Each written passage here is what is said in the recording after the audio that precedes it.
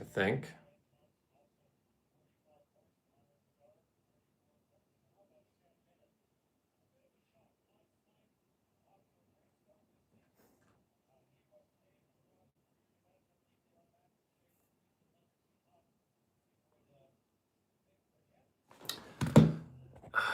Oh, now the volume button is being... My good lord. This is going horribly so far.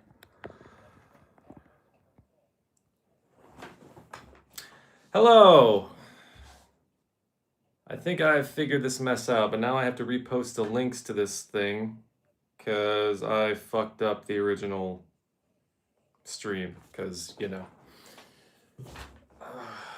that's just what I do, I guess.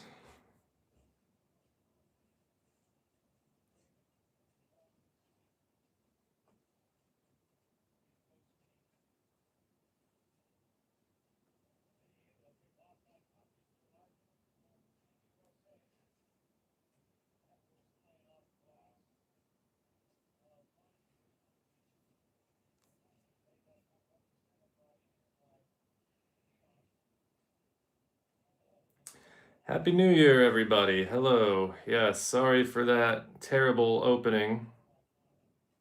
I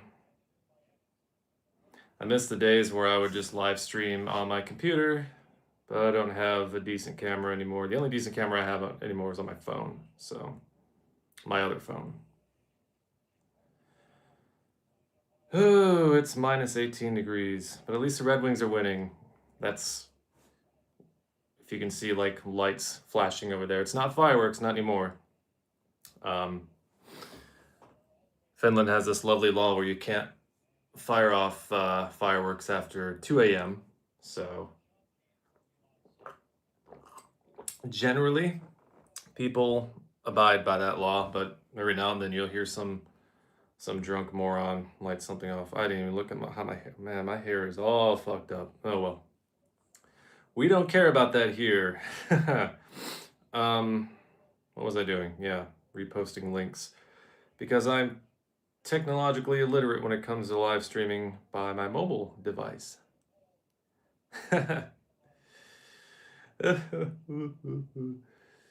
Right. So let's make this a little meta. I'll take a picture of the... Is there anything incriminating in my background? Do I have like a dildo or something sitting here? No. Come on. Me? Yeah, okay. We're clean enough.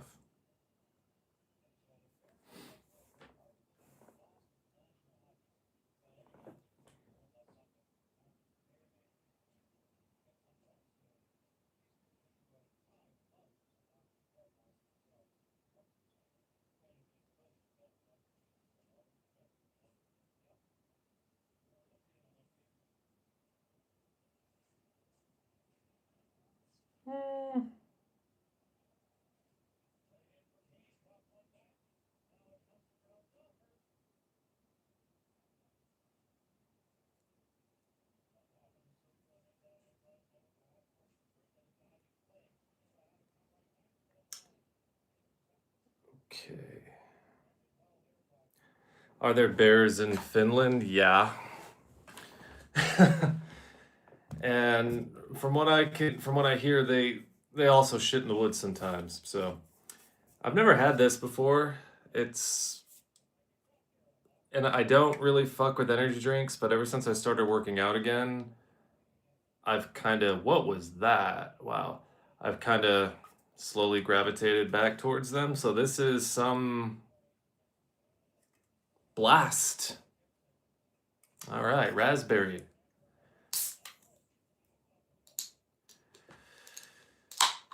Oh, the Red Wings should have 4 goals, but it's okay. They're up by 2.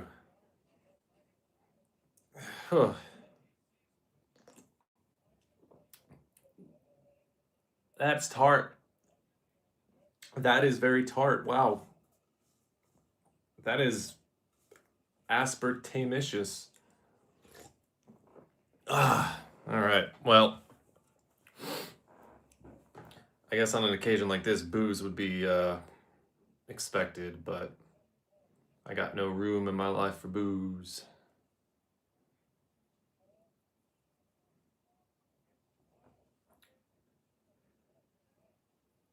You thought that my Owen Hart shirt was... Oh, it is in reverse. Oh my god. I can't do anything right.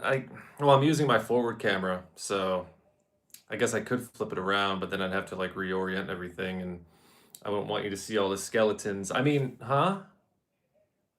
The what? The trash on my floor. So Happy New Year to you as well, Link. You don't have a hockey team that you could care enough to root for? Hello? Right there. See? There's a team you could root for, that you could care enough to root for. The team that I'm watching right now. Oh, that almost went in. I mean, it could be worse. I could be a Florida Panthers fan. Some kind of fair weather, yay, my team is winning, so I'm gonna go to the games and support them kind of fan. Which is most Miami sports. Most South LA or South California sports too. And the Cowboys. No, I can't say that about the Cowboys. No, not with good conscience, because Cowboys fans are fucking rabid.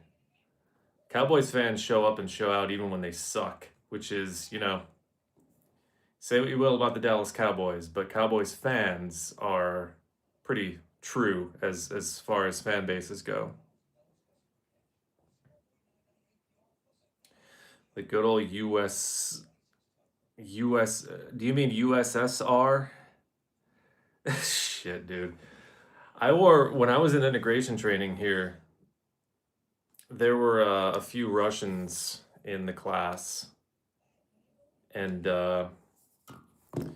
I wore that, either that one or another Red Wings jersey that I have, and I got razzed for it because it was red. And someone even told me that if you wear a red enough shirt around Finland, people will razz you because, you know, Finland and Russia and ha ha ha. I think a lot of it is kind of like just hyped up. It doesn't really happen. Oh yeah, it has been New Year's here in Finland for 3 hours. So I have it on good authority that that 2026 kind of sucks as much as 2025. Just, you know, by the little bit that I've experienced. So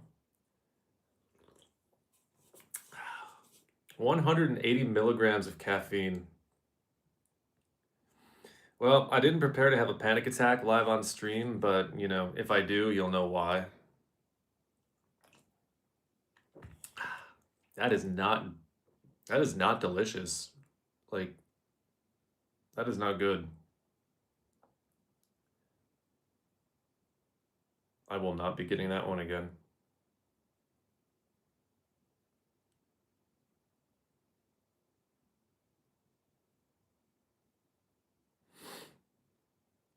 Most people you hear say the Cowboys suck. It depends on where you are, I guess. Like if you're in Philadelphia or something like that, or I guess pretty much anywhere outside of Texas. I think most people...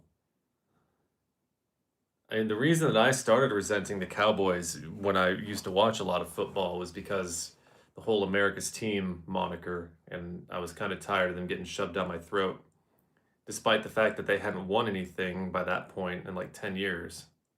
So, and now we're going on almost 30. No, it has been 30 years since the Cowboys won a Super Bowl. Wasn't the last one 95?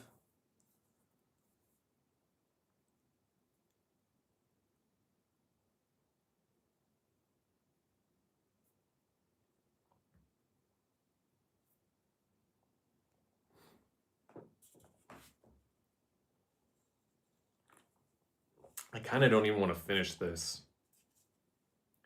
It tastes so chemical, like the raspberry, and it tastes like they skipped a step at the lab or something when they were putting this into like energy drink form. They skipped like a step to make it palatable. Mm. I remember I made a video a long, long time ago. Mountain Dew had this. I don't even remember what it was called. It was just some kind of soda that was meant to look like a beer. It was in a beer bottle. It was fermented or something. It was bad. It was so bad. And I was on this quest to make like one different kind of video, or like to do like everything that I possibly could on YouTube. So this was like a product review, and oh my god, it was horrible. But I can't remember what it was called. It was like Mountain Dew fucking some kind of. It was made to like taste and look like beer, I guess, but it wasn't alcoholic. Or was it an energy brew? Yeah, energy brew or something like that. Hello, Mikey. Happy New Year to you, even though it's not quite New Year there yet.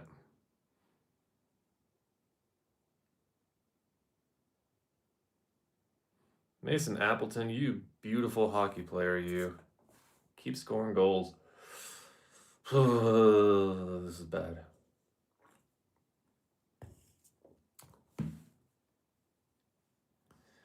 Hello, Vega. Yeah, I'm in 2026. It smells about the same as 2025. I can put it that, I can put it that way.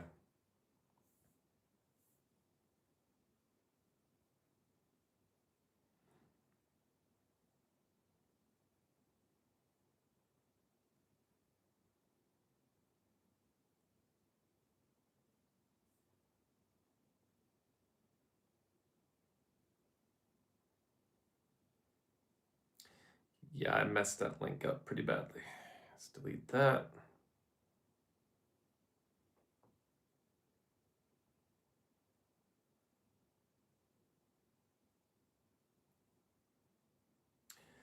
Yeah, I saw this video some time ago that compared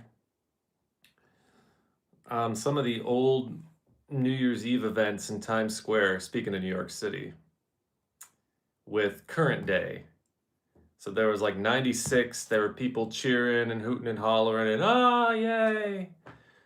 And then they did one from like 2022 or 2023, and people were just like just there. They were just kind of standing around, and they were cheering, yay, but like the difference between the two was so vast, and it kind of spoke to just the kind of sort of dread that we live in as a culture, and just how things have changed, like just how less colorful everything is, just not literally but also kind of figuratively.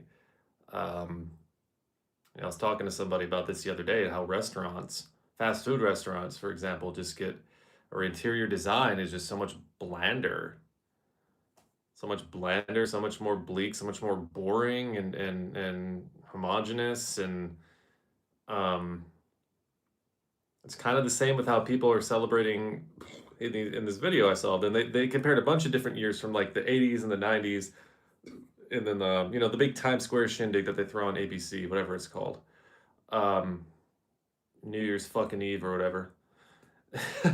And yeah, it's just the difference was so stark. People were so excited, and like there's a party atmosphere. And then you look at 2023 and 2024, and people are just, they kind of got their phones up and they're like, yeah. I say as I have my phone in my hand, but I'm trying to post a link.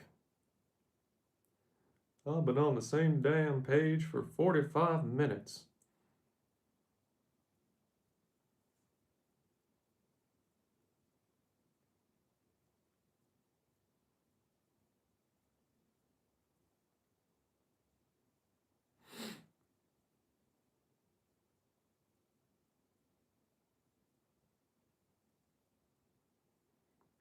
I can already kind of feel a little shaky from this energy drink. I ain't gonna lie, man. I need to change my YouTube photo. My hair does not look like that anymore. I'm in an awkward growing out phase with my hair. I don't like it. Hello, Harvey Dillon. Lil bro. Lil bro. Well, I, okay, I guess. Nice to be someone's little bro. Every sip I take of that is just, you know, I swear it's taken minutes off my life. Who is this dork? Figer Law. Over 70 years waiting for our clients. I do not miss that about America. The way that like everything is so overhyped in commercials, like car commercials are so dramatic, um lawyer commercials, like every lawyer is talking about how they're gonna beat the competition and fight for your rights. It's so silly. Here, you see a commercial here, and it's goofy more than anything. Like commercials in Finland are very goofball.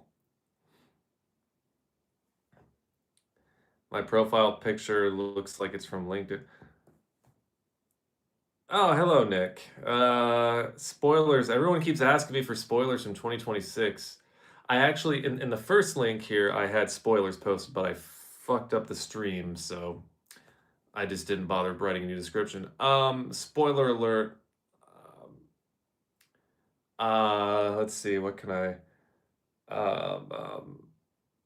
no, it still pretty much feels the same. It looks the same, tastes the same, tastes better than this fucking energy. Why do I do this to myself? Why do I do this to myself? My profile picture looks like it's from LinkedIn. Yeah, that picture was actually taken when I was running for a local office here. No joke. I actually ran for I don't like talking about it because it was terrible and it was a horrible idea. Um, the municipal elections in Finland, pretty much anybody can run. For those anyway, you don't have to be a citizen or anything. I only went to like 2 campaign events. I didn't get my name out there, and I still got 12 votes somehow. In this tiny little fucking city, I got 12 votes.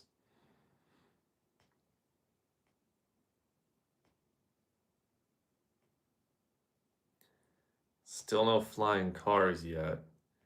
We don't even have health care. What are you talking about flying cars? They still haven't figured that out in 2026. It's yeah. Epstein files still haven't been redacted or unredacted. So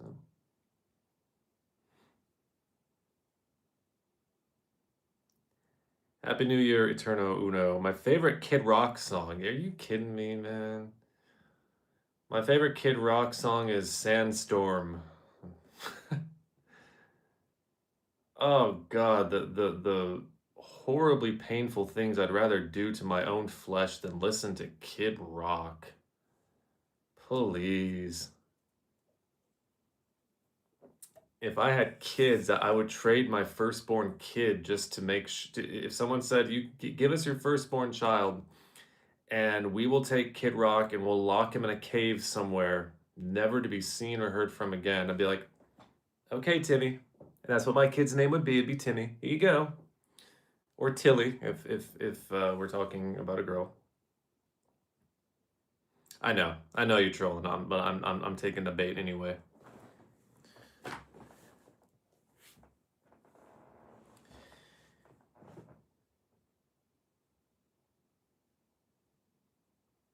How's GTA 6?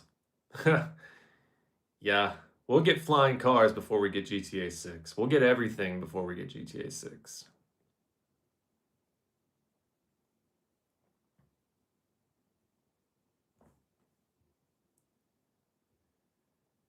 Kid Rock fan son. What does that say? Kid Rock fan son or Ronnie Radke fan daughter?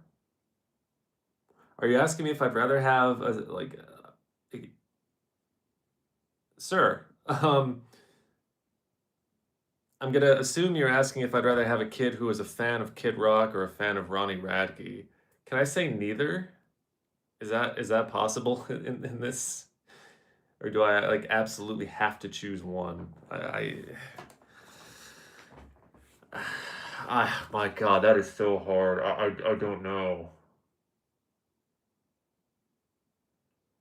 They're both such reprobates. But as far as we know, Kid Rock hasn't beaten any women. So I'd probably rather they be a fan of Kid Rock.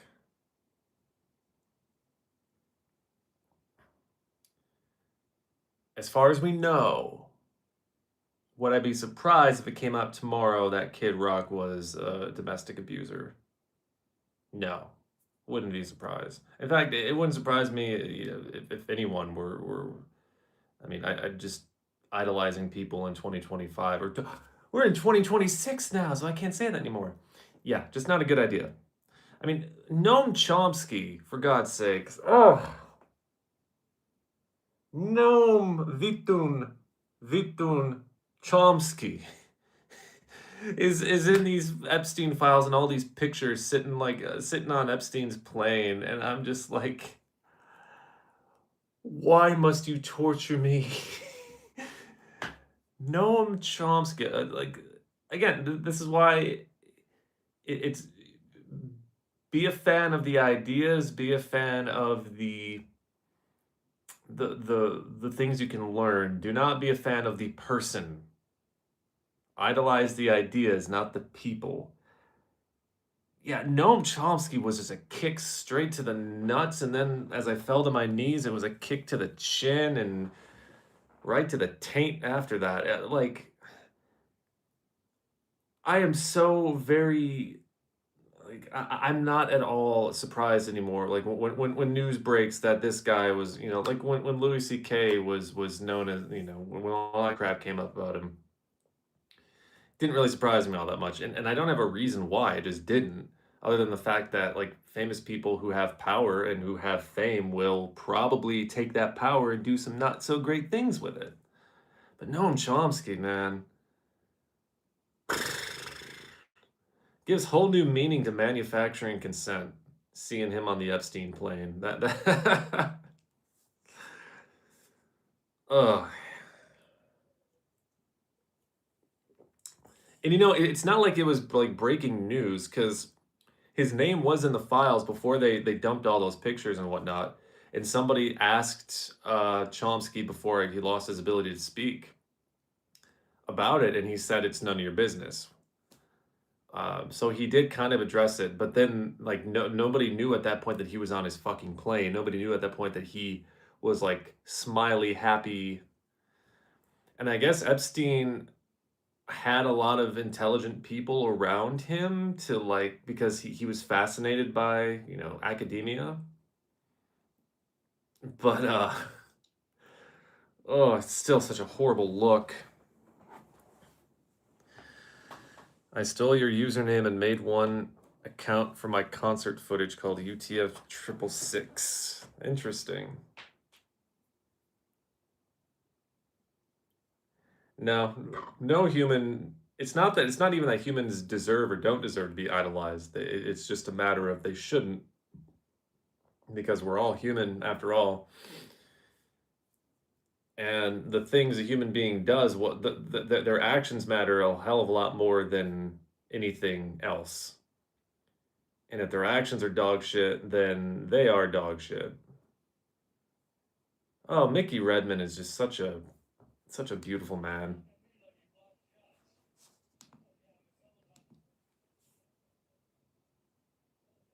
When Mickey Redman retires from the Red Wings, man,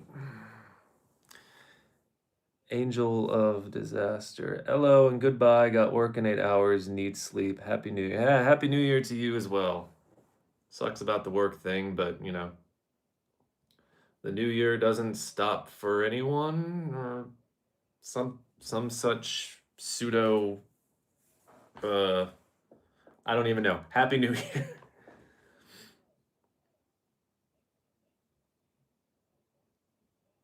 And don't tell me that he just got hurt.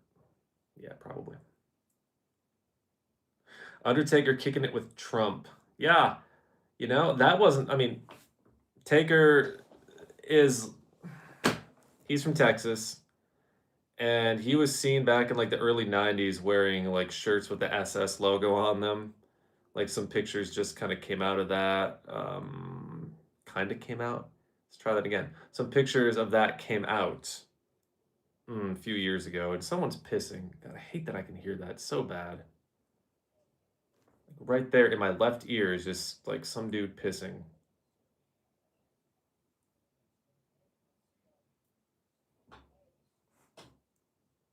Ah. Anyway, um,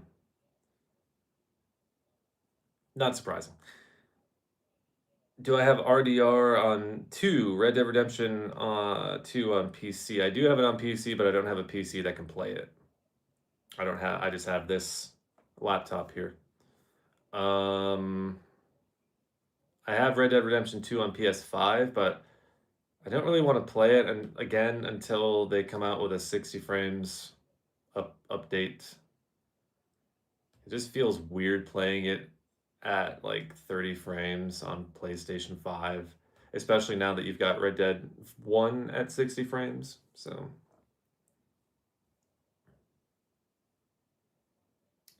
is a long hair making a comb comeback? I guess you meant to say. Yeah, kind of. I don't know. I always say I'm going to grow my hair out and then I cut it. Luckily, I haven't lost any hair yet. My hair's not, I haven't found any grays yet. Are you still pissing, motherfucker? Wow. Well, it's one of those get drunk days for a lot of people, I guess, so. Eh. I swear, I don't know if any of you follow me on Instagram. I posted a little video the other day just marveling at how no matter what room in my little tiny apartment I walk into, it seems like there's a toilet above my head. Like that room, my bedroom, kitchen, this one.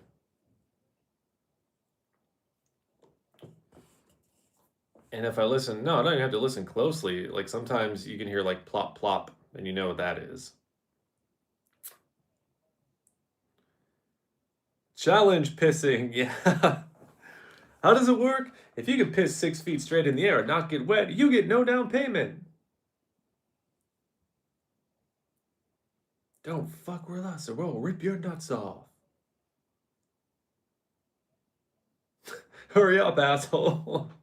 I love that video. Oh, it's so great.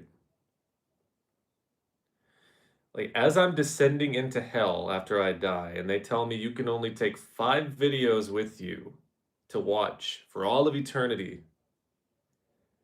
Big Bill Hell's Cars is going to be one of those videos. Like and like if the criteria is like the video can't be longer than like 2 minutes, then that's going to be one of the videos on there. Fuck you, Baltimore.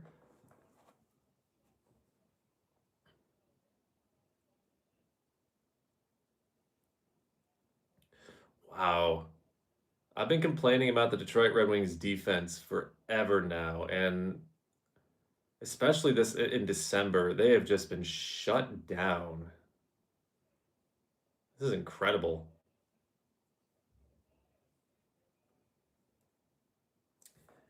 My first GF liked Nickelback. That's when I knew she wasn't the one. I don't think I've ever dated anybody who liked Nickelback. But I don't know if, as long as they didn't play it around me, I guess, you know. Could I make that work? My most recent ex, she listened to a lot of this hard style. It's some kind of like electronic music. She listened to it when she was working out, and sometimes when I was over at her apartment, it would be on, and I would just kind of like grin and bear it, you know?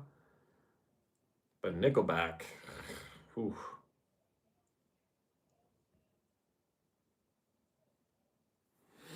Have I played the most recent Doom games? I played Doom Eternal. back when I had a PC. I played a lot of Doom Eternal. It was all right.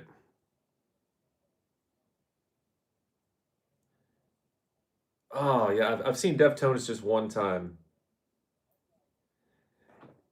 MJF Freak 0420. I love MJF. MJF is such a like. Is there a better heel in wrestling in the past like 25 years? Oh my God. Don't you poke at my goalie? Hey, Gibson ripped someone's helmet off the other night, didn't he? Yeah. Someone from the Leafs. I forget who it was, but they're poking at him, and Gibson just got up with his blocker and yoink. Yeah, but Gunther can't talk like MJF. Nobody can cut a promo like MJF. I don't think any wrestler has had more iconic, and I mean, like, I know the word iconic is so overused, but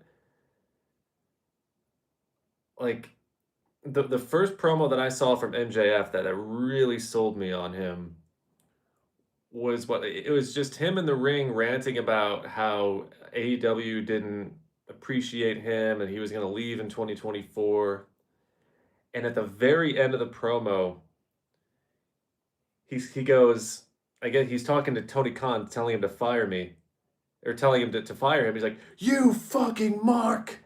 I'm like, I guess that was censored for the U.S. broadcast, but the European broadcast that I was watching was completely uncensored, and I was floored because you just didn't hear that kind of like uncensored rawness from a wrestling promo ever, except for maybe like 98, 97 or 98.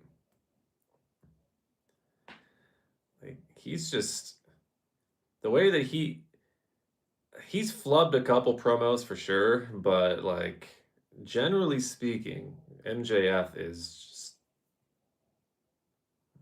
he's what and all these things that Detroit gets called for, and I've seen Winnipeg get away with it 2 times now. Like this is something about hockey that I'm starting to like mm, really not like very much is when someone will get their stick on a guy and the other person will grab their stick and pinch it between their side and their arm to try to get a cheap hooking penalty. And when the player tries to get his stick out from underneath the guy's armpit, he can't because the guy's like holding on to it. So to the ref, it looks like he's been hooked. Hate that. Oh yeah, the promo battle with Punk. Absolutely. I watch that video probably once every 6 months. And I haven't watched any of Punk's promos since he went back to the Fed. I have not bothered, but I would like to say that it's he's probably not had anything nearly as good as he had in that whole thing with MJF, that whole feud. I don't think he's done anything. In fact, in some ways, I think some of CM Punk's AEW promos were better than, except for the pipe bomb, of course. Um, I can say with pretty good certainty that he hasn't had as good of a wrestling match since he went back to WWE.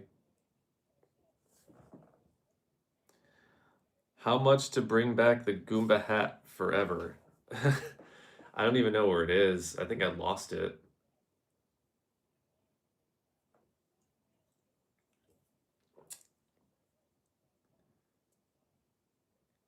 PG Punk. Yeah, PG Punk is boring. Like that promo that Punk cut when he came back after the injury and the brawl out nonsense. The one Bill Phil promo. He was being he was not trying to be PG Punk, and I thought it was some of his best mic work like ever, even going back to like ROH.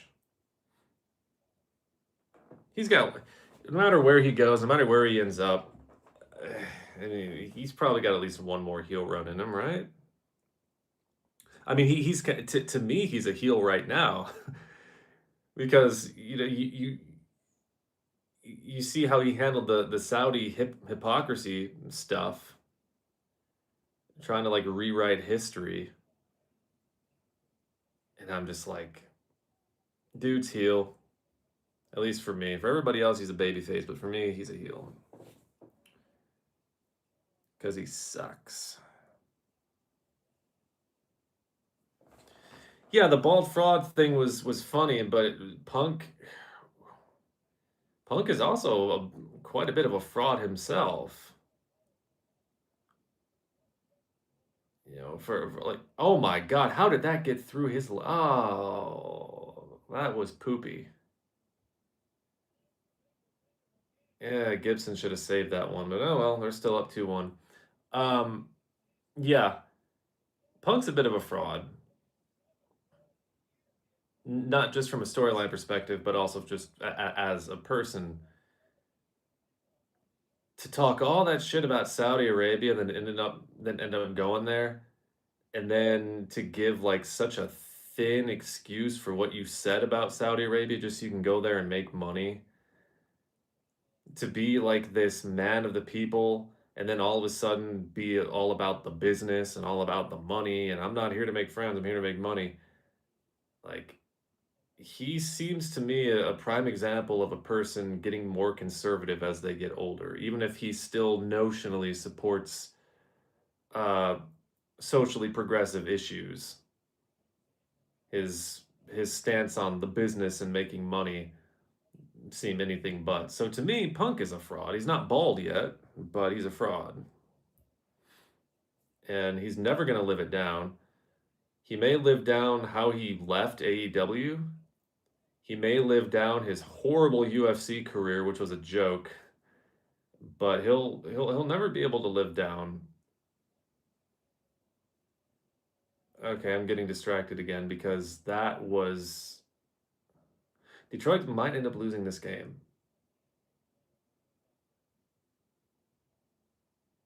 Ugh, I can't watch. And I'm still drinking this, even though it tastes just horrible. How do I feel about comedians like Bill? Oh no! Oh boy, Bill Burr and Dave Chappelle doing the Saudi Arabia shows. Yeah, Bill Burr was another disappointment. But again, not and that's a trip. Thank you. Hand in the air to Detroit.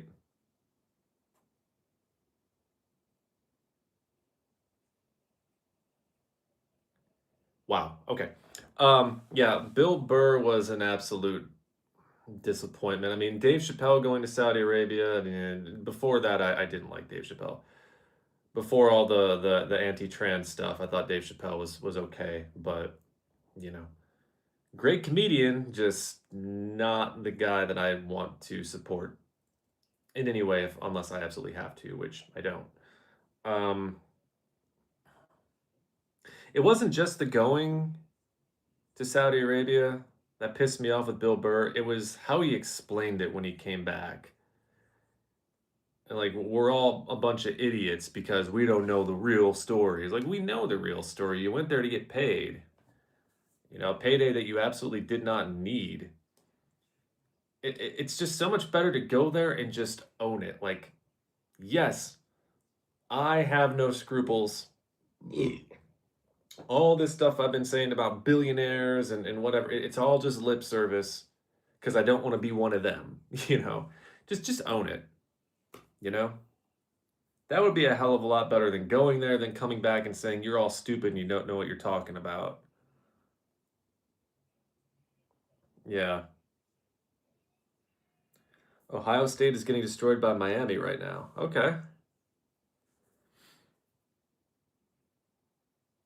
Beat that Ohio State ass. Well, I mean, Michigan got trounced by Ohio State this year, so don't know how how much shit I can talk, but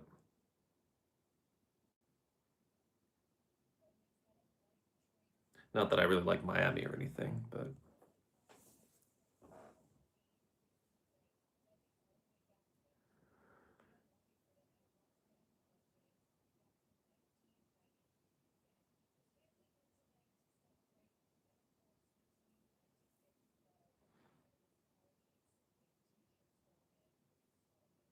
yeah, who was it that went there and said that? I don't remember a lot of. I know Aziz Ansari had it like Aziz Ansari and did Tom Segura go? Pretty sure he did. One of them said something along the lines of like we weren't up there dancing for the crown prince or anything. We were entertaining the people, trying to make it about, as long as there are people, they're going to need entertainment. So we're just doing our jobs as comedians. Um, but the people didn't pay them. The crown prince paid them, and that's something that I cannot believe Detroit got a penalty out of that. That's something that can't be forgotten, no matter how much they try. And it really speaks a lot that instead of just owning it, you got all these people who go to Saudi Arabia to do anything, making excuses for it. I think that speaks a lot for how immoral it is, because even they know that it's wrong, but you know, money.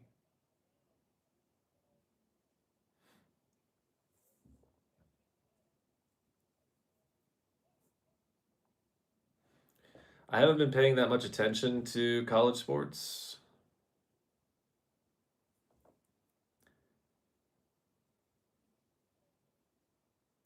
Hello, Riley. Happy New Year to you as well.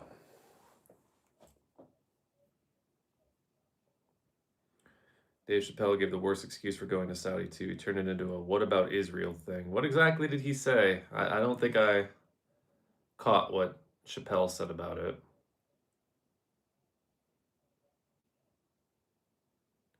I mean, are there a lot of comedians right now going to Israel to perform?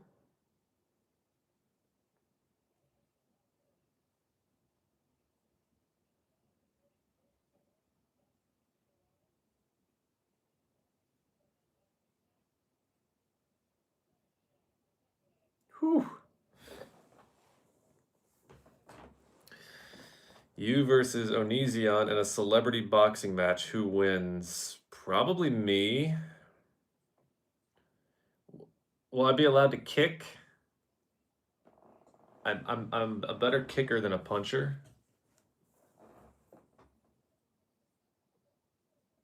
But if it were for an opportunity to beat the shit out of Onision, then I could learn how to punch real quick. I mean, I know how to punch, but if it's gonna be a boxing match, I don't want to get in there and look like a total loser. you know, I'm gonna beat him. It's gonna be decisive and not by like decision. That kind of didn't make sense, did it? A knockout and not decision.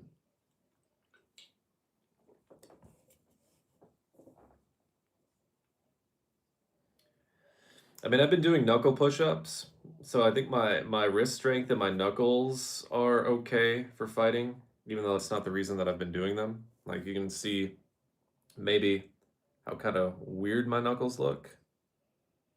They're still getting used to it. I've been doing them for about 3 months now,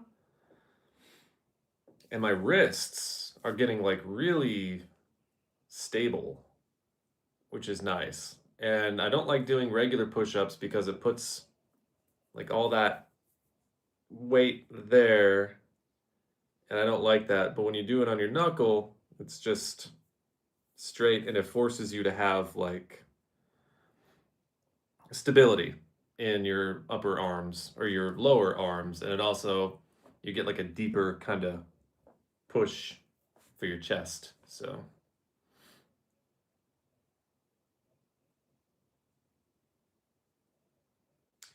get a pull-up bar. What do you think that is? Well, you can't see the pull-up part of it, but you can see the dip part right there.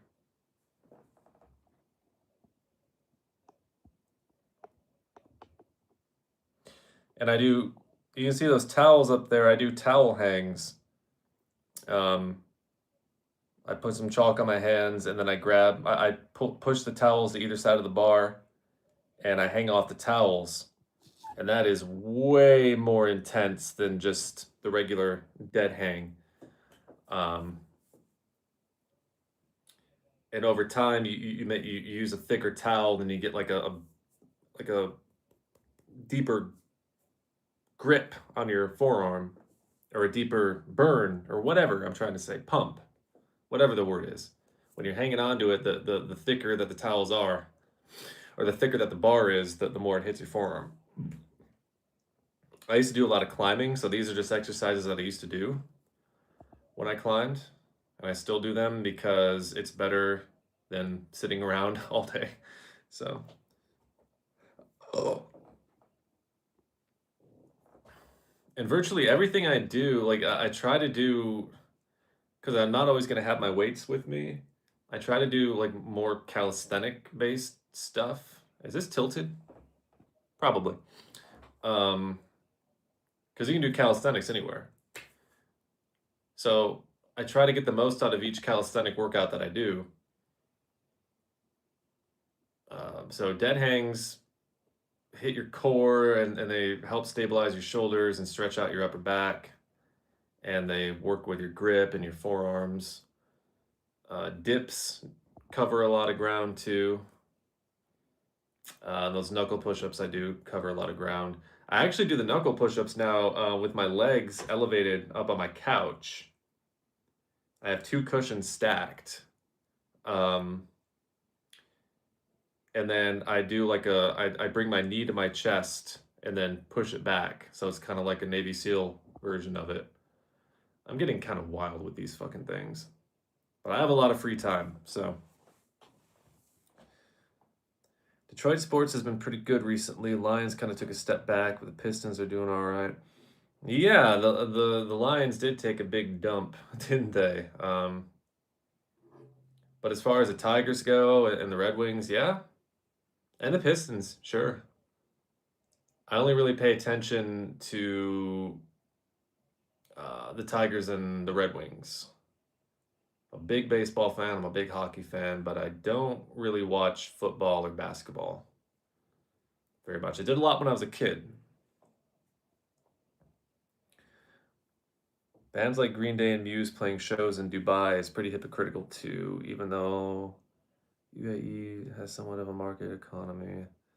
I mean, they've all got a little bit of blood on their hands. And if you were to ask Green Day or Muse or whoever playing in Dubai why they're playing in Dubai, they'll pass the buck on to their management, and again, they'll use the whole "we got fans there," and nah. But yeah, it does kind of ring hollow when they come home and they talk about all these political issues. Like, there is no it's true that there's no ethical consumption under capitalism, but that doesn't mean you should be going out of your way necessarily to deepen the damage that you do or to intentionally profit off of, you know, horrible things. So if it can be avoided and you're going to talk a big game about human rights, then maybe you should avoid it. So yeah, as big of a fan as I am a Green Day, if they're going to Dubai, then I don't know if I necessarily want to hear Billy Joe talking about human rights issues because he's taken money from the people who are committing them. It's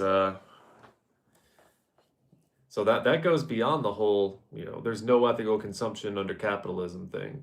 For us normies who don't make millions of dollars, sure, because we can't always avoid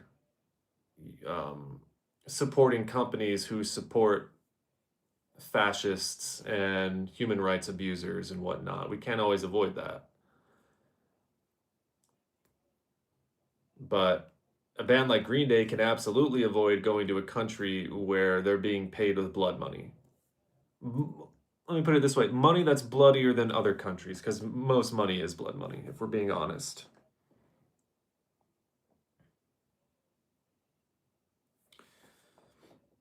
A freestanding bar. Yeah, it's um yeah, I guess it's a freestanding bar. It's not in my door frame or anything.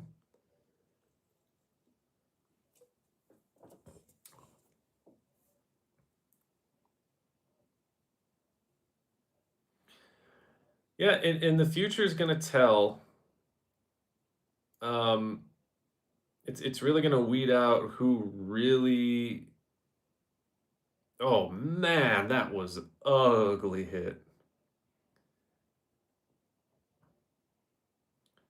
How much was this bar? I think it was like 99 euros on Amazon. It's pathetically cheap, but it gets the job done, and it hasn't broken yet.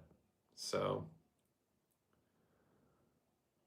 yeah, we're gonna see who really walks the walk when it comes to the shit that they preach.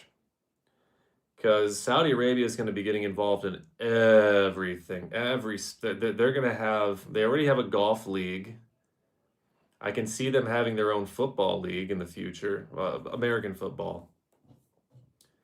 Anything that they can capitalize that can compete and bring in like washed up athletes or athletes who can't necessarily cut it in the professional leagues in the States. They could go make big money in so I can see it happening.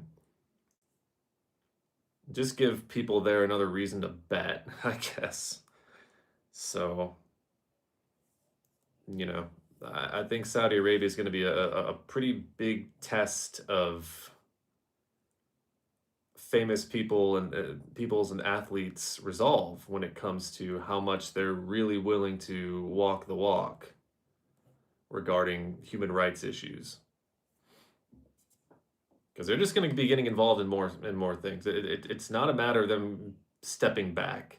If it makes money, they're going to be involved in it.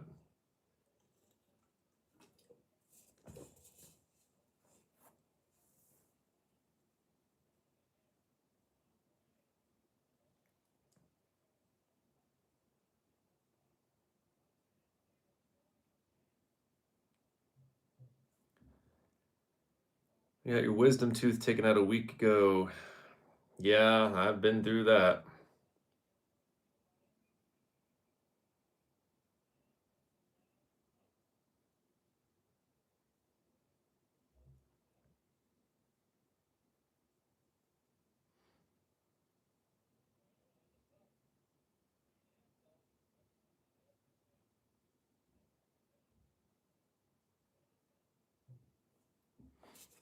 May as well finish this. I'm almost done with it.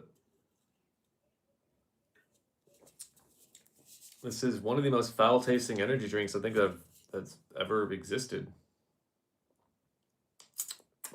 Wow.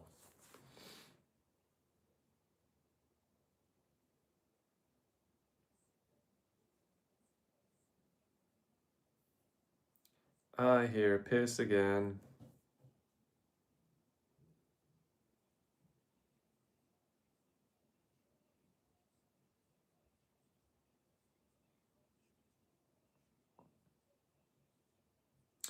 Oh shit, Dynamite is live. Oh my god. Oh, I forgot about wrestling. It's on right now, isn't it?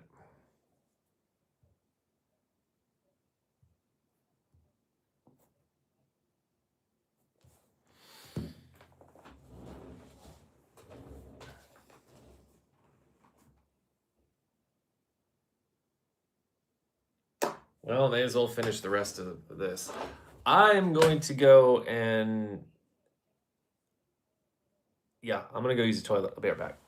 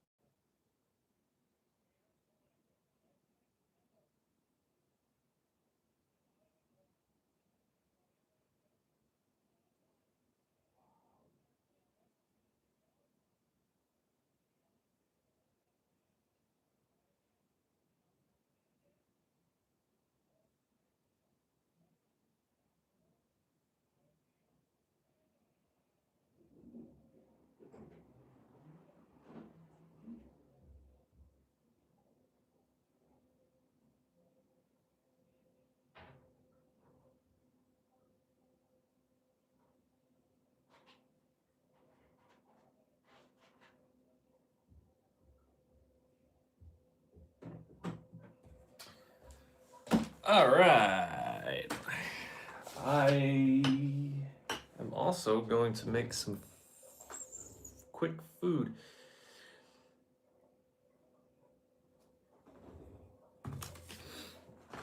All right, Winnipeg's got an empty net. Tight butthole time.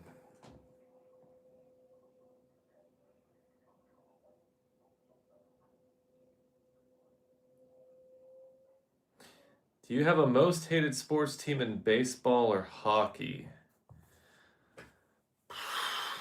Not really. When I was a youngin, I hated the Colorado Avalanche because if you're a Red Wings fan, there was that big rivalry. You were supposed to hate the Colorado Avalanche, and I hated the Colorado Avalanche. Um, and I kind of had a reason to hate him too, because did I? Yeah, Claude Lemieux, basically. Um, Current day, I'm not a big fan of Florida teams. I don't like the Lightning. I don't like the Panthers. I don't like a lot of Southern teams. Even though they're fun to watch, I can't deny that. But like hate, not really. Not in hockey. The Bruins. I strongly dislike the Bruins, but that's just more of a function of them being in Boston. 5 seconds. Come on, keep the puck away. 2, 1. The Detroit Red Wings win again. This team just cannot be stopped right now. It's what else can you say?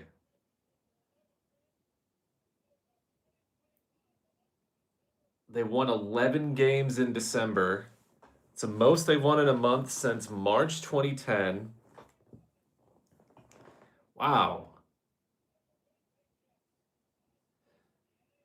I got to tell you, it is fun to be a Red Wings fan again.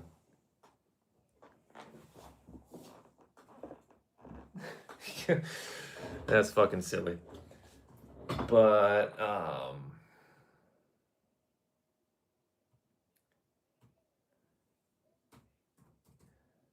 now I'm gonna switch it over to Dynamite.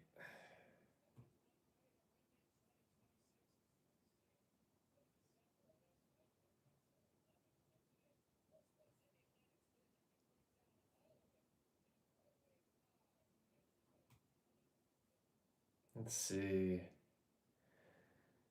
AEW, blah blah blah. Where are you?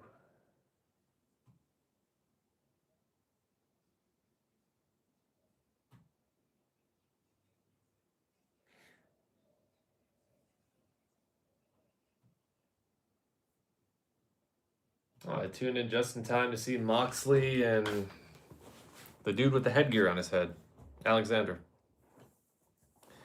You don't think that there's any Boston sports team that has a good reputation? No, not really. But it's really the fans that do that, though. Favorite Cowboys play?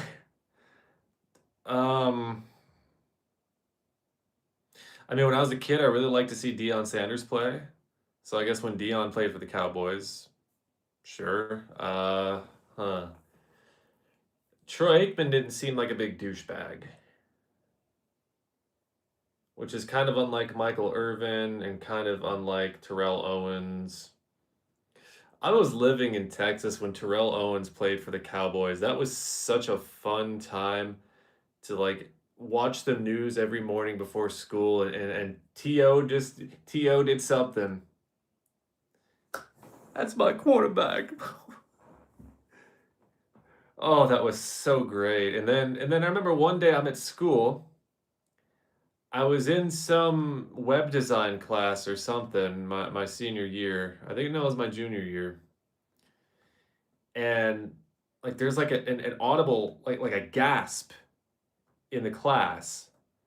Like the teacher's teaching a lesson and like somebody gasps and then like other people's like look over like and like the news headline read like T.O. attempts suicide or something like that. I'm like Terrell Owens? No, it's got to be more to this. And I guess there was more to it, but that was huge too. Like people in the hallways were like, "Ah, man, T.O., he tried to kill himself, man. Oh my God. Whoa." Before everybody had news on their phone, um, you had to wait till you got on a computer or heard it from somebody. Actually, no, my phone at that time had news on it, unfortunately.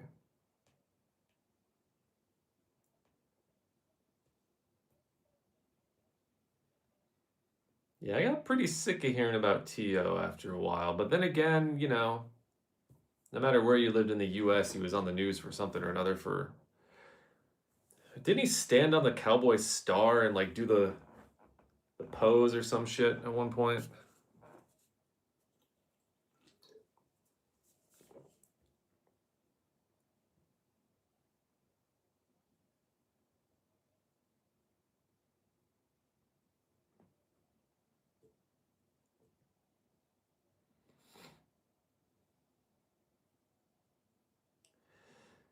The Patriots seem to be back. Who's coaching them now? And did Bill Belichick finally just like give up the whole "I'm a human" facade and go home and turn his robot body off and upload his consciousness into a fish or something?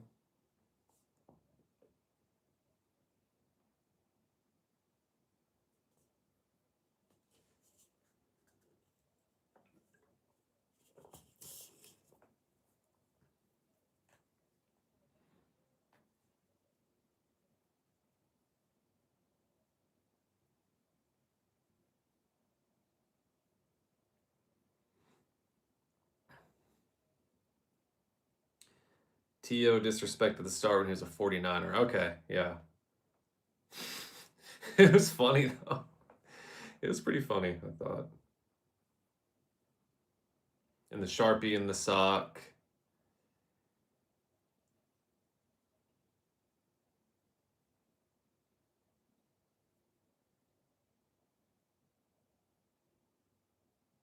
Mike Vrabel. All right. Actually, I think I saw something about Belichick coaching a college team. Something like that.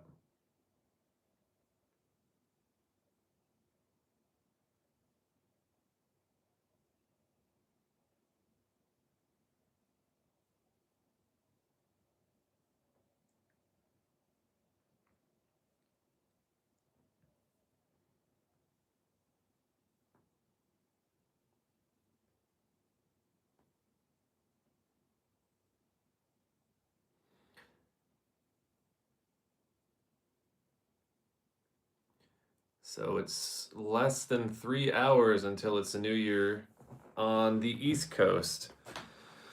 Let me check my battery. Where's my battery life? What can I see?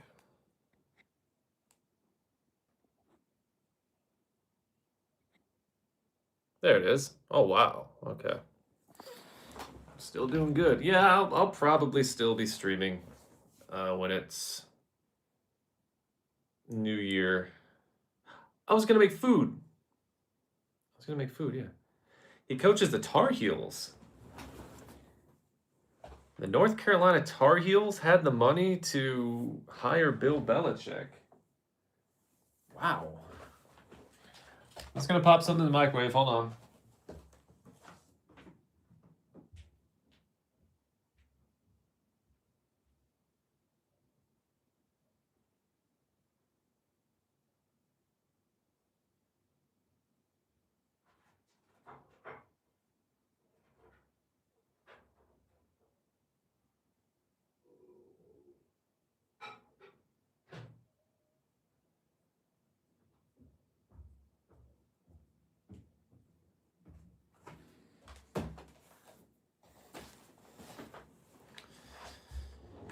Still the 31st. You're in Central Standard Time, right? So it's 4 hours or something for you. Why is this tilted? Untilt, you piece of crap. Okay.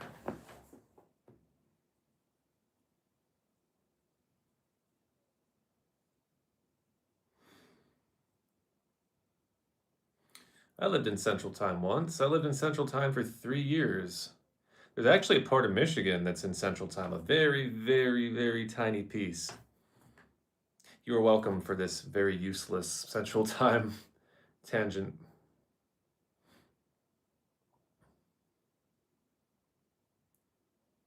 I think it's up north. It has to be up north in the Upper Peninsula. Have I ever got into the Fallout games? I played oh man, during the pandemic and when I had a decent PC, I played Fallout 4 forever. Hours and hours and hours. And then I got it on PS5. Maybe I'll stream it one day. Cause I'm trophy hunting in Fallout 4. I want to get all the trophies. So um but yeah, I played Fallout 3 for a while. Um when I had my very, very first gaming laptop, like 2009. Old piece of shit. But it played Fallout 3 pretty well.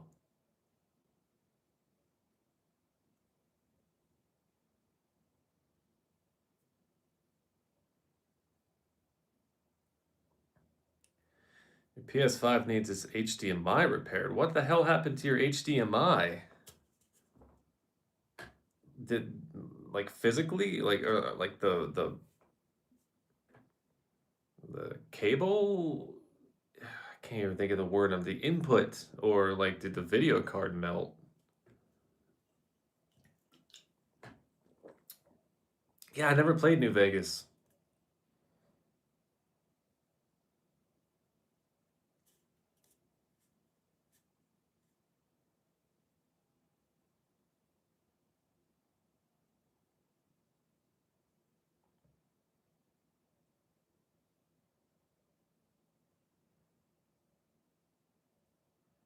Showed static when you connected to the HDMI input. Well,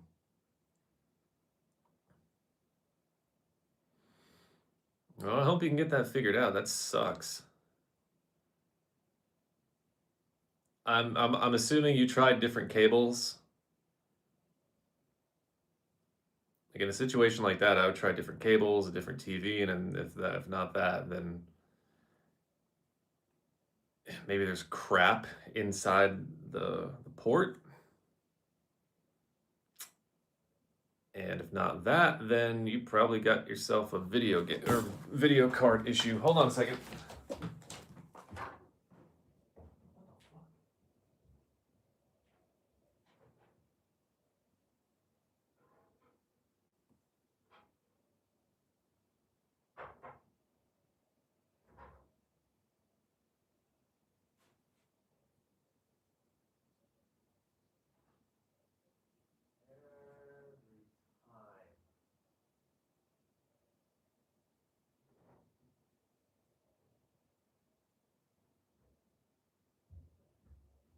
Hot, hot, hot, hot fucking plate. Hot, ow, ow, eat. Ugh, ow.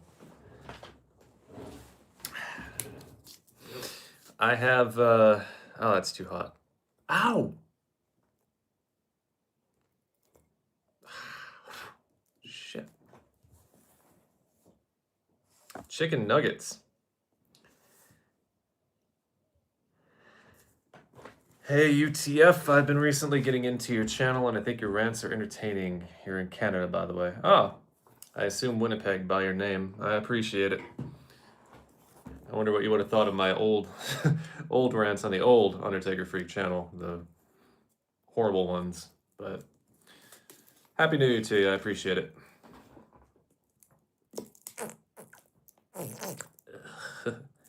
Sounds like a fart.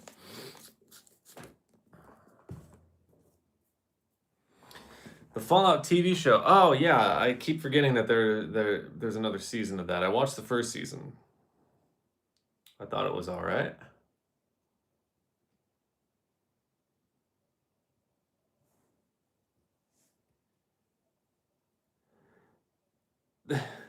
Oh yeah, I didn't see the rest of it.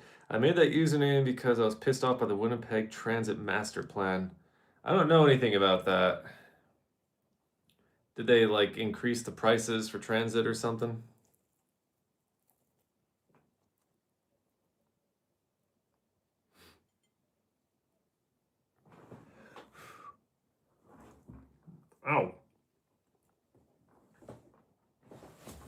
paper towels.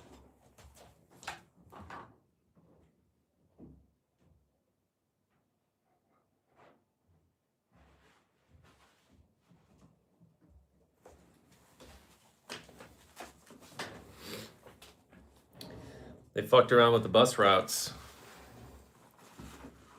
Well,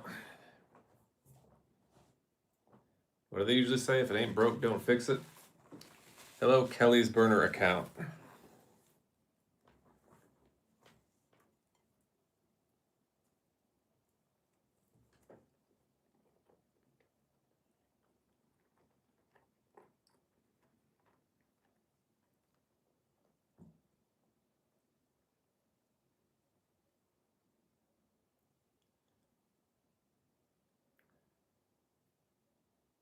What do they do to fuck with the routes? Do they change them, or I guess that would be marginally better than raising prices?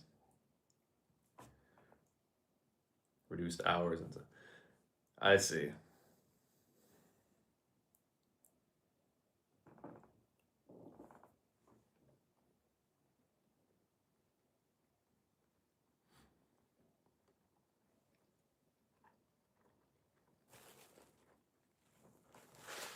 They very rarely mess with routes here in my city. Even when I lived in Helsinki, the only time they had to change routes was if there was construction or something like that. Generally, for all of Finland's flaws right now,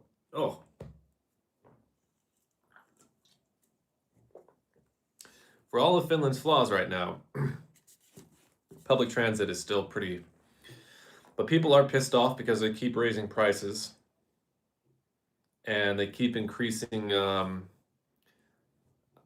basically like glorified meter maids who go around the buses and check to make sure people are paying their fares. They have this group, at least in Helsinki, where people will like pool money, and if someone gets caught not paying their fare, which is like a 70 euro fine, they will pay your fine for you. So that's pretty cool. But that also goes to show you just how, I guess, how lowly people think of the fare increases that they. Cause I mean, I don't blame them. Like, I think it's a really good thing. I think it's a really cool thing. I haven't heard of anything like that happening anywhere else. Maybe it has, but yeah. And Finland just wonders why more people don't want to come here. Why they're not attracting more foreign students and all this other shit. They're doing everything fucking wrong right now.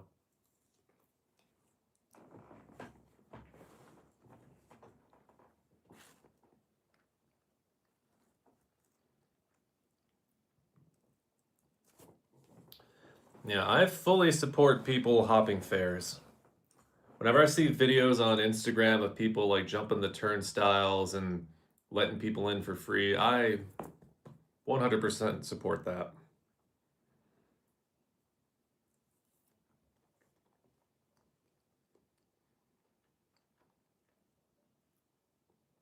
I think that something like public transport should be free, or at the very least, extremely, extremely cheap. Ooh, the Hurt Syndicate have come out to look at John Moxley.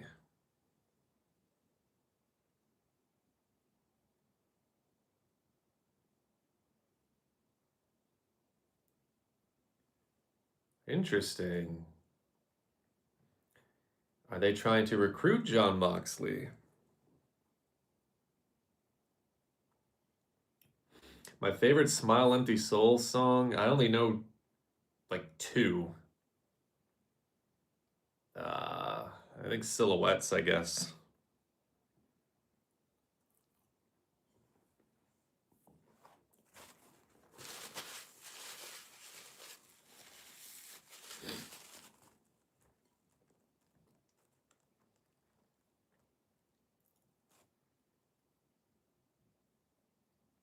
Yep, I fully support that. I don't, shoplifting too. I don't care if people shoplift. Personally, I don't do it, but if I see somebody shoplifting, then they my first assumption is they probably really have to do that unless they're kleptos. And I don't want to stand there and take the time to try to moralize whether or not they're kleptos or whether they really need that thing they're stealing. Either way, it's like why should I care and why should you care?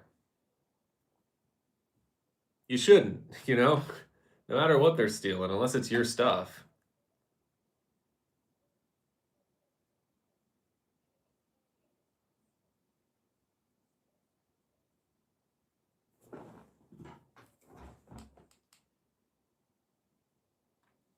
Tekla's such a good promo. I didn't know anything about Tekla before she came to AEW. She's really good at promos. Okay.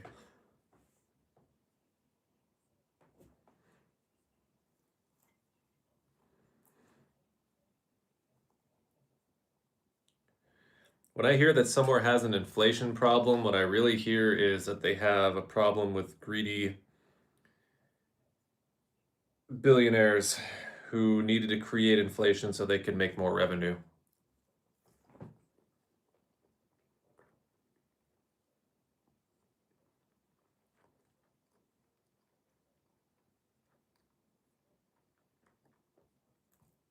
Inflation is an entirely man-made problem.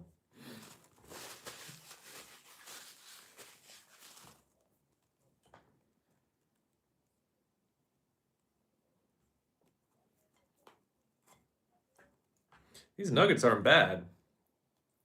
I didn't have anything cooked in my fridge, so I just had these nuggets.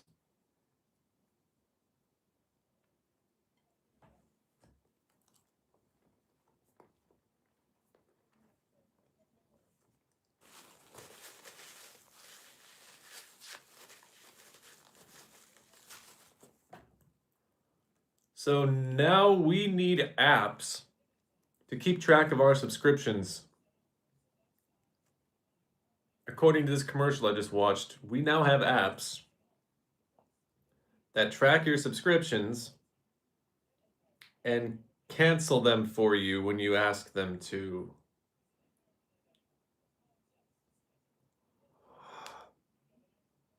Why?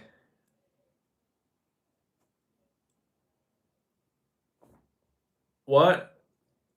What world am I living in now? Like, what the?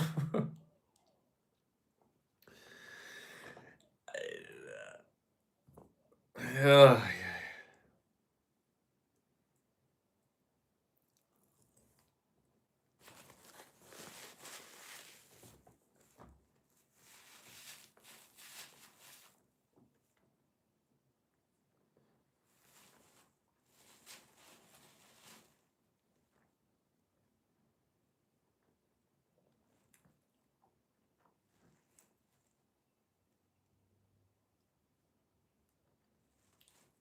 Winter Classic in Florida? What? I'm seeing a lot of weird shit. Just having this. I should throw my TV in the. If it weren't for the PlayStation, I would throw my TV in the garbage. A Winter Classic in Florida. That's. Are they playing it outdoors by chance? Probably not.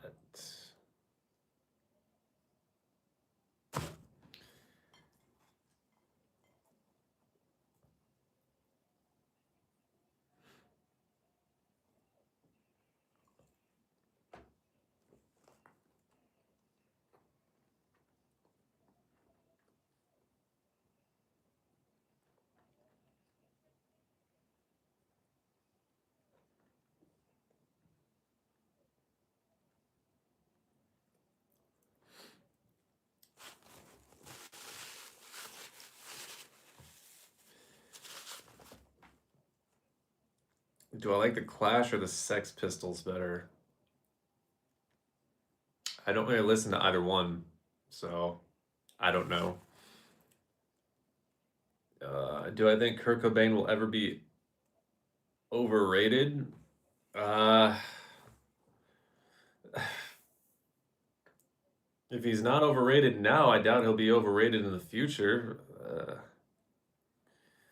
Like, the act of overrating somebody is done by the culture, I think. If the culture decides that somebody is the greatest this or the greatest that, and they're really mediocre, then I think that's. And also, overrated is a word that gets overused quite a lot. The word overrated is overrated.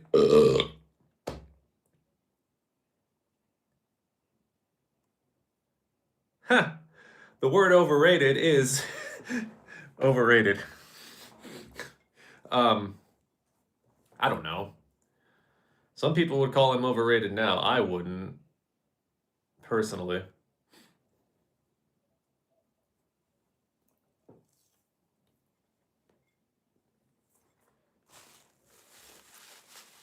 Yeah, how are you gonna have a hockey game?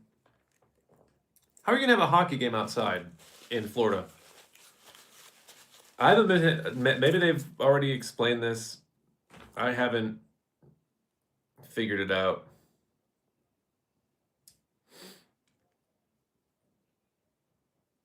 Are they gonna like refreeze the ice every 10 minutes or something? Woke is overused. Yeah, just a bit. Actually, quite a lot. Conservatives have no clue. They don't know what the word overused means because excess is a part of their MO. Hello, Riho.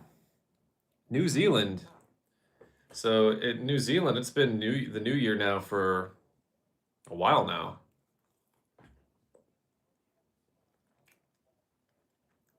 I forget how many hours ahead of Finland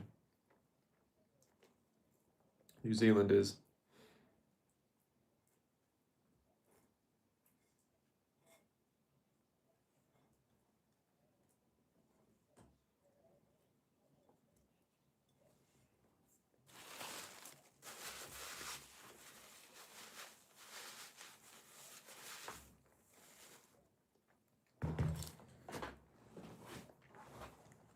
Three 3:30 p.m. Holy shit. Okay.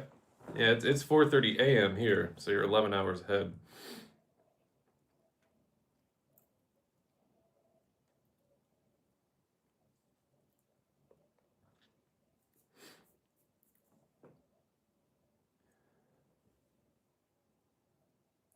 I think most people who watch my channel, both this one and the original Undertaker Freak, were East Coasters. So Eastern time.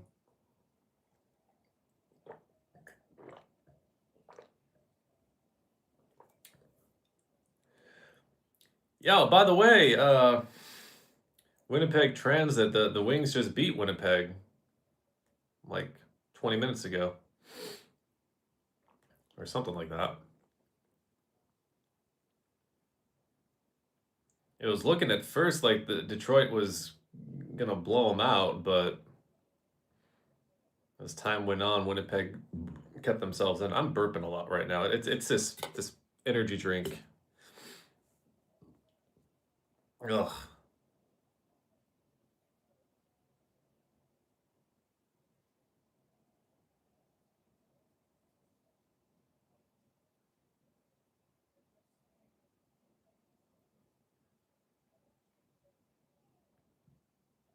I'm from Winnipeg, you idiot.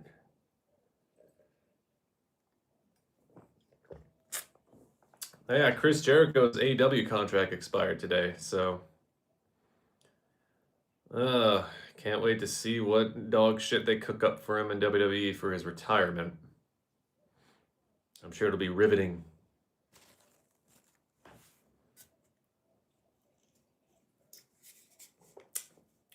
I'm so glad that's just empty. That was one of the worst energy drinks I've had in my life. It's just one of the worst drinks I've had in general.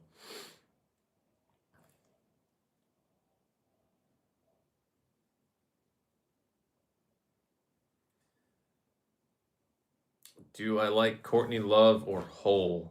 Uh, I don't dislike Courtney Love. I Hole's first album, um,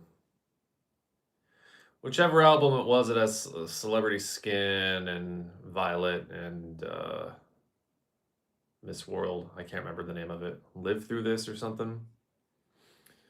Other than that, I don't really know much Hole, but I don't hate Courtney Love like so many other people seem to. Especially the people who think that she killed Kurt Cobain, which is like, what fucking evidence do you have that like, that's always really wild to me that people like still believe that.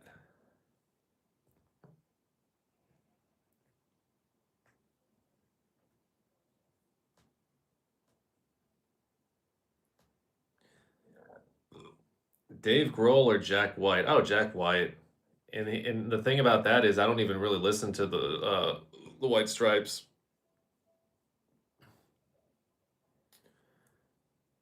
But A, Jack White is from my home state, so I guess that counts for something. And B, I really am not liking Dave Grohl lately. I've always found Dave Grohl to be, at least as a drummer, we're gonna go back to that term, overrated. But I do believe that he is overrated in the sense that, like, I don't know if his drum parts would be nearly as iconic or called iconic if Nirvana didn't achieve the success that they did. And it really wasn't his drums that made Nirvana what it was. It was the grunge scene in general, and it was Kurt Cobain. Dave Grohl was just kind of like there. I'm not saying he's not a good drummer. He's a good drummer, borderline great, but I like so many like there's an intro. There's this one song from Queens of the Stone Age that he plays on. Oh fuck, I can't remember anything right now. I'm never drinking an energy drink again. Wow. Um, but whatever it is, like the intro, it's like this 30-second. He just does like some herdas and some and like I follow a lot of drum channels. It's not No One Knows. No, it's a different song. But every drum channel I've ever followed has posted some sort of video with like, is this the greatest drum intro ever? It's so like mid, but it's Dave Grohl, So I mean, I don't think Dave Grohl is a terrible musician, obviously, and I do like a lot of Foo Fighters stuff, but I think that I'm just speaking purely his drumming is not as legendary as people make it out to be.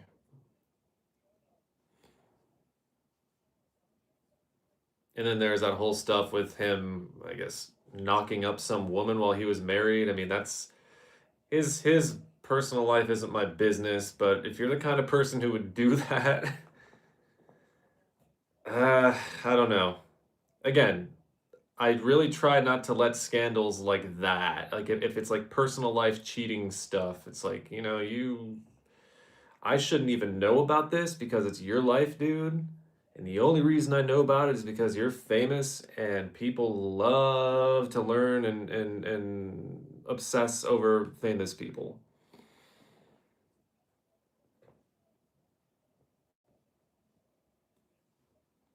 So that one's a little. Yeah, I think it's Song for the Dead.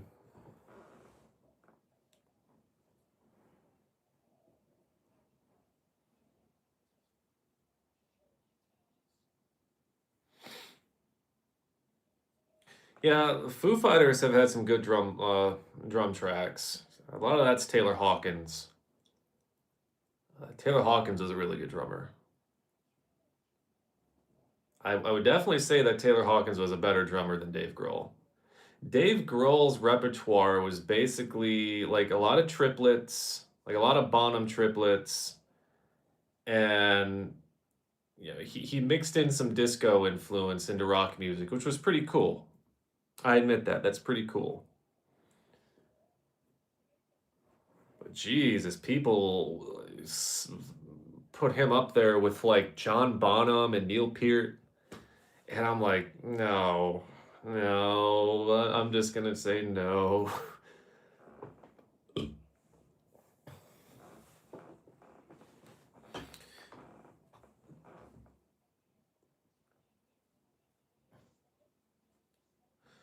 Yeah, I think Bridge Burning was Taylor Hawkins. Yeah. I covered that song on my old shitty drum set back in Michigan years and years ago before I had any drum mics or anything. Simpler times. Well, now I don't have any drums, but back then, yeah, it was such a terrible cover though. If I could ever find it again, I would not rewatch it.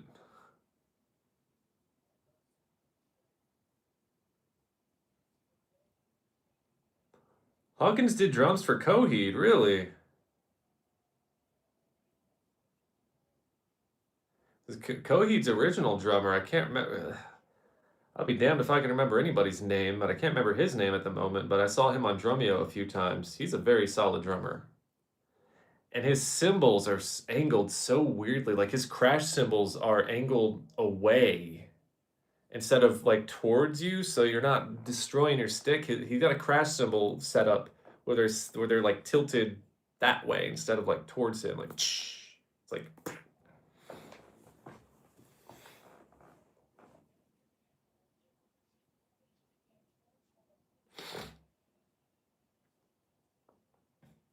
most rock stars have a pretty nasty reputation with women. Yeah, yeah, that's yeah, basically. Jimmy Page was. There are so many rock stars from the '70s that were straight up pedophiles. You know, like Jimmy Page, for instance, is probably like one of the most famous examples. Steven Tyler. I mean, we all know about Steven Tyler now. Somehow he hasn't been canceled.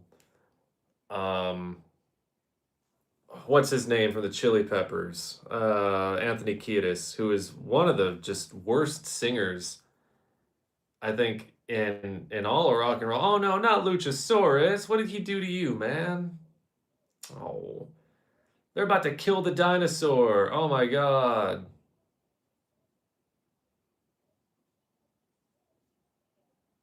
Oh dear lord, they're killing the dinosaur. That's no fun.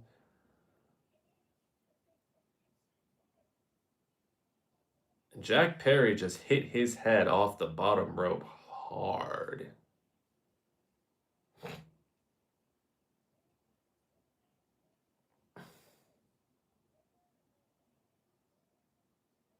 Why they're beating up the dinosaur? That's Josh Eppard. Yes, that's who I was thinking of.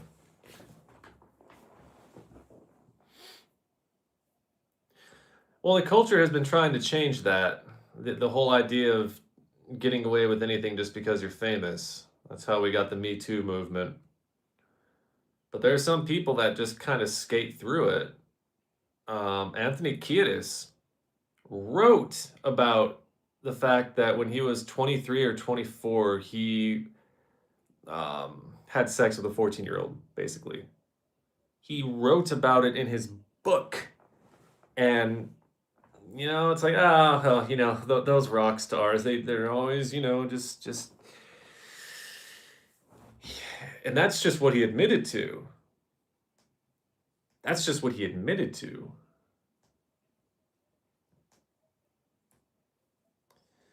Ted Nugent, yeah, yeah, but the thing with Ted Nugent is he like his fan base, which is mostly like super conservatives, they're people who don't really have consciences.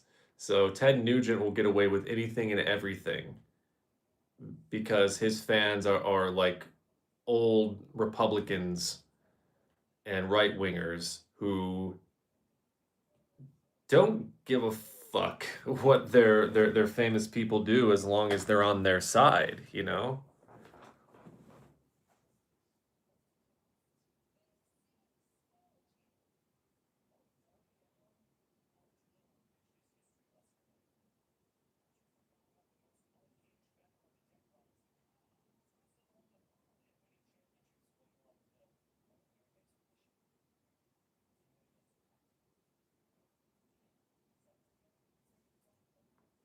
All the Death Riders are talking now. Interesting.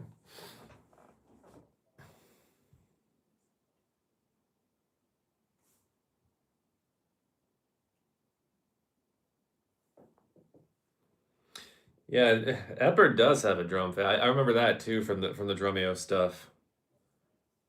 He's very Lars like with his with his expressions. Luckily, he's not Lars like with his drums, but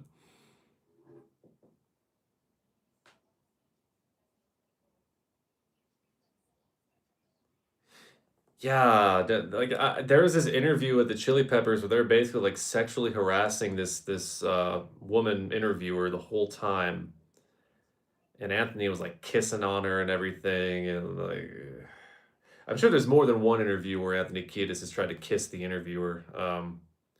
Just a creep. Just a really creepy guy who would be in prison if he weren't famous. And then he'd be, you know.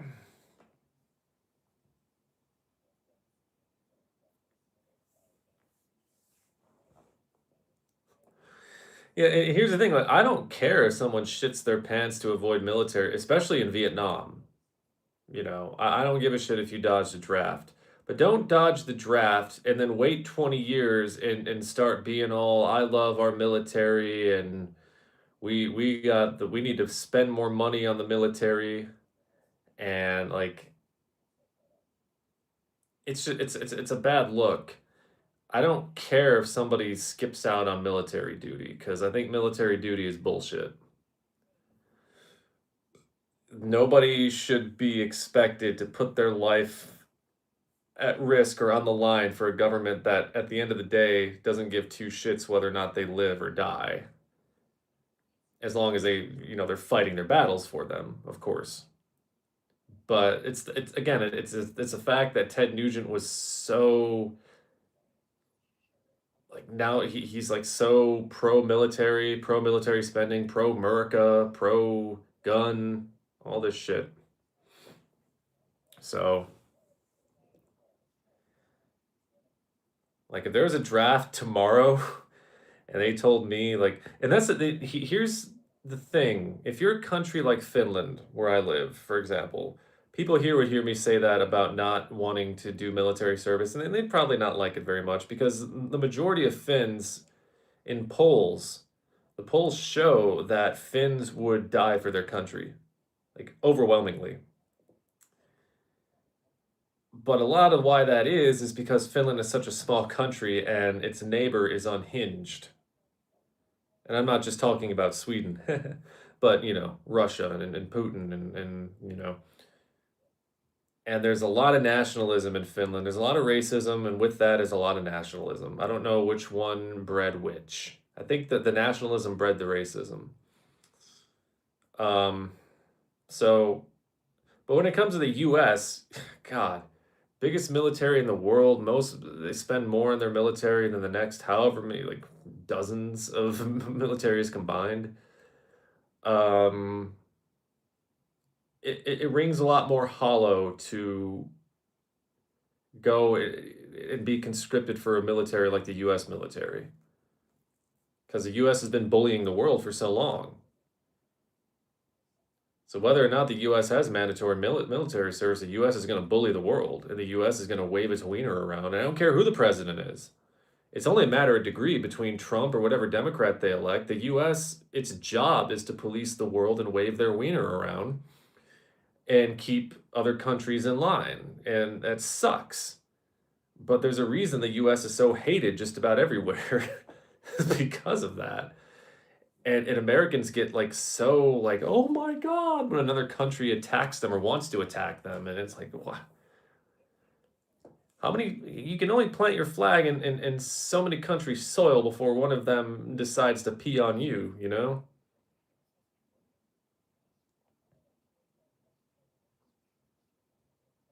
Hey, it's MJF.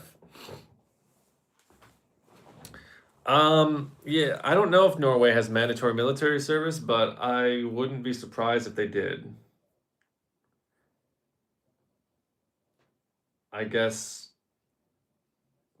maybe I would say they are because they're a smaller country who, again, is so close to Russia and they're part of NATO. MJF's hair looks so weird now. Something about it looks fake.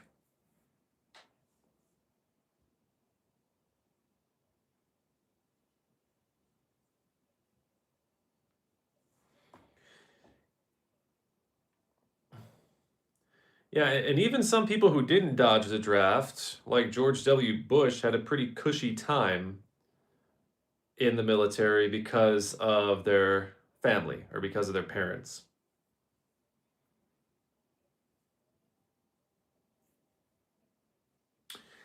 Hello, is that I? Yeah, I Metalhead. Happy New Year. Hope you're having a good one. Yeah, it's been the new year here for almost 5 hours now. I can say with certitude that the new year is pretty much the same as the last one so far.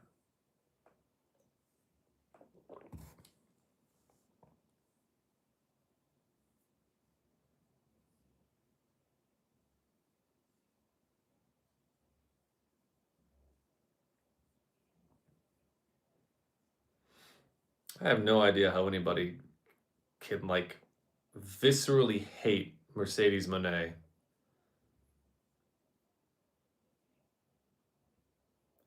She's a really good wrestler. She's charismatic, and I think the only reason people hate her is because she wins so many belts.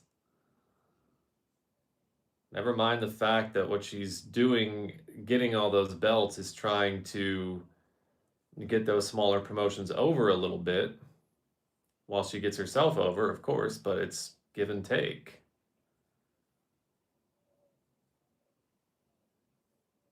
She will wrestle somewhere and literally an hour after that match will get on a plane, fly for 10 hours and go wrestle somewhere else and then get right on a plane and you know it's impressive.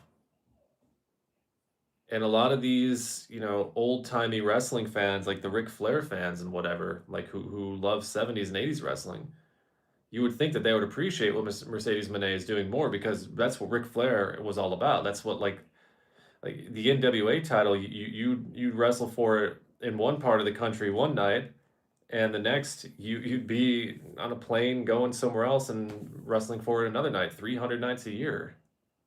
It's basically more or less a schedule that Mercedes Moné has been on, but yet you have all of these marks and usually WWE marks who miss her, going, "Oh, she's so terrible. She's just inflating her own ego with all these belts." I was like, they don't think about the reason why she has all the belts.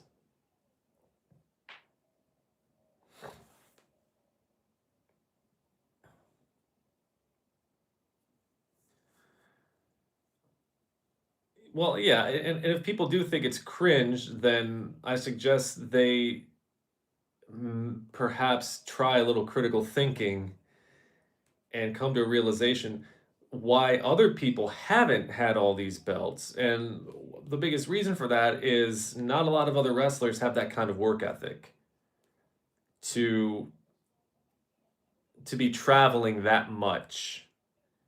And oh, the LED screen just got busted. Whoopsie. Yeah, that could be part of it. But people just think that it's like this self-aggrandizement, and that's about as far as oh, now that screen's busted. AEW is bringing in the new year with broken technology.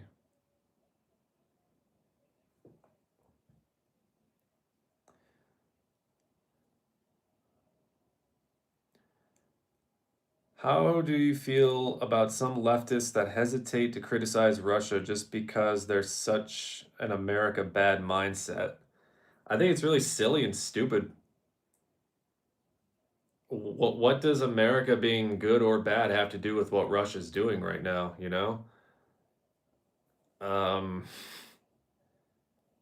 and maybe these are the kind of like tanky leftists who like really admire Soviet Russia. I don't hear a lot from these leftists, but if you won't criticize Russia just because America bad, then like I don't know what to say to you other than read a book. Uh,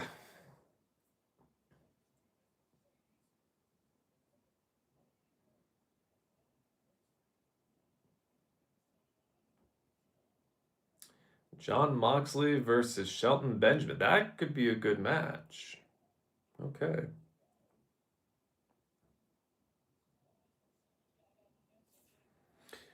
Yeah, yeah, yeah. That's the thing. The Ric Flair crowd, when they were watching wrestling back then, there really wasn't much women's wrestling at all. And if there was, well, the most success you could have as a women's wrestler is if you wrestled Moolah, I would assume, and Moolah was terrible. She was terrible to other women wrestlers. She was just horrible. From everything I've read and everything I have heard. Um, so yeah, it also has a lot to do with the fact that she's a woman. You know,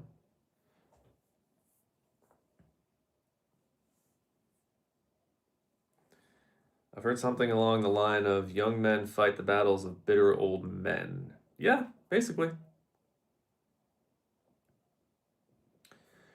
Hello, Bilbo Baggins. I am not trying to rob you. I'm trying to help you. Glad, yeah, I'm doing all right.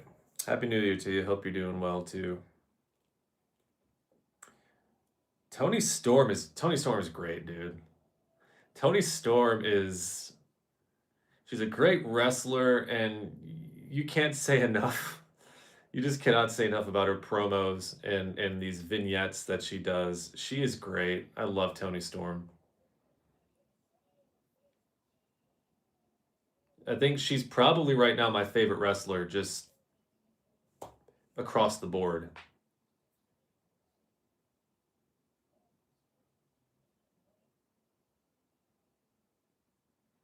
And if I'm being really honest, when she first started the timeless gimmick, and you know did through watch for the shoe, chin up, tits out, that thing. I thought it had a shelf life. I thought this, but that's also because before I was watching AEW, I was watching WWE, and I was so used to so many gimmicks just going flat really quickly.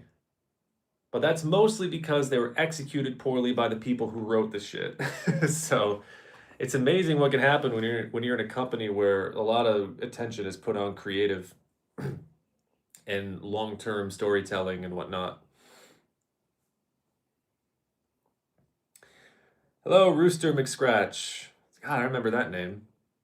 Hope you're doing well. Happy New Year. I'm gonna change the lights.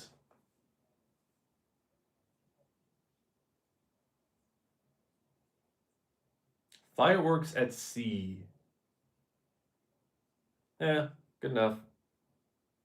Can't really see the lights anyway over the TV and everything else. What do you think pro wrestling would look like today if Vince didn't tear apart all the old territories like he did? I think that the territories still would have been torn apart because as long as wrestling is a business, the tendency of businesses is to conglomerate and to compete with each other until their competition is no more. That's just the nature of capitalism, and that's why I laugh when people think that capitalism is like a self-sustaining, it's a self-defeating system. So because of that, and the very nature of wrestling being a business that charges money and whatever, and especially with the day of TV rights and TV rights deals and all that money, it would have happened eventually. Vince was, I guess, pretty forward thinking. A lot of old timers would say he ruined wrestling, and they're right in a lot of reasons, for a lot of reasons. But they, the territories I wonder if they would have ever had a chance against Vince if the territories said, okay, well, let's all gang up against him. Let's refuse to send him our talent. Let's make them offers that they can't refuse so they don't go and work for Vince. Like if they saw the writing on the wall and instead of just like trying to fight Vince on their own, they all just came together. I wonder what would have been different.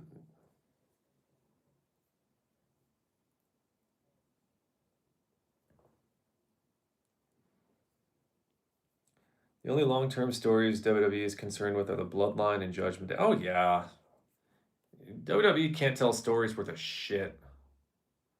Unless that story's been pre-written, like Cody Rhodes and the whole finish your story stuff that I personally like.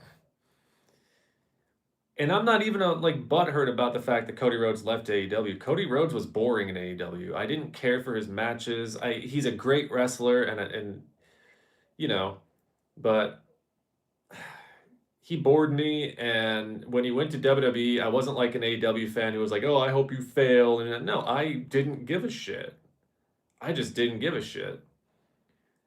And as such, that whole finish the story thing, eh.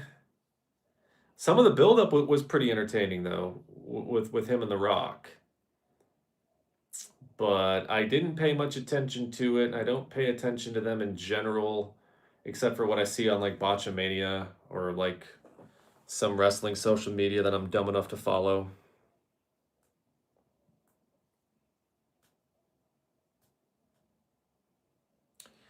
Yeah, yeah. I'm glad you had that experience, Raiho or Raiho. Um, yeah. Indie wrestling, just like small concerts at small venues, like really intimate small venues, can be really fucking fun. Absolutely. We all thought Triple H was the new Messiah. Who? Even when Triple H was doing good stuff with NXT, I had zero faith. I have zero faith in anybody who gets their position just by virtue of nepotism, essentially. It's the same reason I never had any faith in Stephanie McMahon as a writer, because she sucked. And Stephanie McMahon dismissed just about everybody who had better ideas with her. She just dismissed them and insulted them, drove them away. And in the case of Triple H, I was like, this isn't going to be any different. Triple H he's not there because he's a well-known, renowned writer and booker.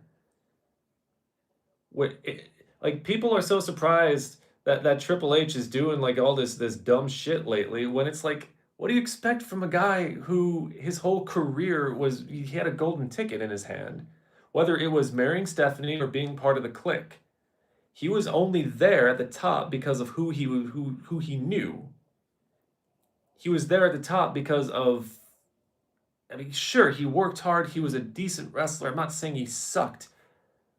But like what mentality are we expecting him to have as a booker when that was his career? You know? And people think it's only the Stephanie McMahon stuff. No, he was also part of the clique who just threw their weight around and got whatever the fuck they wanted all the time. Triple H very rarely ever saw himself in a position of like struggle to stay ahead. Um, so I'm not at all surprised that Triple H is shitting the bed as a booker.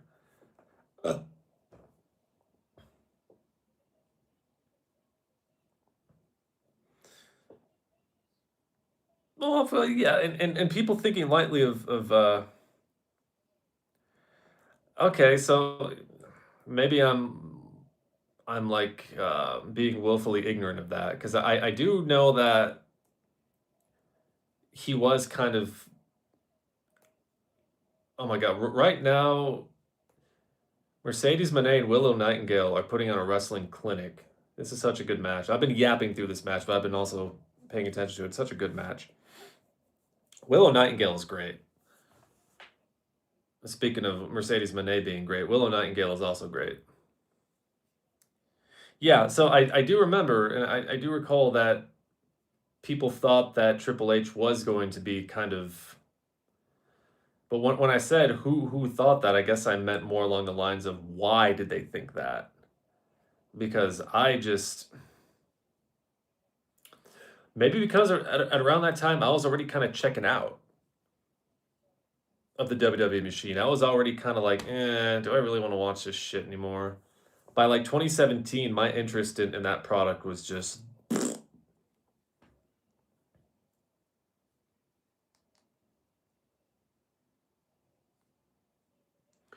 You think the funny thing is that CM Punk's pipe bomb was so relevant, except the fact that he's working under that doofus son-in-law. Oh, the shit that CM Punk has willingly eaten just to be able to go back, just to get his old job back, and the dork that he's made himself look like, the hypocritical dork. I think it's wonderful. More power to him. But his image will never be his image will never recover in my eyes. And not that my opinion matters, but to me, CM Punk's image is like forever toast.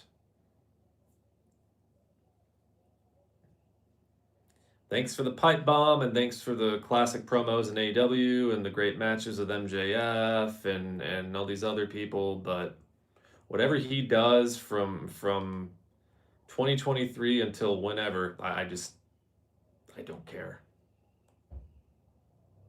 I hear people. Oh.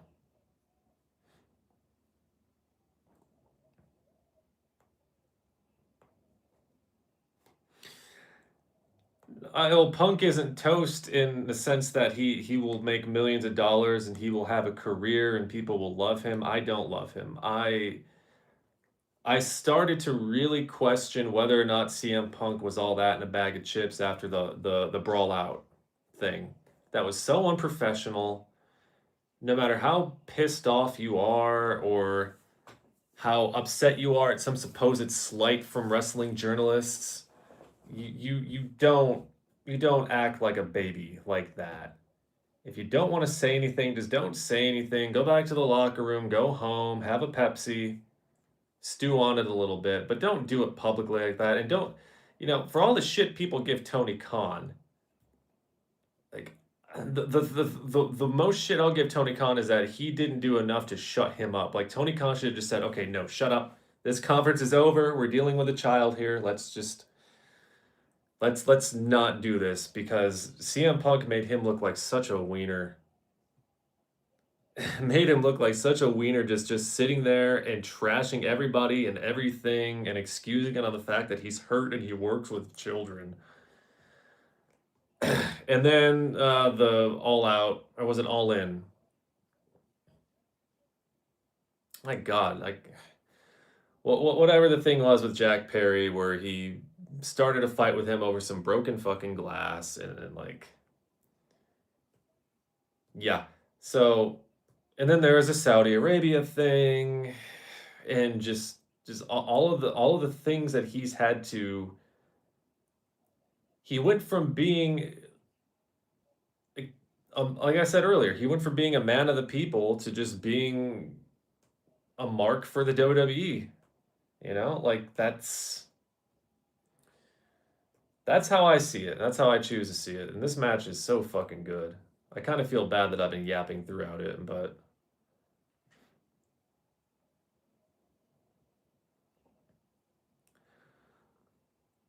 yeah, well, I can separate the art from the artist, but it's a matter of degree. And Willow Nightingale just pinned Mercedes Moné and won the TBS championship.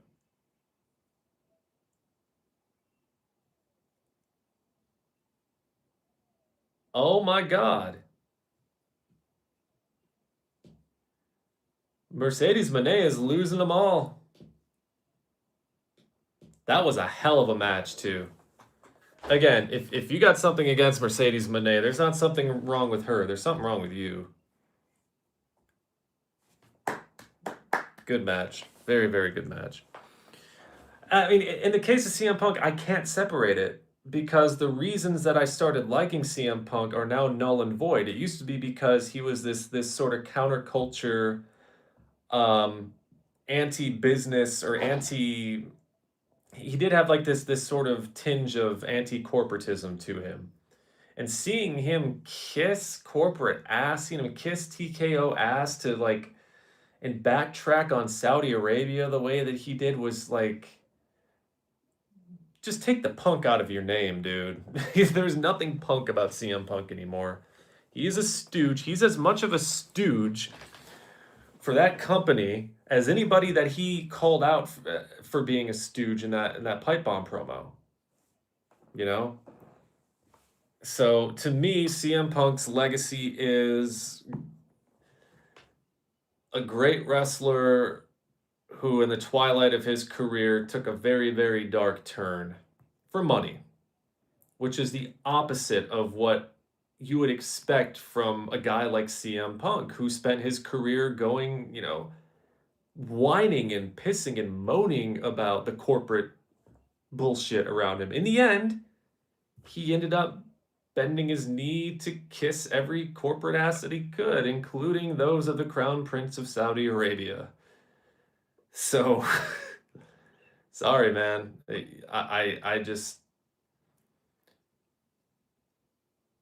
I think it was the apology that he made to Saudi Arabia that really did it for me. That's when I was like, he's done. There's you cannot rehab your image after this. You are forever a corporate stooge.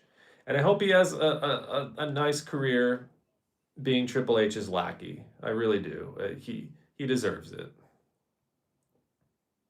Oh, the Big Bang Theory. Ugh, get off, get off, get off, off. Sammuta se. Oy.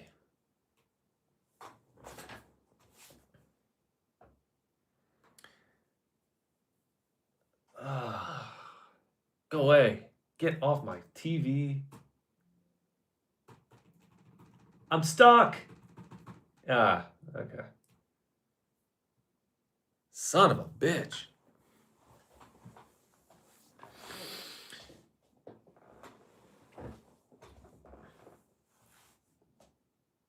But there's still a part of me that thinks that he's going to find his way back to AEW one day. There's just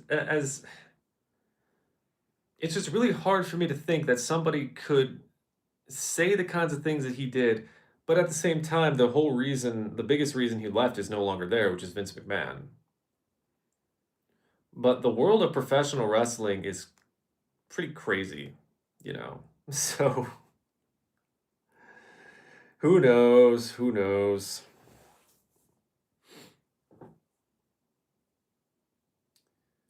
Living in Finland, do you see a lot of heartograms around? No, not really.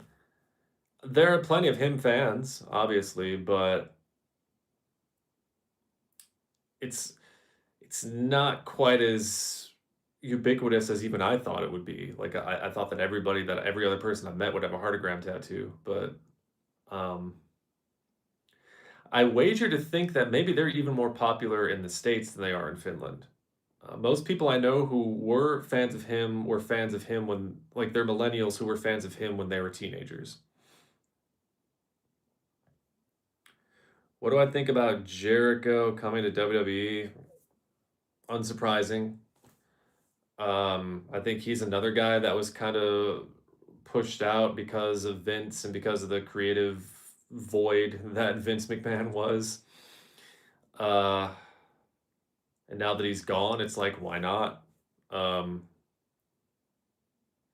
just hope that if he thinks they're going to give him a great retirement send off, I would be a little bit wary and take note of how they kind of flubbed Cena's retirement. Yeah, I don't have a lot of opinion. I don't like Chris Jericho one way or the other. I appreciate his wrestling. There's a lot of good Jericho matches that I enjoy, but I'm not so certain I'll be tuning in to watch the Jericho farewell. I don't really care.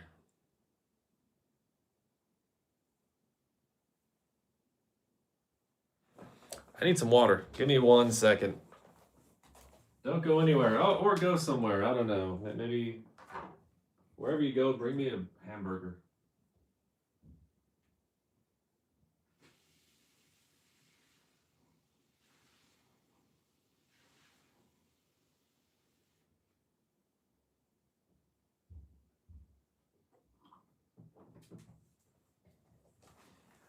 Here's a bucket of Hank burgers and beef gobs and crap, you fat tits.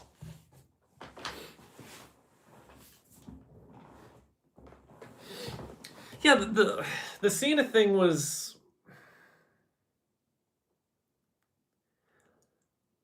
his heel turn was surprising, but the reasoning sucked. Like, you guys turned on me, and for all those years you booed me, and this is, like I said in a previous show, it just did not make a lot of sense. It would have been better if he just turned heel without all of that, like, because he wasn't being booed the same way he was being booed like 10 years before. When he came back, people were like, yay! And most times when Cena came back, people were cheering him. So now that he's old and towards the end of his rope, he cares that people were so, like, mean to him. It was so stupid. It would have been much better if he was gonna turn heel to just like give.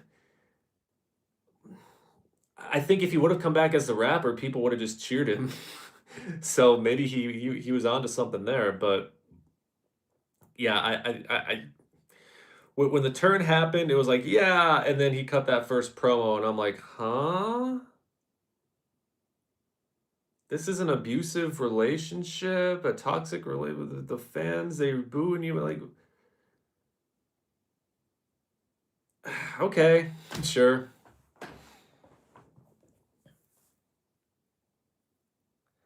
What fast food joints are there in Finland? We have, so non-American fast food joints. There's Hesburger, or as the locals pronounce it, Hesburger. Hesburger is just like, it's kind of like McDonald's, except maybe a bit higher quality. And it's Finnish. And they have Burger King here, but that didn't come here till like 2012 or something. There's Taco Bell, which didn't open until after I moved here, even in like 2018. And I remember that opened in Helsinki. And the line for the first Taco Bell was like way down the street. It was crazy.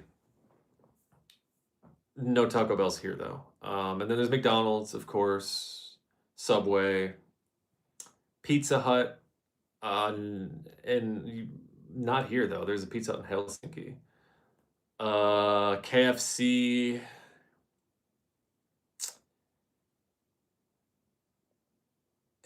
And then like there's a pizza chain called Koti Pizza, which is like not great. I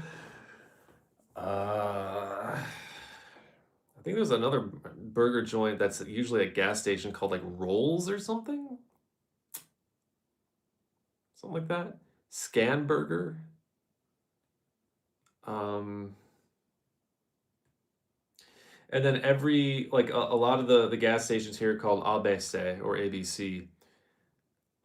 They have like their own little restaurants that have some pretty good food at them actually. But I guess it counts as fast food because it's fast.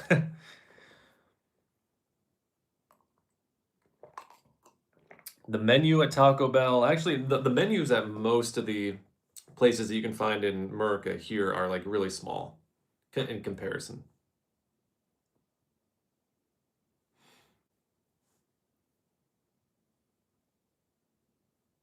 Oh yeah, I've never called Taco Bell like pure real Mexican food.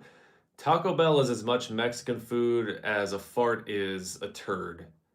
It's kind of adjacent to it. It's kind of like, yeah, they have Spanish names and they kind of taste like Mexican dishes, but you know, yeah. Taco Bell is about as good as you're gonna get with mass produced um, quote unquote Mexican food.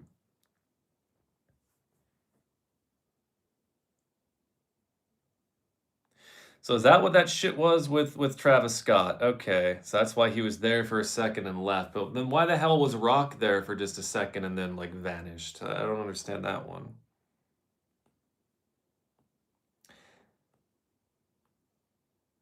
Hello, Brett Taylor. Happy New Year to you. The last time I was in your live chat was 15 years ago. 15, oh God. And I told you about my friend having a John Cena ringtone. You probably won't remember, but it would be funny if you did. Between 15 years ago and now, even though I haven't smoked weed in like over a year, there's been a lot of marijuana. So I don't know if I don't remember that, admittedly.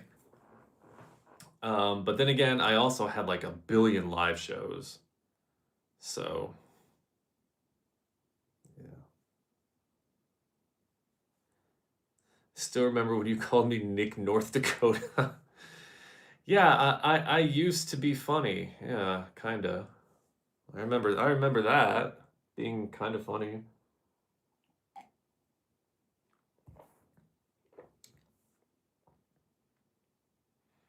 I'm not gonna lie, if there's a Taco Bell right down the road, I'd still probably eat there. Yeah.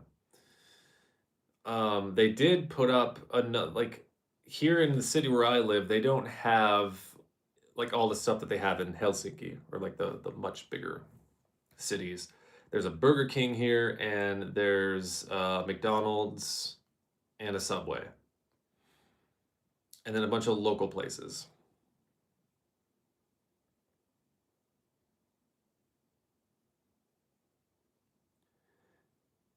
They brought back the what's that? What is a quesarito? Is that like a quesadilla and a burrito? Interesting. I get the same thing every time I go to Taco Bell. Never changes unless I'm feeling very adventurous. Crunchwrap, and a taco. Well, the taco comes with it in the alteria in the meal. So yeah, Crunchwrap every time.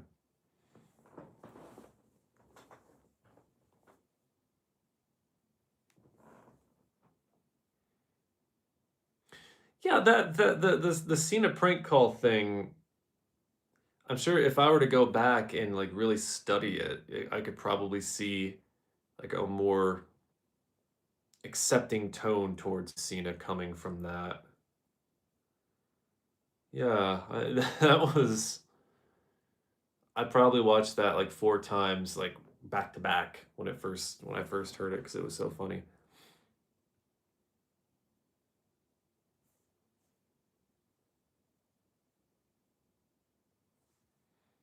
Oh god, Chipotle sucks. I mean, not well.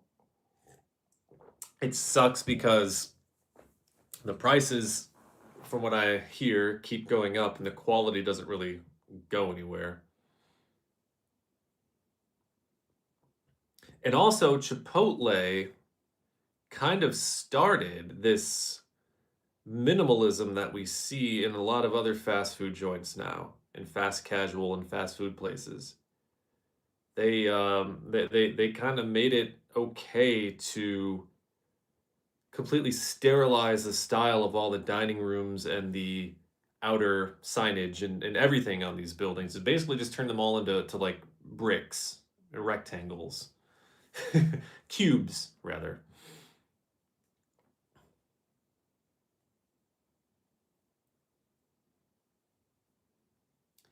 Have you ever had Dickie's barbecue pit? Sounds kind of racy. No, I've never. I don't even think I've ever heard of it. Don't think so. No.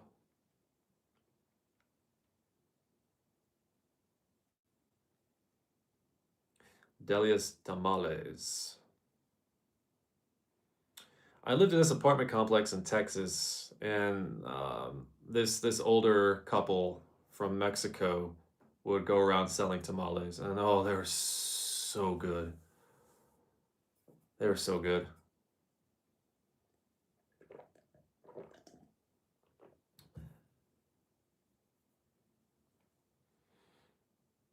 I'd get so excited when they would go around selling those.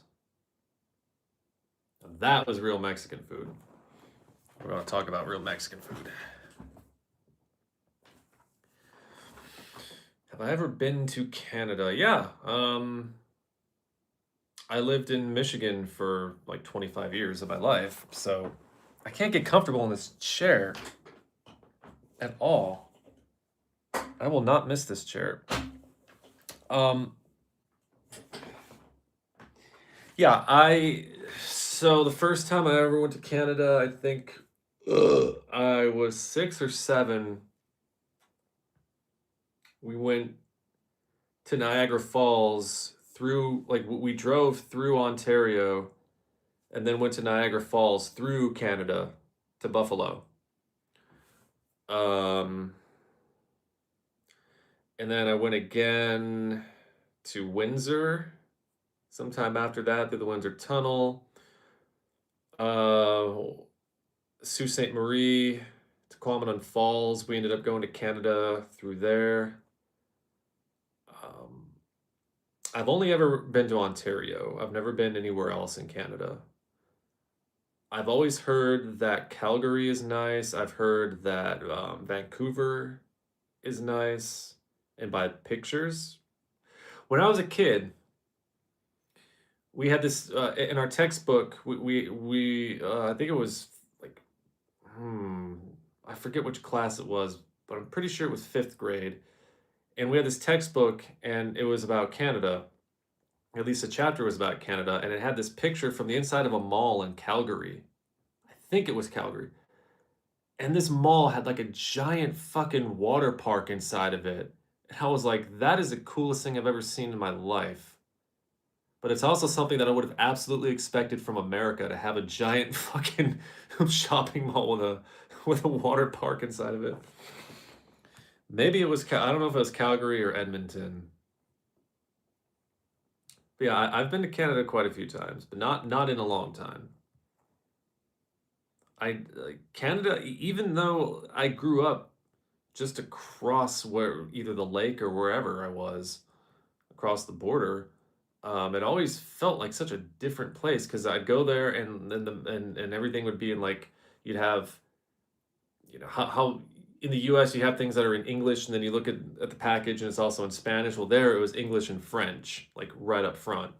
And it almost felt like I was in an extremely foreign country. Of course, Canada's a foreign country, but um, and it was just so much calmer. It was so much calmer. Like even driving around there, like my dad was noticeably less pissed off driving around Canada than he was driving around in the States.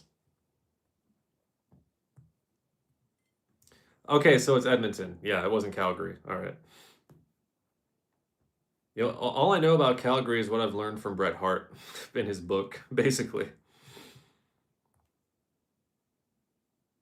I think I've had a couple friends over the years who live in Calgary. Maybe that's Edmonton too.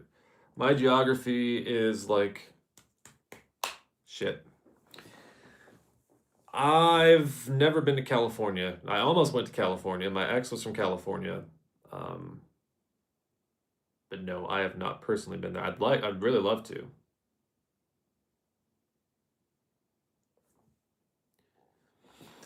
If money wasn't an issue anymore, I wish. Hypothetically won millions, but you had no choice, but you have to live in New York City or Los Angeles. Which city are you choosing? Oh boy. Probably Los Angeles. Because Los Angeles is more geographically interesting. I wouldn't be that far away from mountains. I've always kind of wanted to like be in the middle of an earthquake, just for the hell of it. Yeah, Los Angeles, definitely.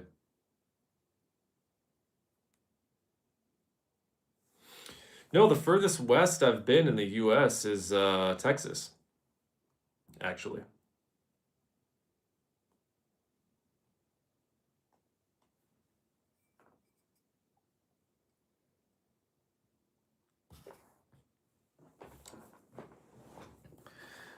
So the UK had their New Year, I think, like 2 hours ago. No, wait. I'm still thinking in relation to US time zones.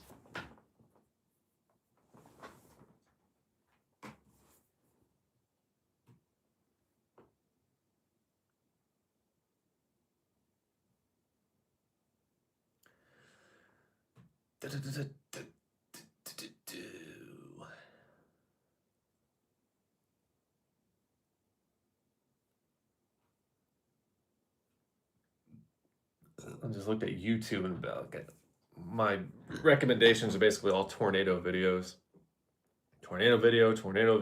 meteorology, tornado, hurricane.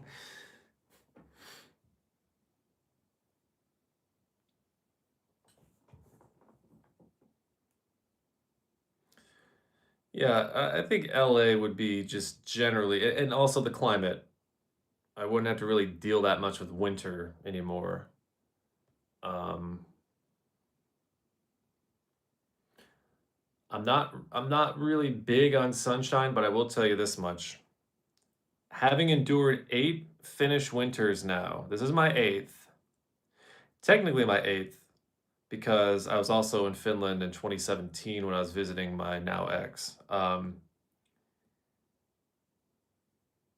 There's something about living in the darkness here that makes even someone like me who before that didn't really care all that much for being in the sun, just makes you crave it, man.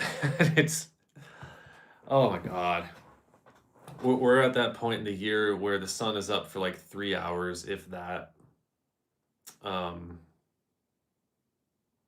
yeah, I'm kind of over it, if I'm being honest. Every year I think, oh, okay, this is my 4th year, this is my 5th year, this is my 6th year, my 7th year. I'm gonna be so good at handling it.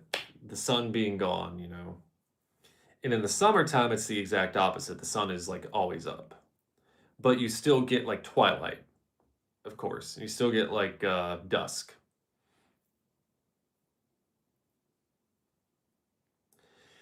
I don't hate snow.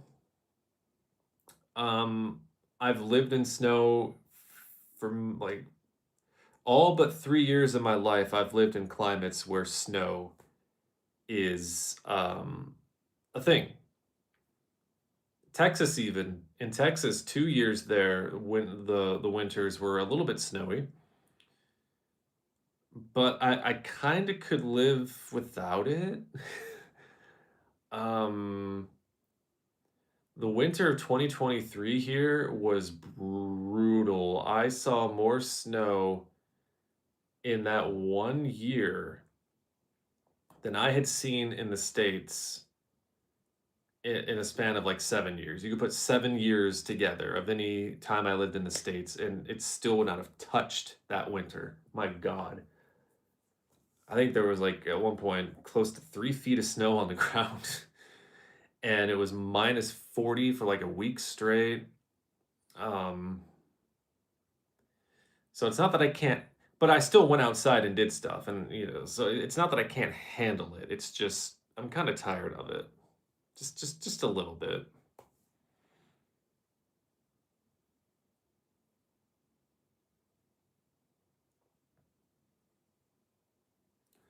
Yeah, I suppose technically the sun is up for longer here, but it spends a lot more time in dusk and dawn. So, you know, it's really low at a low angle. So it's almost kind of like it's you get like a couple hours of day, and then the rest of it is like evening or early morning because of the angle of the sun. Yeah, it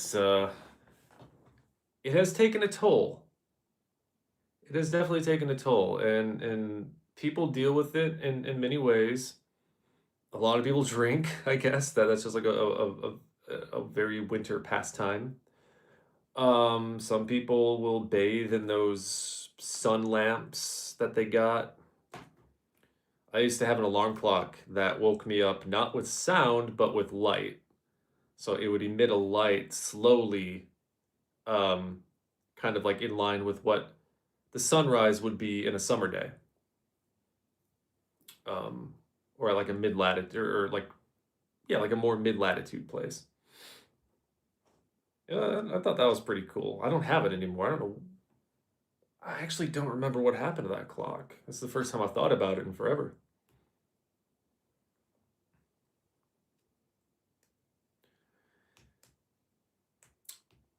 I don't remember the last time I had alcohol.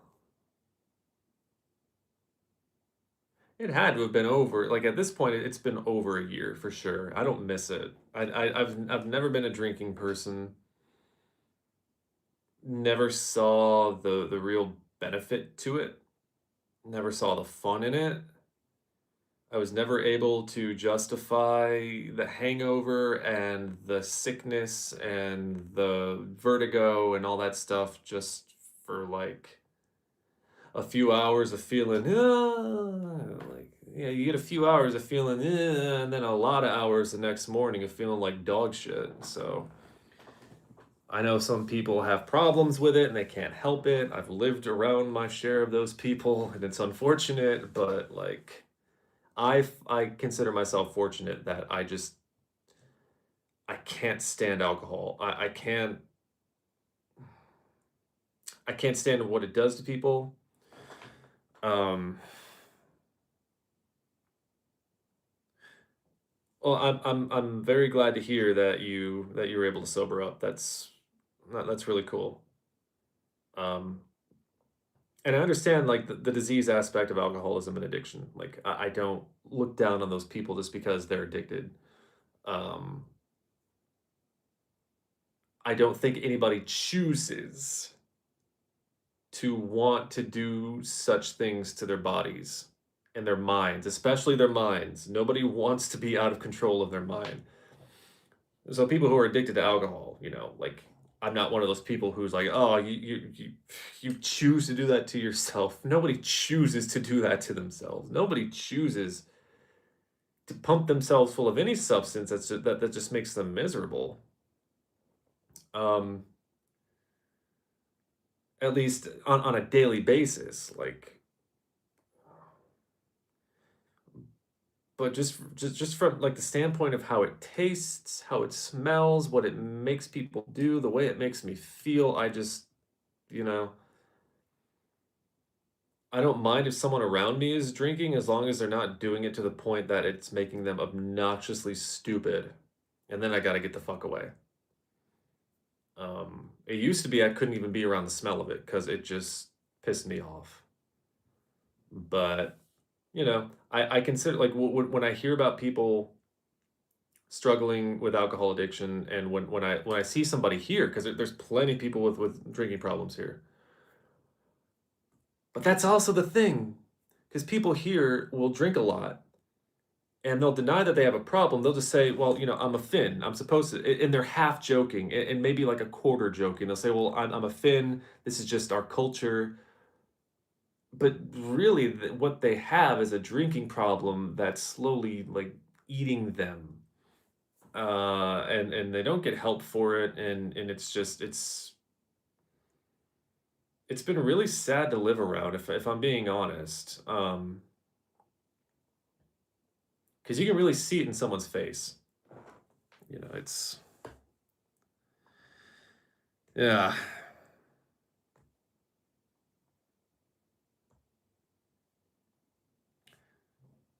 your Irish side of the family, yeah, and some people will blame that too, or they'll say that like I don't know. I really wish alcohol would just go away, like just completely. And I've said this for a long time. Maybe I've said it in older live streams, but if you're anti-marijuana for health reasons and for what it does to people's brains or bodies or what have you, and you are not just as anti-alcohol for the same reason, how stupid are you? Like, read a book, ask around, talk to some people who are addicts, and try to like figure out, or at the very least, just pull your head out of your ass. Like I don't get it, but there are those people, and a lot of them are in Finland too. Like the reason weed isn't legal here is because so many people are afraid that weed is this thing that gives people schizophrenia, and um, that they've heard a few stories from a few people, so they'd rather take their chances with the fucking alcohol, the stuff that literally starts damaging your cells no matter how much you drink. No matter how much alcohol you drink, you're damaging your cells. It's instant, the damage it does. And I grew up hearing my dad tell me all the time, "Oh, a couple cans of beer is okay because it cleans your kidneys." And even then, as a kid, I was like, "Huh? How? What? Cleans your kidneys?" And even if it does clean your kidneys by some mechanism, the damage it's doing to your cells isn't fucking worth it.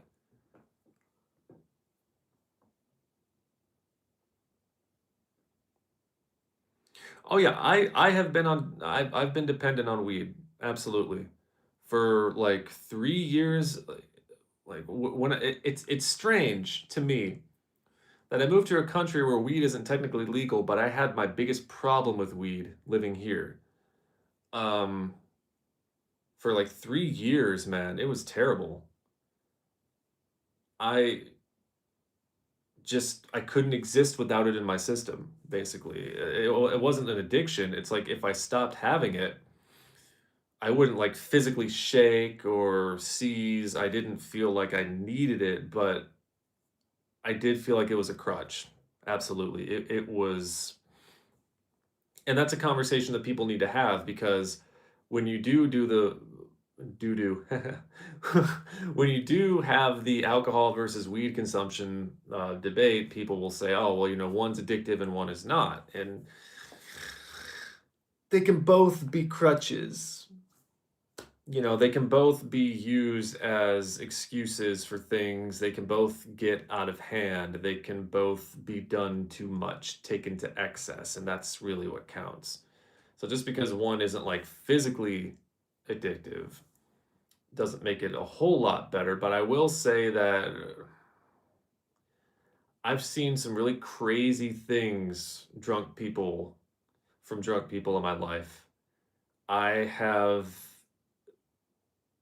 seen some of the most dangerous. I've been in dangerous situations with alcoholics that would have been so much less dangerous if they were high rather than drunk.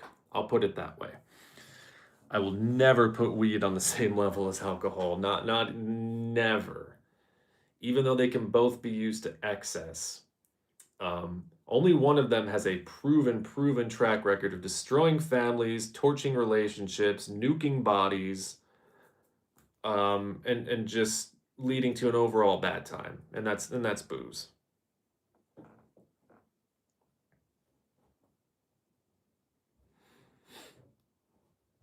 Well, Alex, yeah, like, perception altering was definitely a big part of it, and it's good to want to have complete control of your reality. But that's what anybody who will tell you who gets some kind of addiction, uh, they'll tell you that altering their reality is the big thing. And my reality for years living here was I was in a fairly toxic relationship in a country that I just was not jiving with very well, and I uprooted my life for what I consider to be a really mm, less than ideal situation. Even though it was good in a lot of ways, it was also less than ideal. So I had to alter my reality to make it all palatable, and that was my dependence. You know,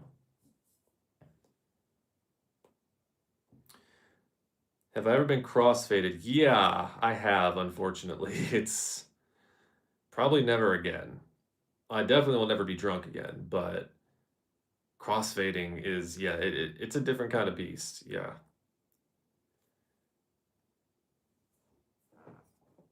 Just a second. I need to get some H2O.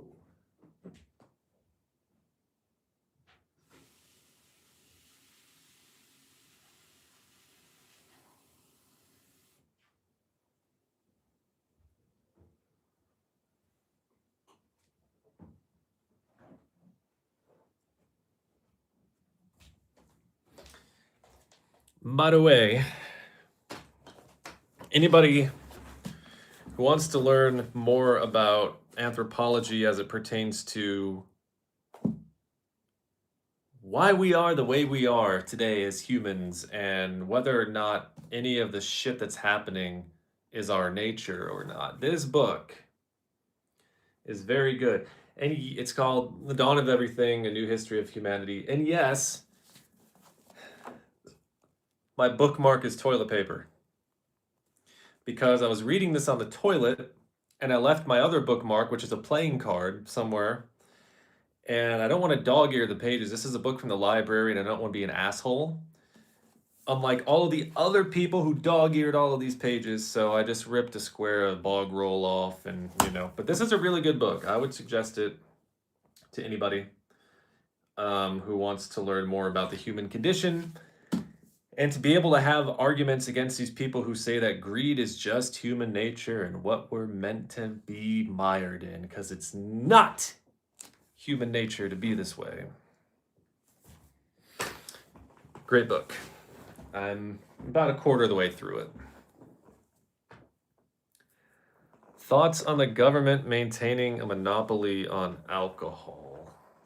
Well, I've lived in a country now for 8 years that has a government monopoly on alcohol and doesn't seem to do much because people are still drunk and not getting the help that they need. I guess I don't understand the rationality behind it. I guess I don't really have that many thoughts on it other than it doesn't seem to be if any of the reasons are to be able to control it better so that people don't get out of hand with it, well, they're doing a bad job. Otherwise, I don't have much of an opinion. My bookmark for manga I'm reading is a Yu-Gi-Oh card, a giant soldier of stone, so not a rare card. Well, I hope you wouldn't use a rare card as a bookmark. Yeah, that would be imagine using like a Babe Ruth card as a bookmark, like a really rare Babe Ruth baseball card. Oh.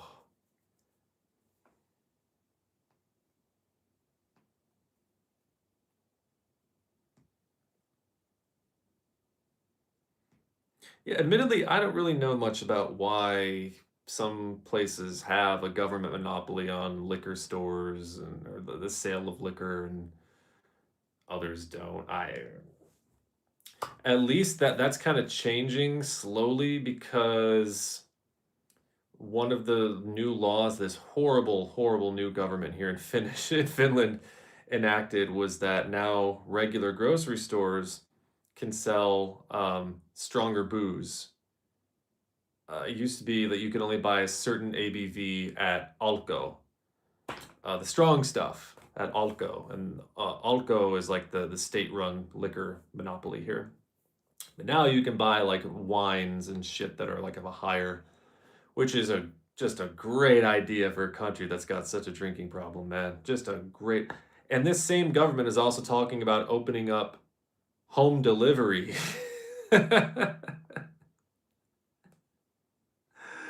Home delivery for booze. Yeah, that's just like rest in peace, man. I don't think I don't know if it'll actually ever happen, but yeah. It shouldn't. It just absolutely shouldn't.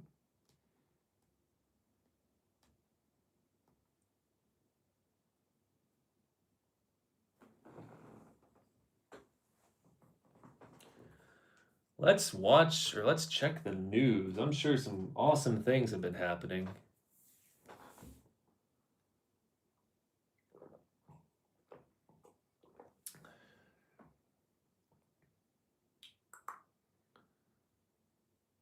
Trump says he's dropping push for National Guard in Chicago, LA, and Portland for now. Good, now drop dead.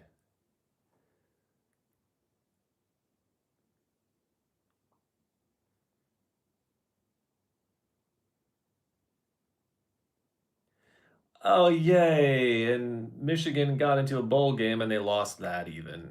Nice.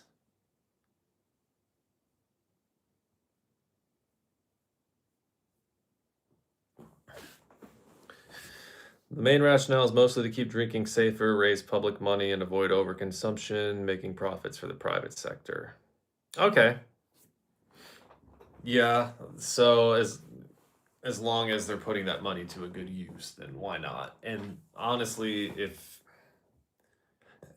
the whole idea is just to go get your booze somewhere, I don't know that you should care whether it comes from a other than prices, obviously, but alcohol is going to be one of those things that's going to have like a sin tax on it all the time, or an excise tax. So you're going to be paying more for it anyway. But and a lot of people go from here to Estonia. They'll take the booze cruise, as it's called. Like it's just like a short cruise to Estonia, and then they'll load up on beer and all kinds of liquor, and then bloop, yeet back over here because it's cheaper.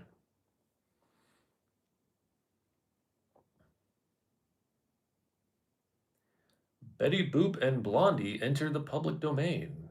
Hooray, I guess. My grandma loved Betty Boop. Don't know why. Probably because she's old.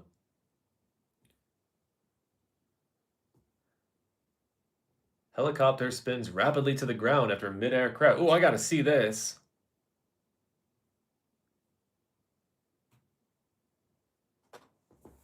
Oh, down it goes.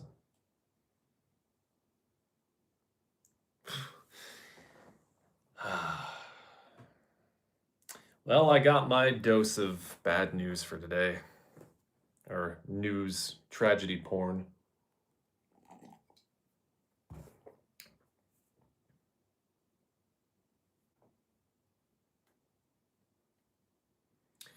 They couldn't think of a better name for the store than Liquor Mart. Come on, man.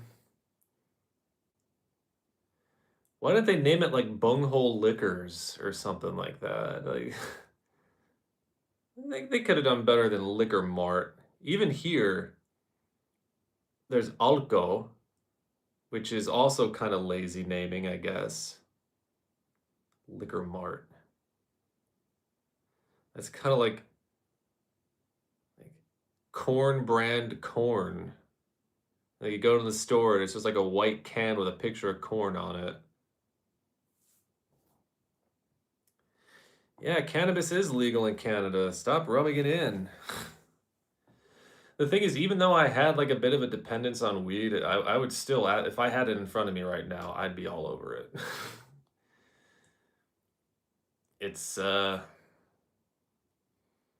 not something I would ever rely on as a daily crutch, but I don't think my life could ever get as horrible. I won't even say my life was horrible in that situation. It was just like, it was really predictable and it was really scary. And I had to temper my fear somehow. And because the person I was living with was getting through the day with booze and I was seeing the issues that would bring, and of course, my dad being an alcoholic, I didn't want to go that route. So, but yeah, I'll never be anti-weed, ever.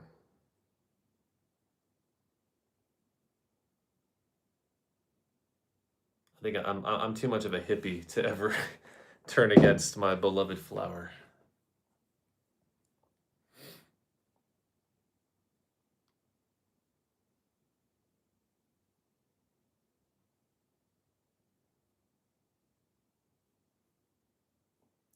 Oh, I see a picture of Warren Buffett. Did he finally die? No, he's still alive. Damn it. That sucks.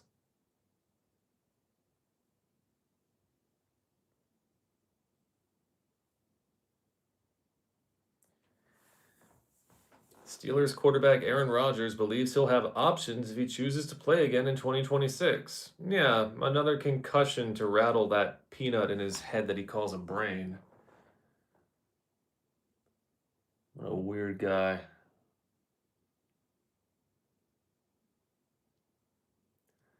Snap bans on soda, candy, and other foods take effect in 5 states January 1st.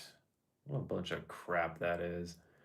Indiana, Iowa, Nebraska, Utah, and West Virginia are the first of at least 18 states to enact waivers prohibiting the purchase of certain foods through the Supplemental Nutrition Assistance Program. Oh, the hills conservatives will die on.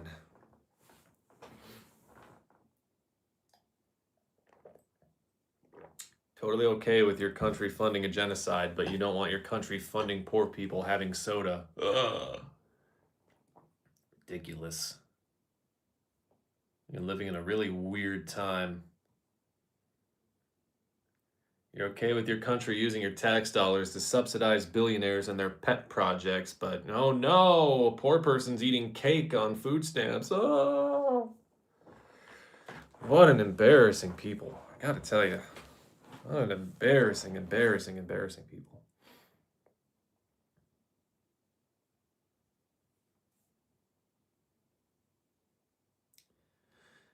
Yeah, Aaron Rodgers. Like I don't know much about him as a player anymore. I know that he got injured like the very first snap he took for was it the Jets?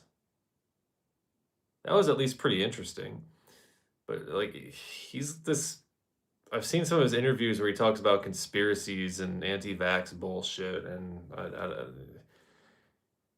CTE is a powerful thing. I'll just say that much.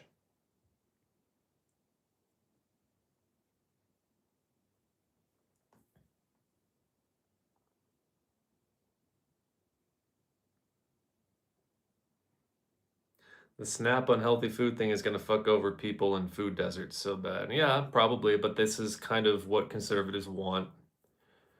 They can't completely do away with SNAP benefits, so they'll kind of soft ban them or shadow ban them so that they're not gone, but they're a lot weaker. Um, it's the same thing they do with unions too. They know they can't get rid of unions completely, so they do what they can to weaken them, kind of shadow ban them. Um, it's pretty pathetic. It's another one of these issues that needs nuance and it needs compassion and empathy, and those are things that conservatives just cannot do. They can't do critical thinking, they can't do compassion, they can't do empathy, they can't do love, they can't do understanding, they can't do peace. They conservatives get out of bed every day and they choose war and they choose violence. Um, so you'll get bullshit like this where they think that they're doing something good. They make a decision like this under the guise of goodness, but it's really just more of the same um, hatefulness. That's where it comes from. Death by a thousand cuts, yeah, essentially. Um, I can't remember the last time I saw a conservative talk and thought, I disagree with them, but they come from a good place. I just see evil. Um, because that's kind of where politics has gone. Like there's at least when it comes to conservatives, like when you have a two-party system like the U.S. has, Democrats have gone so far to the right that Republicans have had to go further right. Kind of, at least that's the way I see it. So the reason that we kind of have this weird thing where since like 2010, Republicans have just gotten crazier and crazier and crazier every year. That's because Democrats have gone further to the right.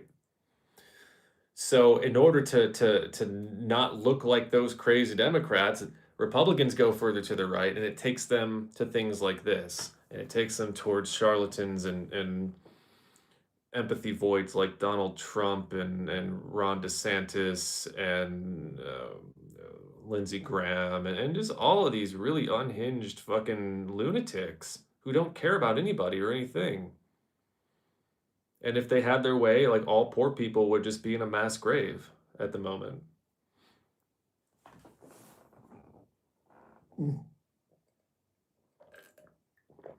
So in a lot of ways, I do blame Democrats for why conservatism has run so amok and gotten so much more lethal in the United States over the past while.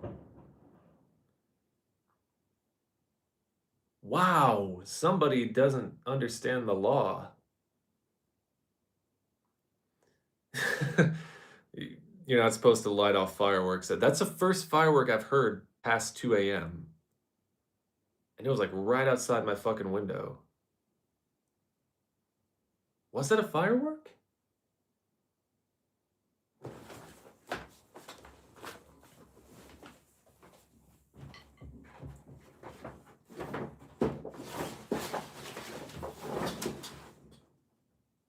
Suck my balls.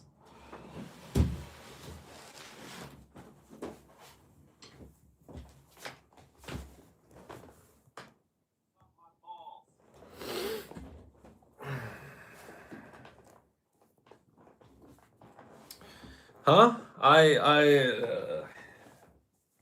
Yeah, I was just rehearsing for a play. I didn't really just tell anybody to suck my balls. The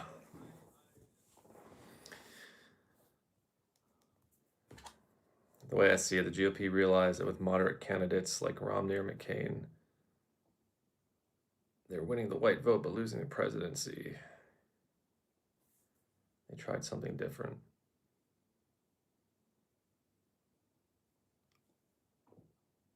You hear that? Wow.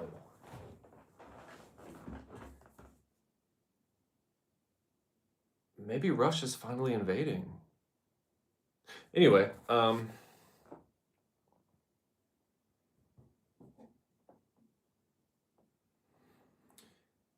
yeah, I can remember a video where some crazy old lady got a microphone at a McCain rally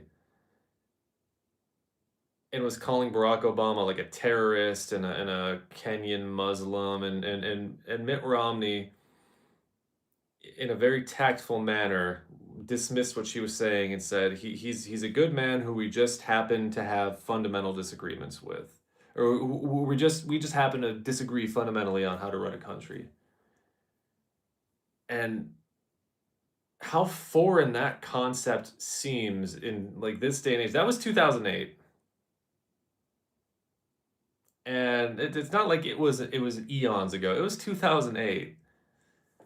That just doesn't happen anymore. And 2 years after that, the Tea Party really started to gain ground. Yeah,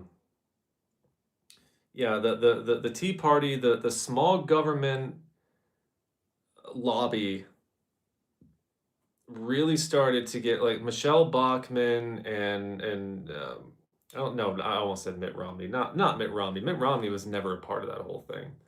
But Michelle Bachmann is one of the loudest of these cretins. And Michelle Bachmann is also very devout, and she brought with her a lot of these other really devout. So the evangelical lobby got a lot stronger with the Tea Party too.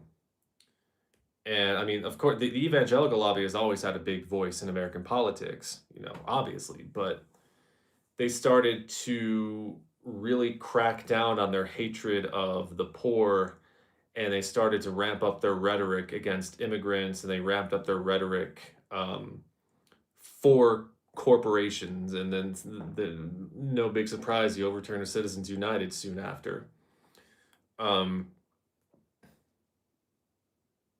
So did the Soviets try to invade Finland in the early 1940s? They tried. Well, they tried, but they failed.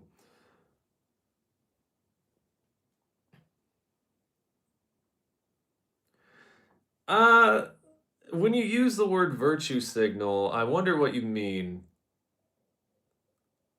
Cause like there's a definite way to virtue signal and there's a definite tone to it, but more often than not, when I hear somebody accuse someone of virtue signaling, they just don't like the fact that they're being empathetic and trying to speak for a group of people who is kind of being pissed on, much like that fucking sound. um,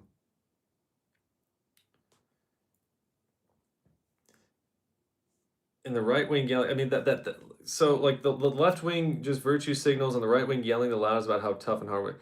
That's a very big simplification of it, sure, but again, like you can be a pretty big virtue signal on either side of the spectrum, I think. Um, like conservatives virtue signal a lot, especially in the wake of Charlie Kirk. A lot of their virtue signaling has to do with let's tone down the rhetoric and basically being so surprised that somebody would want to shoot someone that is so hateful. You know, that's virtue signaling. That to me, that's like when you spend so much of your time being hateful and telling hateful jokes and wishing death upon people, and then one of yours dies and all of a sudden you're like, oh my god, this violence is so out of hand. That's virtue signaling. um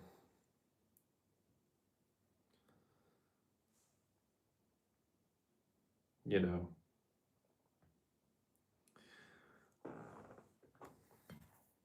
Older Republicans like Romney or McCain were generally in favor of small government, but Trump taught the GOP that government could be useful. Well, I mean, I think that there's always been an authoritarian element to the GOP. Um, the Tea Party also foamed at the mouth about small government and wanting government to be smaller.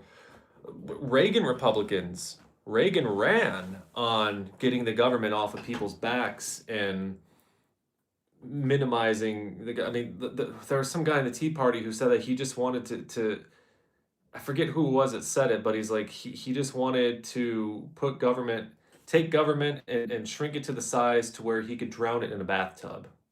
Like this was their rhetoric. Um, the problem is that they say they want small government, but they're all in favor of the government being in everyone's business when it comes to like pornography.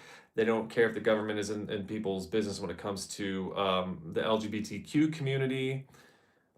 They don't care about the government being on the backs of people when it comes to censoring TV, censoring radio, mandating religion, prayer in schools, that kind of thing. So they've always been big hypocrites, the Republican Party.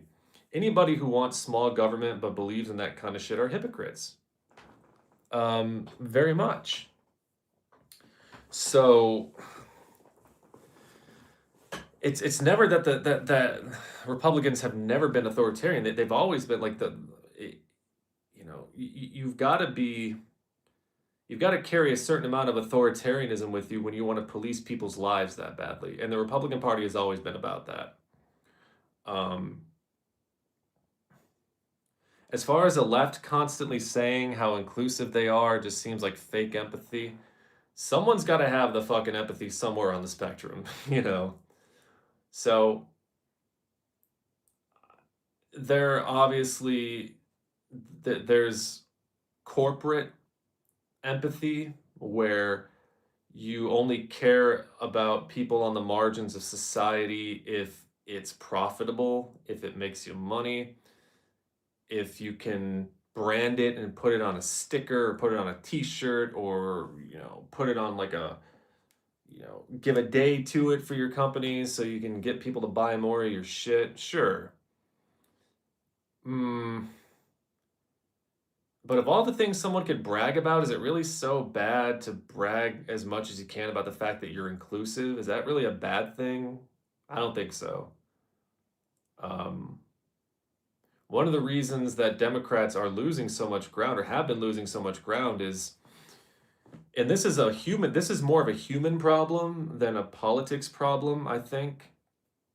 I think a lot of people in the Democratic Party are kind of tiring of how much issues like LGBT issues come up.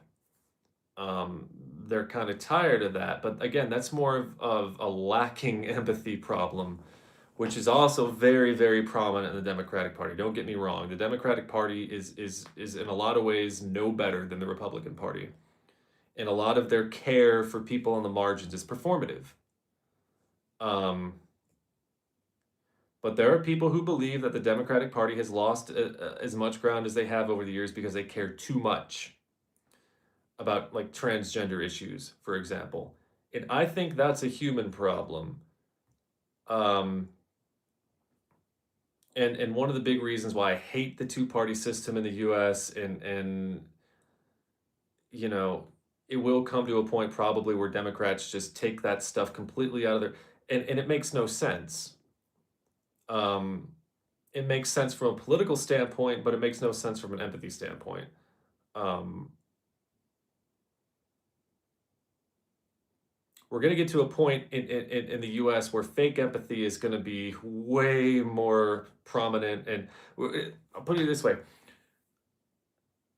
if things continue the way that they're going in the US, you'll be begging for fake empathy, even like the fakest of empathy, because you're going to be ruled with so heavy of an iron fist that the word empathy is going to seem foreign to you the way things are going. So I wouldn't be too worried about, you know, leftists and their fake empathy, because at least they are still trying to fight for the underdogs who the right would have just trampled underfoot a long time ago, and who wouldn't even want gay marriage to be a law. You have like that was like a serious policy position of Trump at one point, was to try to overturn Obama's gay marriage ruling, or the Supreme Court's gay marriage ruling, which happened under Obama. I don't like constantly hearing about being gay as if it's your entire personality. I'm not a homophobe. Uh-oh. I don't, plenty of interesting comments have come after that. But I just don't want to hear it constantly. It's like, how often does that happen, though? Let's be really honest. How often do you run into somebody who makes being quote unquote gay their whole personality? That's, it could be that you're misreading them as that because you just see a gay person when you see someone who's gay. That could be your own biases and your own um, prejudices speaking for you. I don't. I God, where that's an interesting comment. I'll give it that much.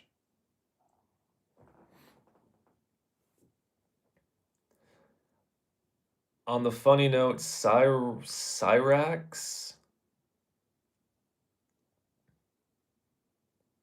Who's Cyrax? He was screaming at a mall about his fake girlfriend being kidnapped. That name sounds kind of familiar.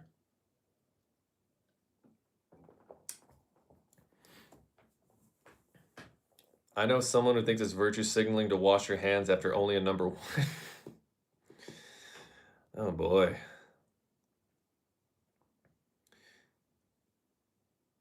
I mean, if you're upset with people who make supposedly being gay their whole identity, I hope you have just as much hatred and anger for people who make their love of their country their whole personality, because that can be lethal. Nationalism has led to a lot of really horrible things and a lot of really horrible mindsets, and has made people do some really funny and stupid things they wouldn't otherwise do. For one example, what do I think is the best U.S. state? Oh, I don't know. I haven't been to all the states, and it depends on what metric we're using to judge greatness. Uh,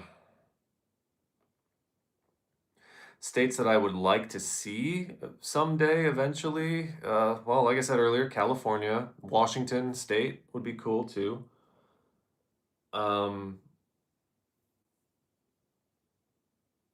I would love to go to Oklahoma, if nothing else, just to chase tornadoes. That's really the only reason anybody wants to be in Oklahoma. Um, but as much as I don't like big, wide open spaces and empty fields, I would absolutely love to tornado chase one day. And not just like the shitty chasing that I've done on my own with with my mom's car when I was a teenager. Um, yeah,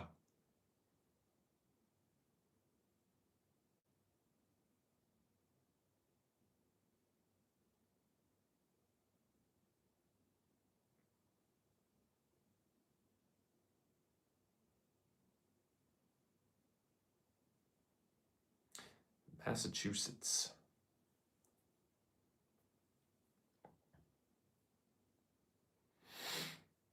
Oh yeah, Oklahoma gets rocked by tornadoes. Like that whole, well, that whole tornado alley. But especially Oklahoma, a lot of some of the most violent, vicious tornadoes that have ever happened in history have happened in Oklahoma. Um, and a lot of them you don't hear about because they drop in a field somewhere and they take out a cow or something.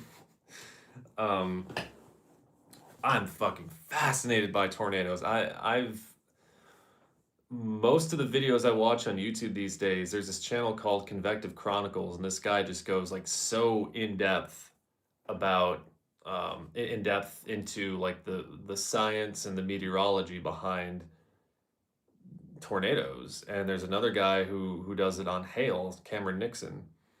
And I'm just fascinated by this shit. And I've been learning more about like even when I was fascinated about them as with them when I was a kid. I'm never drinking an energy drink again, ever. It fucks with my mouth and how I say things.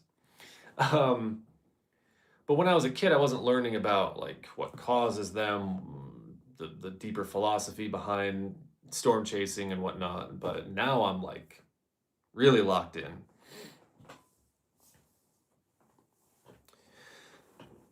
Am I planning on moving back to the U.S.? Yeah, that's the plan at this point. Absolutely, yeah. Uh, Wyoming is an underrated state. Wyoming actually has its own little area that is pretty conducive to tornado genesis.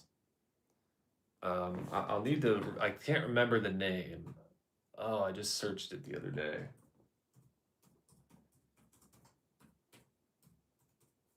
But it has something to do with how wind blows upslope in some of the more hilly, mountainous regions. Oh fuck, I can't remember. I think it's somewhere around Cheyenne.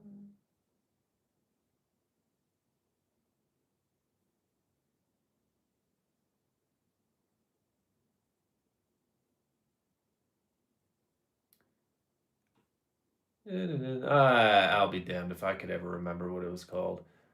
But it's like this area in Wyoming where tornadoes are more common.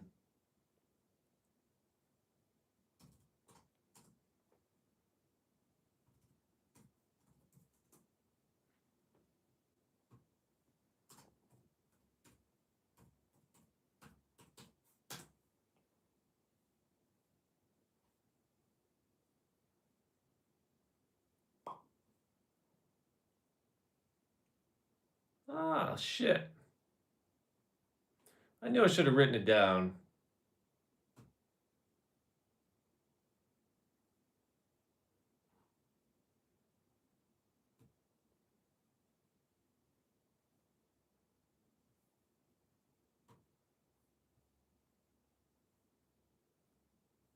Damn it. Yeah, I have no clue. Reed Timmer. Like it's complicated with Reed Timmer and how I see him. He says he cares about like advancing scientific knowledge when it comes to tornadoes. I don't believe that. I could be dead wrong, but I don't believe that he cares more about the science that he does the clout and the money. Um, Kind of like Jonas from Twister. but I will say it is cool as hell as a lover of severe weather and tornadoes that he has a fucking car that he can just plant into the ground and just eat a tornado. Like, okay, that's cool. That's cool, but overall, I would much rather watch like smaller tornado chasers because I don't like how fame gets people to start doing clickbait and misleading things, kind of like Sean's View Entertainment. If any of you remember Sean's View Entertainment, the king, the undisputed king of clickbait and misleading titles and bullshit hack journalism and sensationalism and lying. Nobody was worse than Sean's View Entertainment. And I just learned the other day that he's still at it. He's still at it. Holy shit. What am I gonna do when I move back to the US? Well, I'm kind of starting from square one, like all over. So I'll live with a couple friends that I have in Michigan for a while, um, and then just find a job and go back to life, go back to the old grind, as they say. Um, or I'll start studying if I can. I don't know. I have time to figure it out. For sure. But I'm lucky that I have. If I didn't have my friends to stay with, I don't know what the fuck I would do. Um, but I know that I probably can't make a life here. It's just it's not. And I wouldn't mind being a trucker. I there's a certain aspect of that life that's appealing, but I just don't think I could do it. Um, I see like I'm a good driver. But those gigantic trucks, man, I would be so fucking scared shitless of hitting somebody or one of my tires coming off and or like the cheap ass wrapping that they put on the tires or whatever it is. I wouldn't mind being like a delivery driver or something, but I don't know if I'd want to drive those big ass trucks. I don't know. But there's plenty of stuff I've done in my life that I said, "Oh, I could never do that." And then I ended up doing it. So, you know. Um I did used to play American Truck Simulator a lot on Steam. And that's one of the reasons maybe I'm kind of romanticizing the trucker life. Because I just like I just the whole idea of for a living driving around and looking at shit and getting something from point A to point B. It's simple and it's not simple because like I can't even drive a manual car. I cannot drive. I've never learned how to drive a manual transmission. Don't yell at me and don't look at me like I've got six heads. I've had enough people here in Finland look at me like I'm just like some dumb American because I've never learned how to drive a manual. I've never had to drive a manual, but I would absolutely have to know how to drive a manual to be a trucker. So probably not going to happen. I had well over 1,000 hours at one point, I think, in American Truck Simulator. I would wake up, pour some coffee, and put on some music, and I would just fucking. I had a little wheel, you know.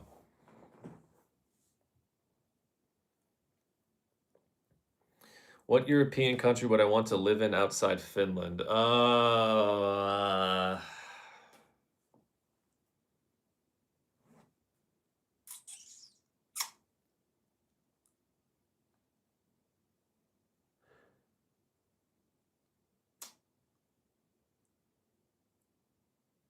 I don't know.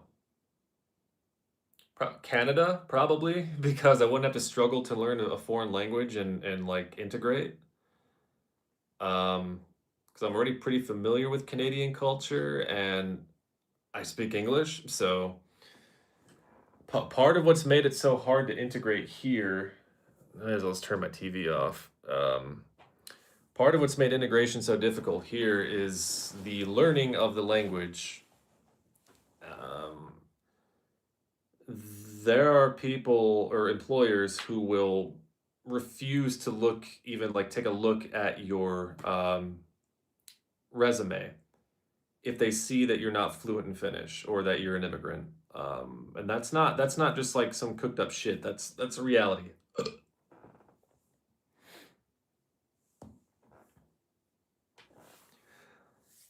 So probably from like a practical standpoint, if I had to live in a foreign country outside of Finland, it'd probably be Canada because like I don't know if I'd want to live in the UK right now. Not with reform about to take over. I don't want to live around a bunch of fucking Farage fanatics. Um,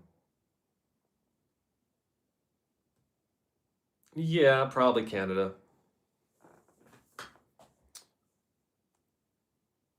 In fact, there are a lot of ways I wish I was born in Canada.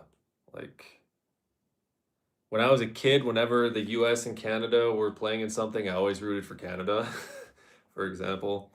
And I had Canadian friends who went to my school. I mean, I've always lived like in Michigan, just like an hour away from the Canadian border. In fact, at one point, I lived like 30 minutes from it. So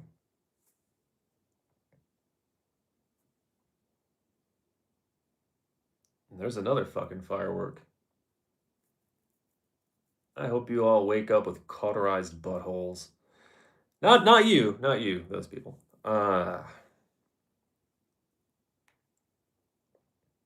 And also, if you drive a truck, you can piss in a bottle, and it's like no one's gonna look at you strange for it. You can piss in a jug. If I piss in a jug now, it's kind of like ew, which I understand, and I wouldn't. But yeah, that's another allure to being a truck driver, like Ray from Trailer Park Boys, the way of the road, bubs.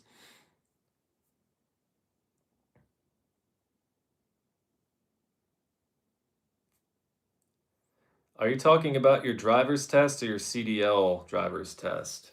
Parallel parking was one of the things that just was not mysterious to me. I did that one fine. The only reason I failed my first driver's test, and I didn't complete driver's ed. When I was 18, I just went and I took the test, and I turned left just as the light was turning red at one of those left turn lights. Um, and the instructor got pissed off at me because I didn't come to like a full complete stop and I tried to and it was my fault. Like I probably should have absolutely just stopped. I technically got through while it was still yellow, but they knocked off points for it and it was a no-go the first time.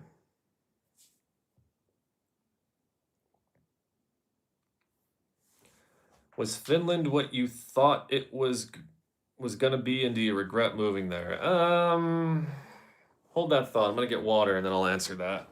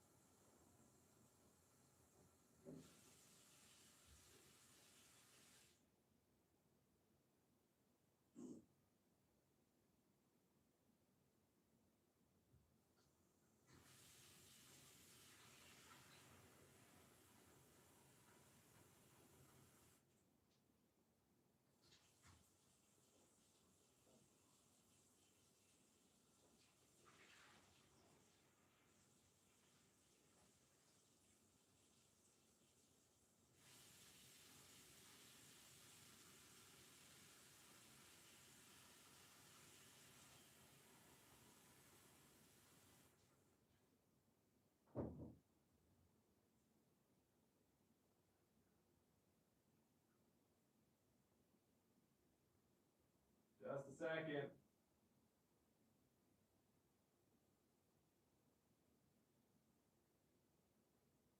Found a spider.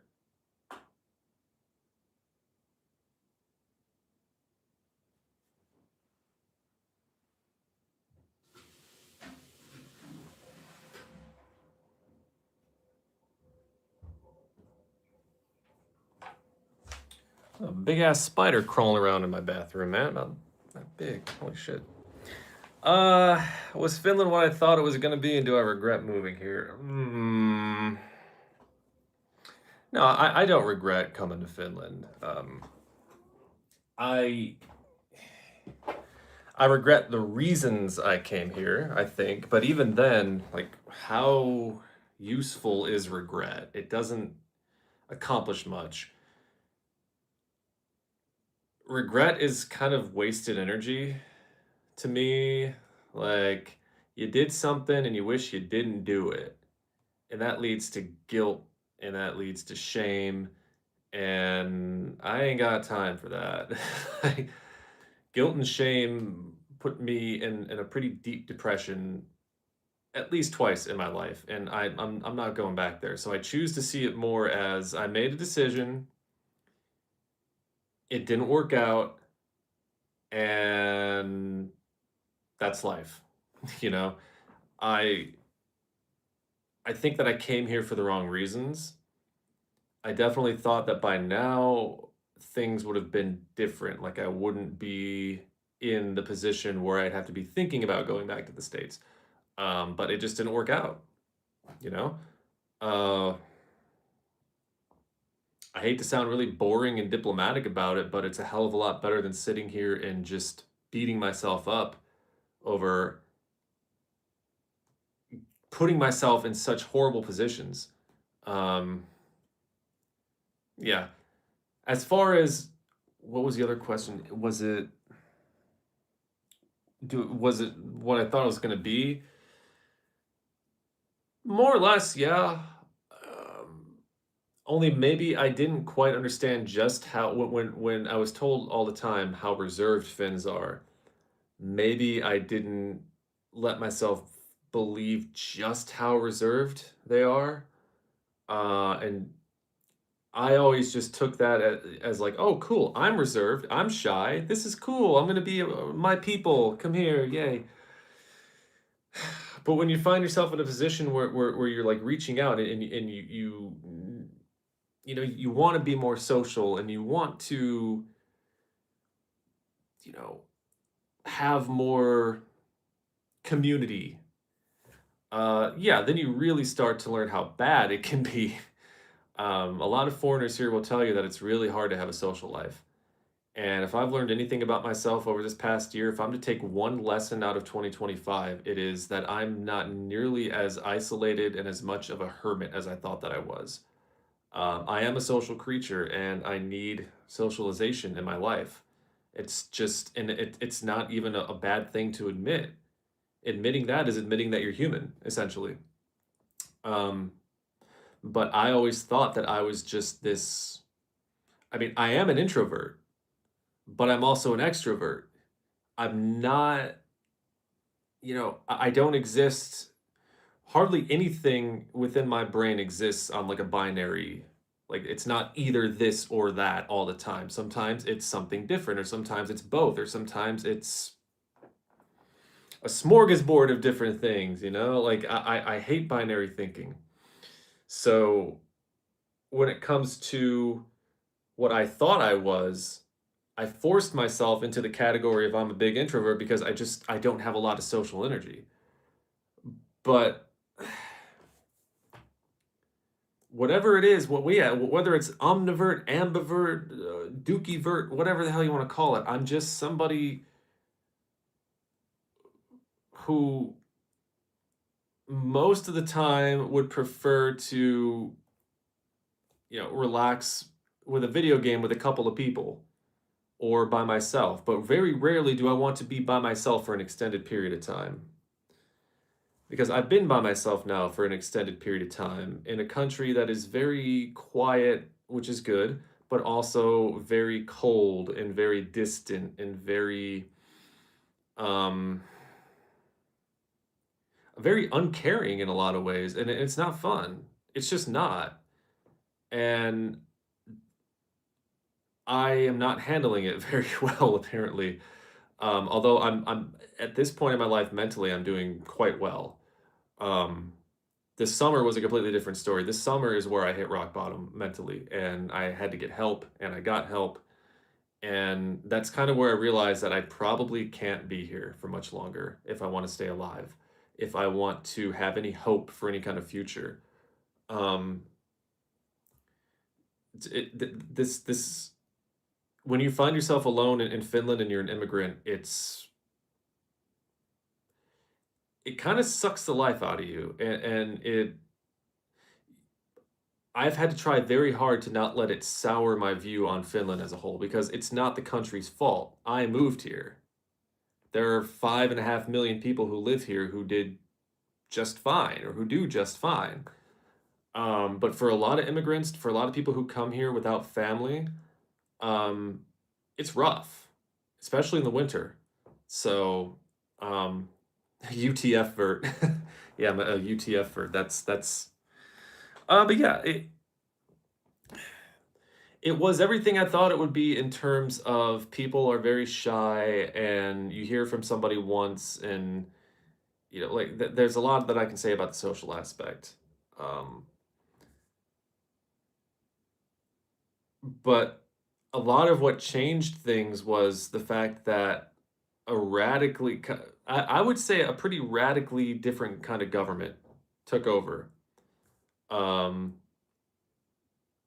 after like my fourth or fifth year of living here, these right wingers came in and changed so much, and it affects me because a lot of their policies go against immigrants who aren't citizens, and I'm an immigrant who is not a citizen. So it's impossible for me to look at what this government is doing and separate that from everything else. So that plays a factor too. I never thought it could get this bad. I never thought that any elected government here could get quite this nasty and heartless, um, and racist. That's another thing. So, like, I'd always heard that Finland's a racist country, and that's also something that maybe I was a little bit ignorant to. Because my ex-wife, we would have these conversations all the time about Finland being supposedly like a racist country, and she'd say all the time, "It's not a racist country. There's so many people here who aren't like that," which is true. There are a lot of people here who aren't like that, but there are a lot of people who are, and a lot of people who say that they're not, but their actions, when you really get to know them, if they let you get to know them, say anything but. Um, so regret isn't the word that I'd use overall. Just to close this kind of thought. More like I wish I had come here under different circumstances because if I knew I was going to be entering a marriage with somebody who had such a problem with alcohol, I may have just stayed put where I was because that had a big impact on my mood. It had a big impact on my mental health. And once you get into a state of codependency with a person like that, it's all over. And that was my cross to bear was getting over my codependency and trying to salvage what was left of my sanity. Um, so if there is any tinge of regret to anything, it's the circumstances under which I came here. I absolutely would not have come here if I knew certain things. So take that for what you will.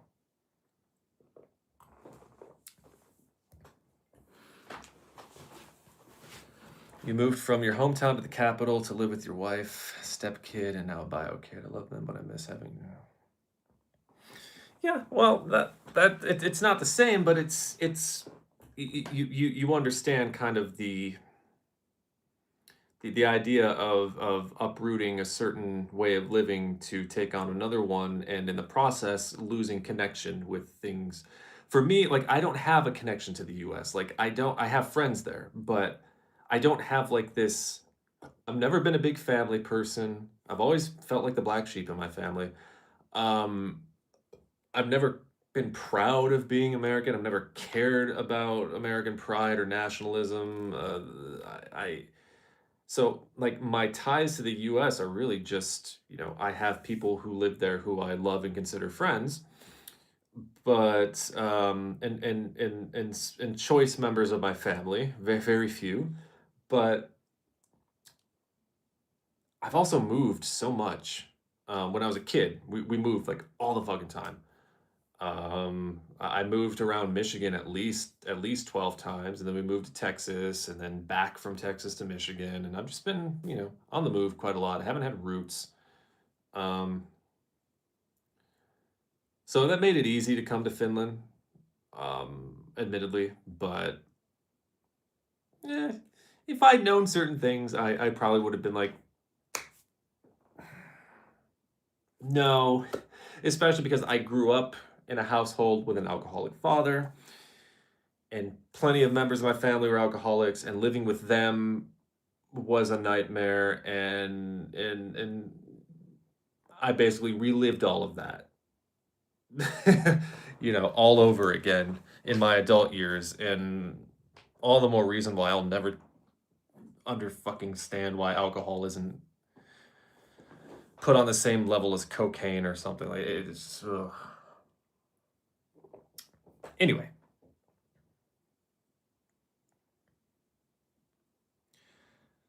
You moved to the US when you were 8 from the country you were born in with a tiny family. It's hard, but yeah, that's cool.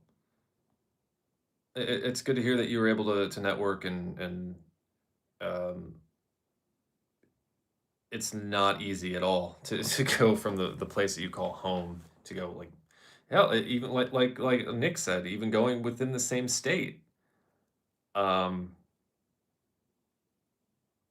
it all depends on how deeply you're rooted in the place where you were, and but at least now, like the kind of mentality that I'm trying to bring to this whole situation of mine is just kind of like reconstructing it in a way that doesn't lead me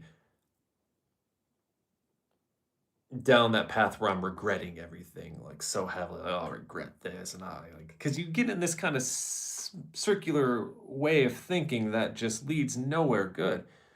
Um, and I just don't want to go down that road again. I can't. It made me such a fucking miserable bastard, you know. Um, yeah.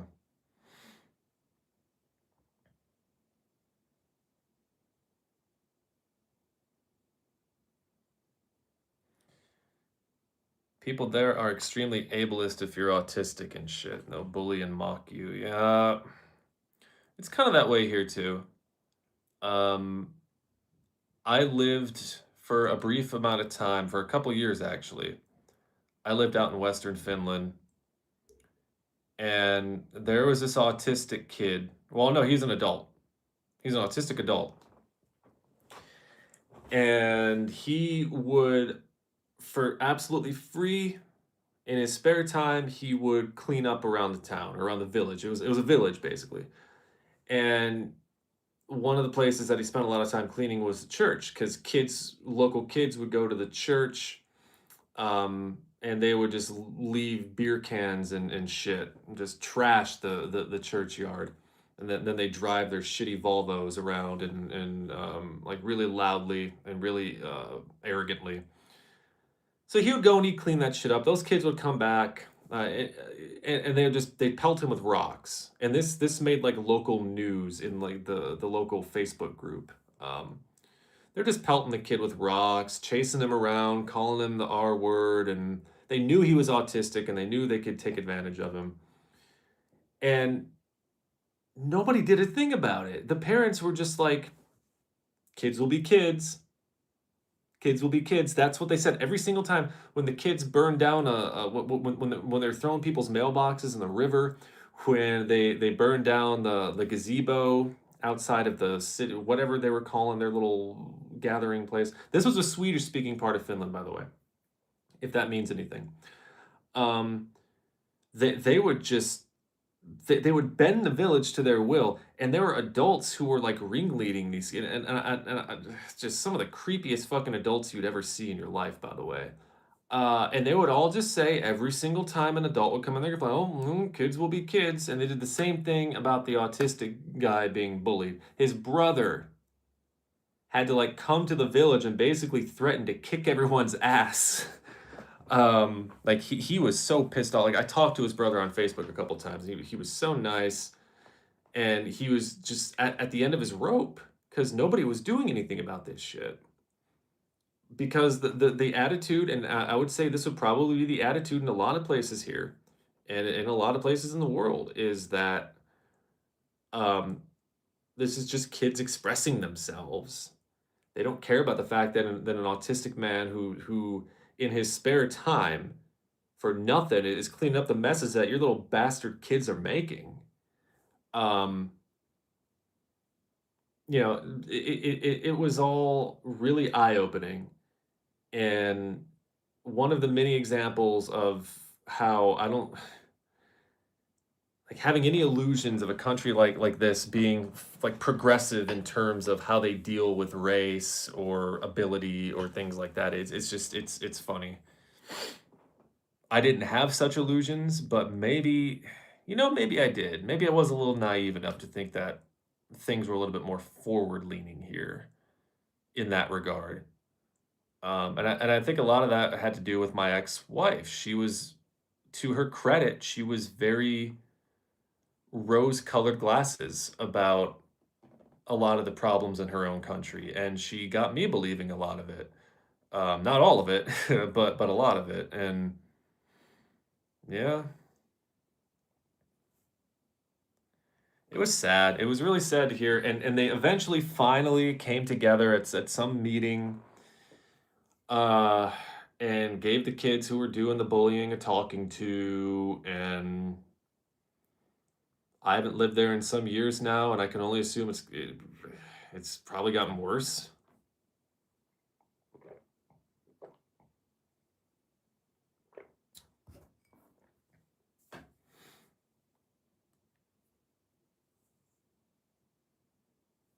15 minutes until New Year's for the east coast of America. Exciting.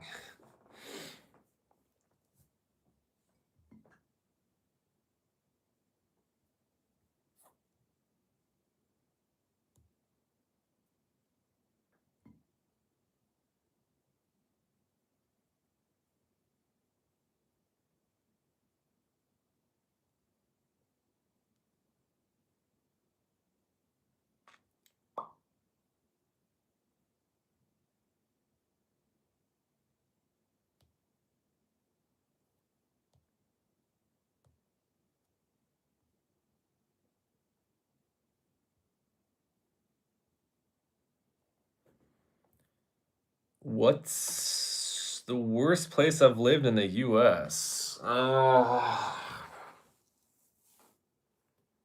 Probably where I was born, Flint.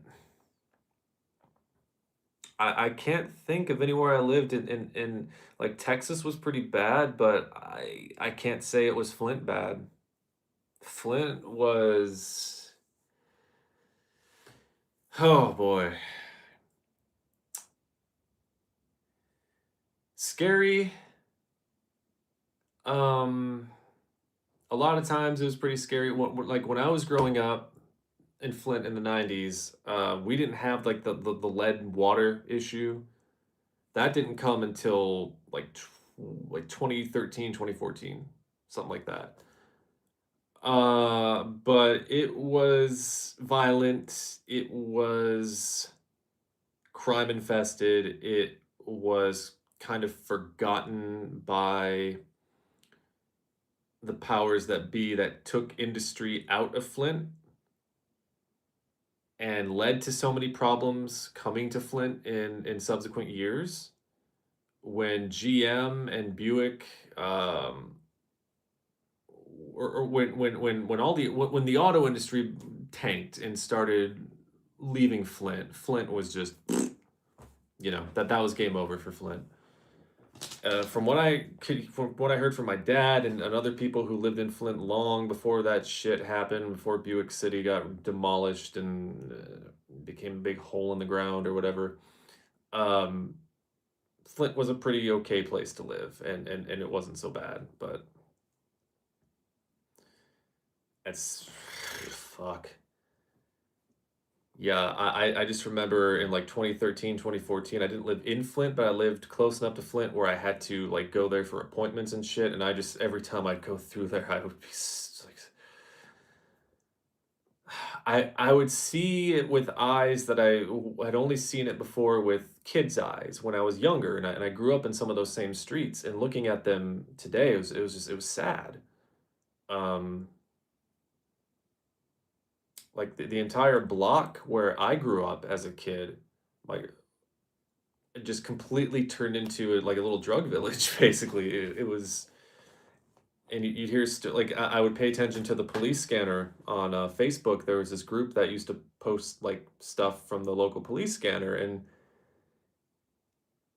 in the little like in the area where I used to live as a kid, it's just like it's like a big like prostitution. It was like prostitution on the 2400 block of Iowa, prostitution 2400 block of this street, like Bell in Iowa and Minnesota, and like that whole area just got turned into such a like it was unrecognizable completely. Um,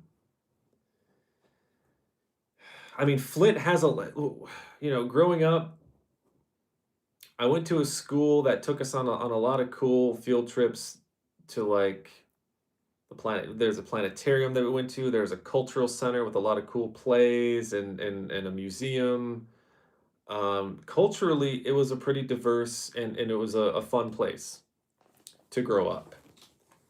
And I'm glad that I grew up there rather than where I ended up moving later on after Flint, which was just these white bread Republican fucking hick ass towns like Freeland, Michigan, which I enjoyed, but I didn't like a lot of the ways that people thought in those little towns. Um, it's probably why I've grown up to be as much of a fan of multiculturalism as I have been, because I grew up in a very multicultural sort of environment, and I also grew up in a very homogenous environment, and I much preferred the multicultural one, if nothing else, because it broadened my horizons, which I think is the way that humans were meant to live, with broadened horizons, not necessarily locked into a single mode of thinking. Flint sounds like a smaller Detroit. Yeah, well, in ways. Oh, closed, damn it. In a lot of ways, Flint was worse than Detroit. Flint had per capita more murder. I mean, Flint was the murder capital of the world for some years there in the 2010s. Or I mean, it was the most violent. Maybe not the murder capital, but it was per capita the most violent city in America for a long, long time. Um, if you speak strictly in terms of, I think it was 21.2 violent crimes per 100,000 people, something like that. It was bad. Yeah, Detroit's been improving for a while. I made a video about it in like 2013 because I was so pissed off that people were still shit talking Detroit as this hopeless city when I was seeing with my own eyes, even though I didn't live in Detroit, but I'd seen enough of it and been following enough of its redevelopment to see that it was making a pretty big comeback and a pretty big revitalization.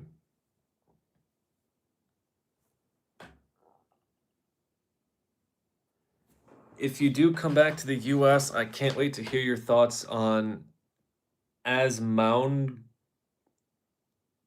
as mound gold. Uh, I'm not sure what that is.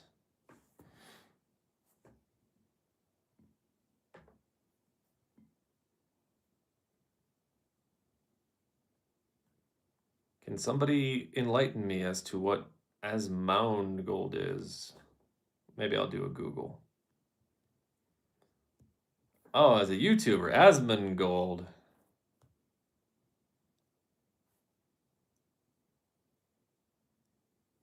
He looks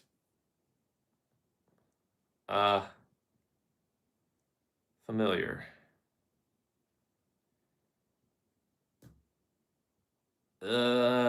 Boy.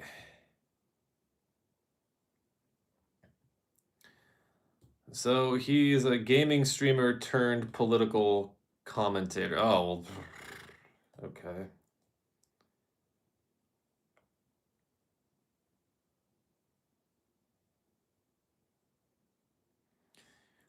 In early 2024, Hoyt, alongside other prominent YouTubers, aided in spreading anti-woke conspiracism around Sweet Baby Inc.'s work in promoting diversity, equity, and inclusion.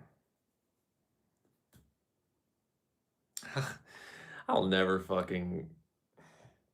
I'll never get over just how utterly moronic, not just conservatives, it wasn't all conservatives, but for the most part, conservatives turned over DEI. It's such a strange hill to die on. Like, here, we want you to learn why certain people are marginalized in your society and culture. No. Nah. Don't teach me anything about that. He is noted for his extensive use of the pejorative slur. Yeah, he's okay. Yeah, I know all I need to know about this guy.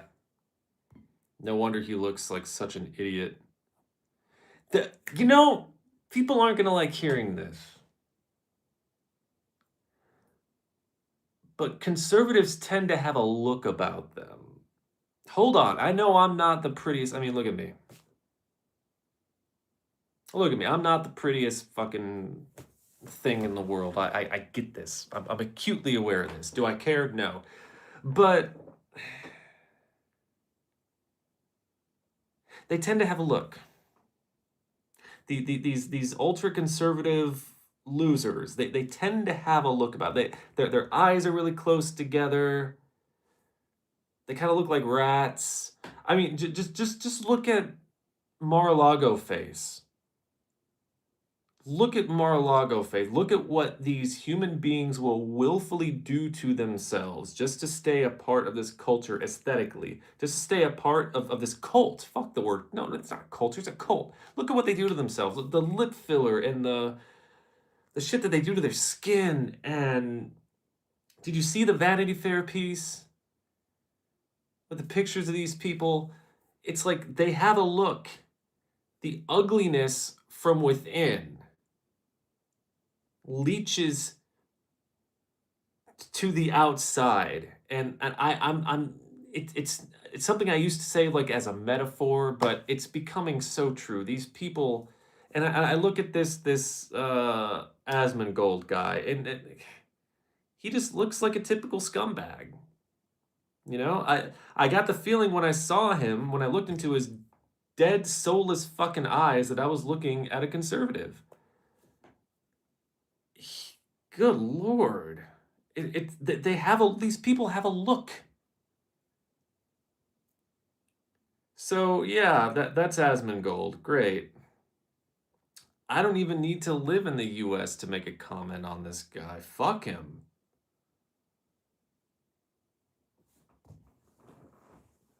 I hope he swallows a turd. And that's about as tactful as I get. Have you ever thought about how the ranting community from the 2010s inadvertently started the online alt-right? No. That's an interesting take. I'd have to ask you for your logic behind that.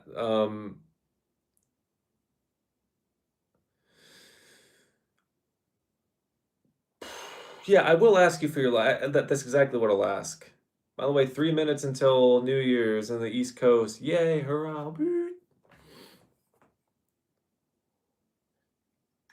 Just thinking about it superficially, I can kind of see how they could lead to such a thing, but Did the alt-right need the ranting community to get there? I don't know.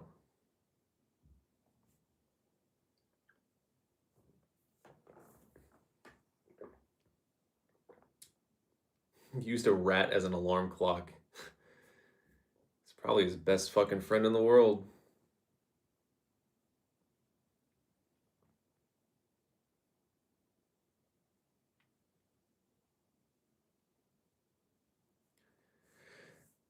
The Amazing Atheist, even. Um, yeah, I really am interested to hear because I can't make the connection. A bunch of loud, angry idiots with opinions on the internet has never been a new thing, and it doesn't always lead to disaster. Uh, so, and yes, I do count myself among those idiots back in the day.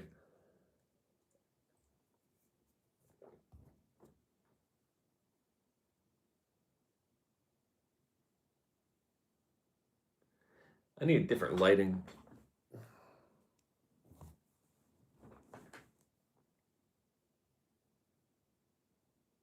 Is it even showing? Yeah, you can kind of see the lighting on the. Firefly Night.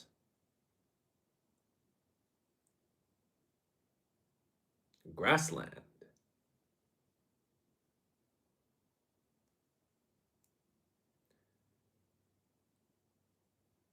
Trying to find one that looks okay both to my eyes and on the camera. Ew, that's ugly. Christmas Eve. Wow. Sure. Christmas Eve it is.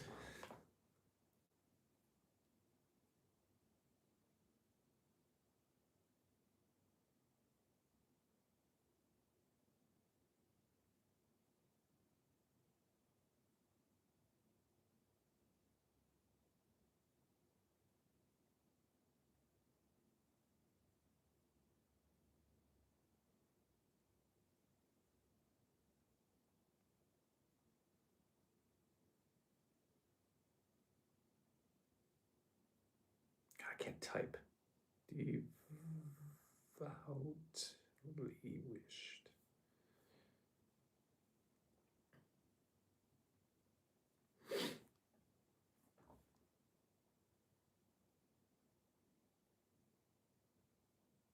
I picked up a package today. Oh, it's New Year's! Officially on the East Coast. Everybody. Hold on. I need to check. God, this battery is very good. Wasn't I at war with the Amazing Atheist? Oh, yeah. Well, Happy New Year to the East Coast. That is. Yeah, I was kind of at war with the Amazing Atheist. I was kind of waiting to see this Oracle person explain what he meant by the random community and the alt-right. But yeah, there was a thing. Um, the thing is the reason I started uploading my own ranty rant videos to YouTube was way back in 2007, 2008 when I started watching him was The Amazing Atheist, admittedly.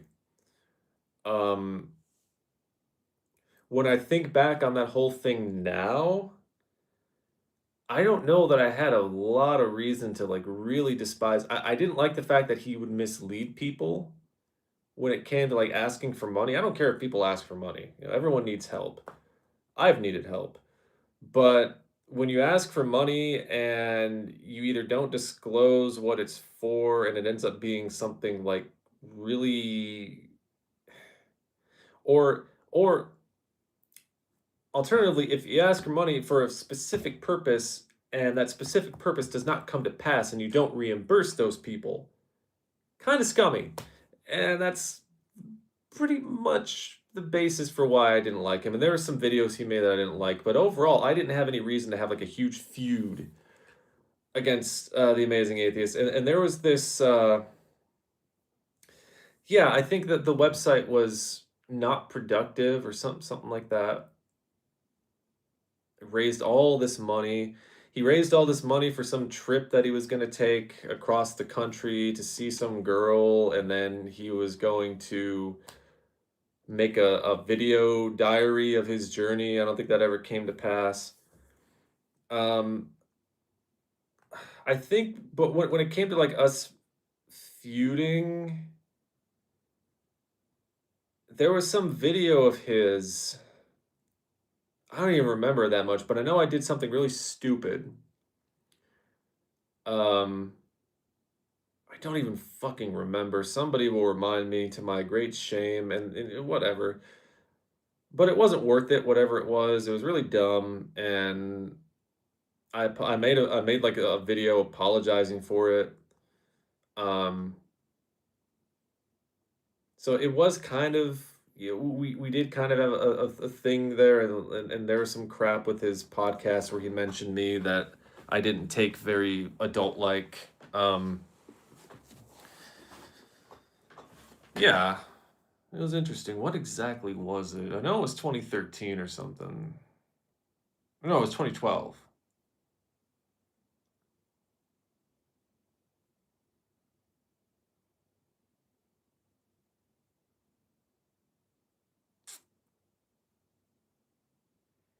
Cody Weber. Interesting story about Cody Weber, actually. Cody Weber lived in the city that I was living in for a while. He reached out to me and he proposed like a collaboration of sorts. And I was like, okay, cool. I didn't know much about Cody Weber. I know that he had something to do with The Amazing Atheist. And I know that he and TJ got in this big, yeah, and I didn't ask about it, but he was more than willing to tell me. Um, I don't remember any details of it though. Um, so we get to the point where a script is written for this collaboration, and I just there's something instantly about his girlfriend I just really did not like, but I just kind of threw it to the side. I was like, okay, what she's going to be involved in this, cool. I'll just, let us do this. The script was funny enough,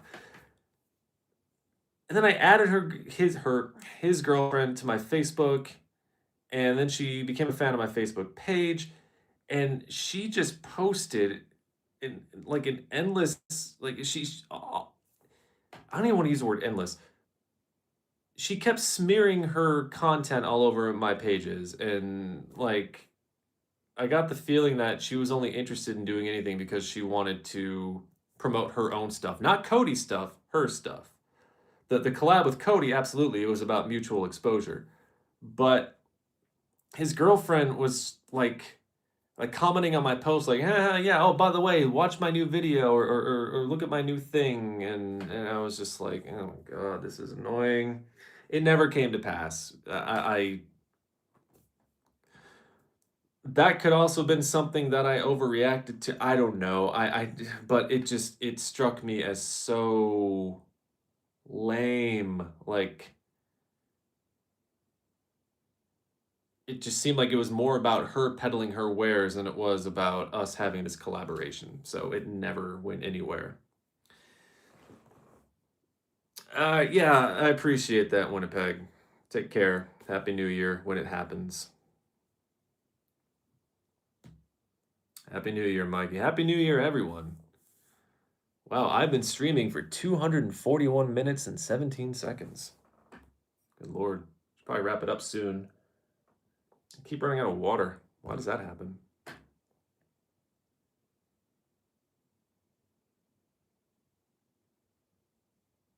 I don't even remember her name. But that whole thing, because if I remembered her name, then I could go in my email and look up some of these comments that she left so I could see exactly what it was that she was peddling.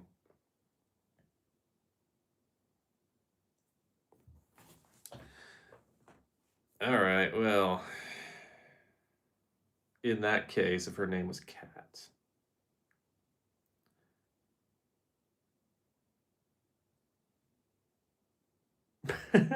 Oh, I did make a video about the collaboration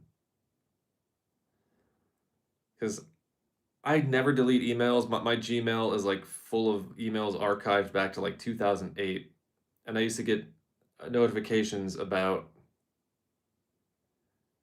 So this was 2012.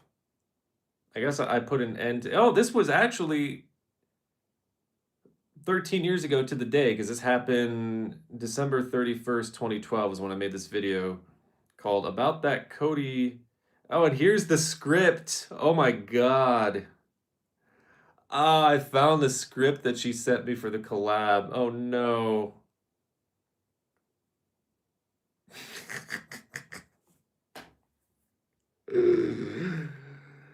Ooh, I haven't read this in years.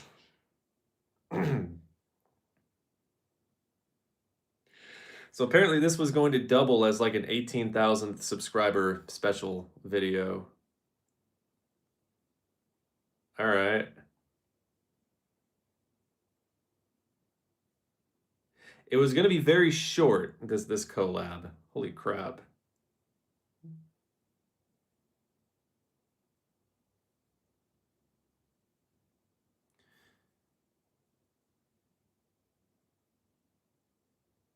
That's interesting.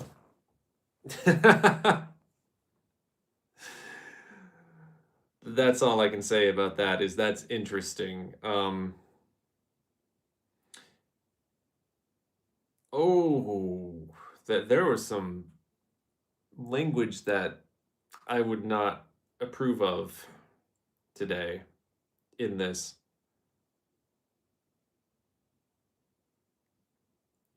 And apparently, one of my lines in this collab was going to be, "Is that your girlfriend?" And Cody was going to say yes, and I was going to say, "Your girlfriend is hot," which isn't untrue. I mean, she is, but I can only think that that's something she wrote to put herself over. I don't know. I don't even let's see.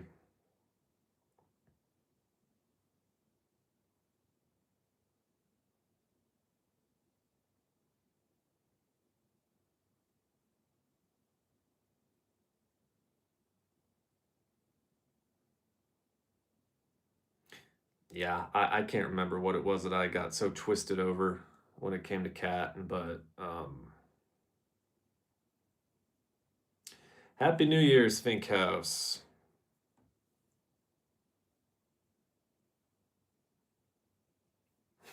Probably wrote that line herself. Yeah, maybe. I don't know. Why is my brightness so low? Do I look really dim to y'all? Other than like, mentally.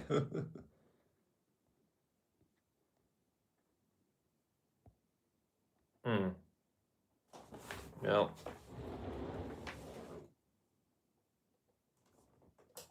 Oh, wow. Hey, now it's a party. Oh boy. Yeah, we're partying it up here.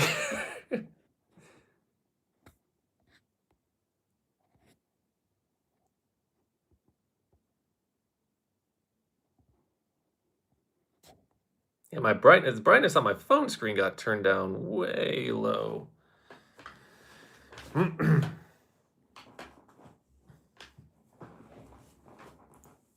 feel like I'm in Triple H's entrance right now, kinda.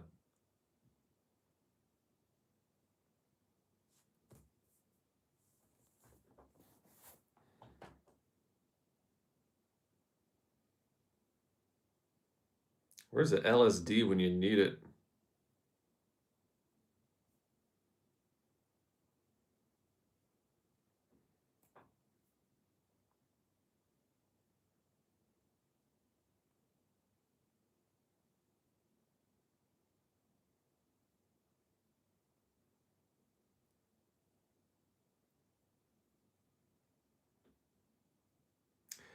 Are there any wrestlers that I used to hate that I grew to like?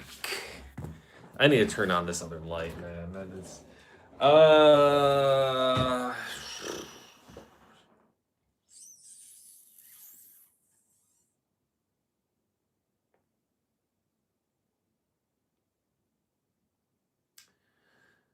I don't know.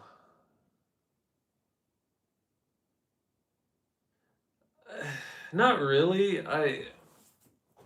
There aren't a lot of wrestlers that I hate to begin with. Um,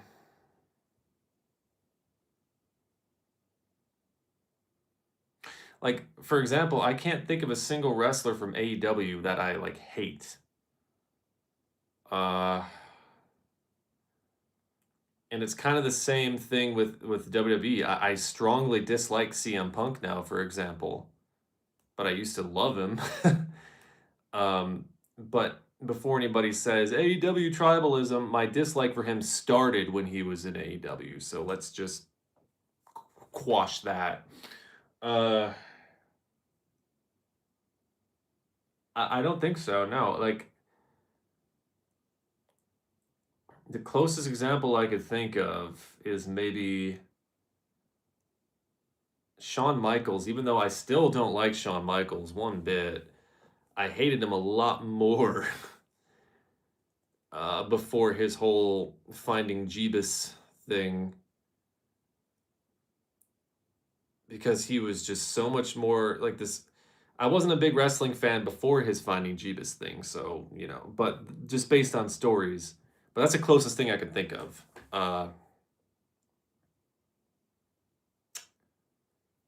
I can't think of a single wrestler who's active right now that I would say that I like hate. Unless you mean from like a face heel perspective. Like if I were to turn into a mark for a second and just like uh I don't know. I don't think there are any that I hated that I like now. But there are definitely wrestlers that I used to used to like that I don't like anymore, for sure. Chris Jericho is one of them. CM Punk, yeah. I used to have a CM Punk poster on my wall even a long time ago. Uh,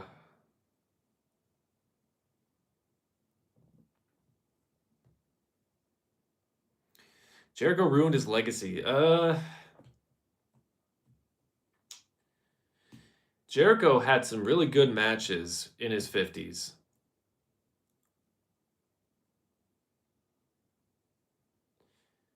But man, the MAGA stuff really, really hard to overlook. At least from that standpoint, I think yeah, he ruined his legacy. There have been rumblings that he sexually harassed some people backstage, but nothing ever really came of it. Was it Kylie Ray who said some stuff on Twitter that he was really gross towards her?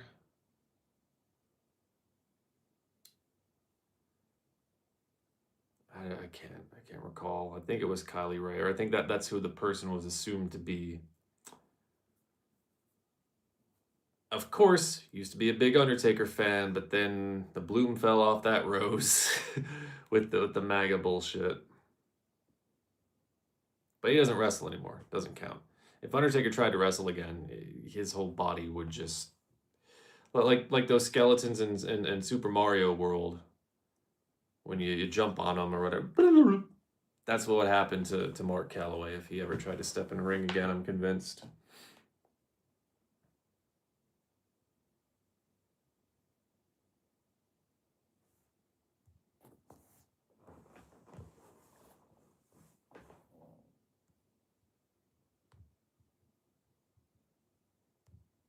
Another interesting thing about Kat is she goes by a different name now, so I wonder if she and Cody parted ways at some point.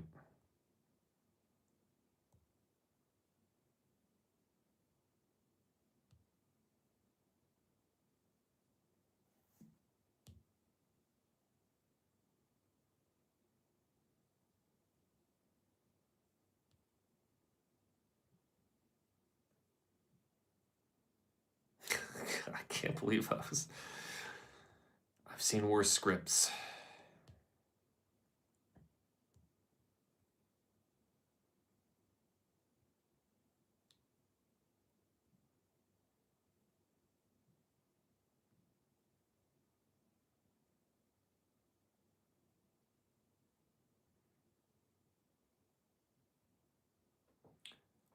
Whoa. A bus here slid into a ditch and ended up hanging halfway in the air.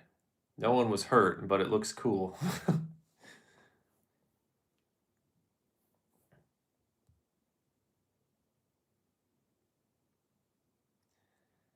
They're on an MTV reality show together. Oh boy, dare I even investigate?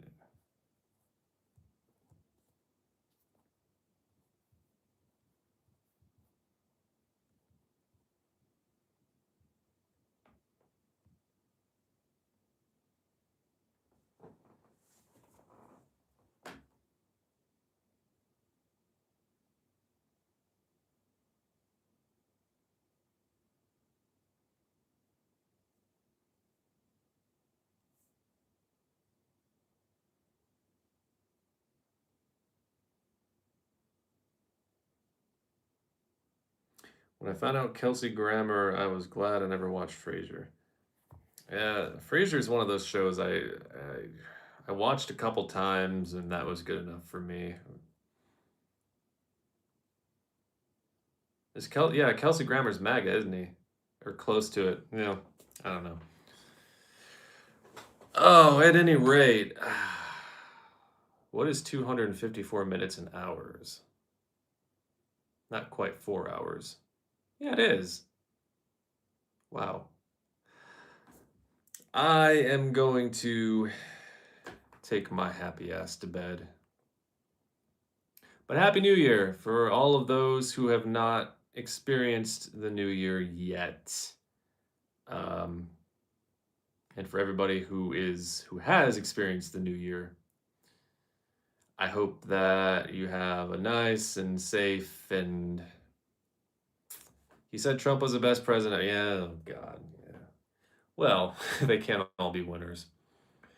And plus, I can't think of a lot of things that I really enjoy Kelsey Grammer in. Maybe down Periscope. Anyway, happy happy New Year to you all, and thank you for being here. Thank you for coming to some of these shows that I just populated the end of the year with. Been a weird year. And a lot of things are about to change, and probably for the best. But let's all just try to hang in there and care like we've never cared before, because the people that don't care, yeah. What else could I say? Don't die. Take care of each other. Love each other. Don't die. Have a good night, folks.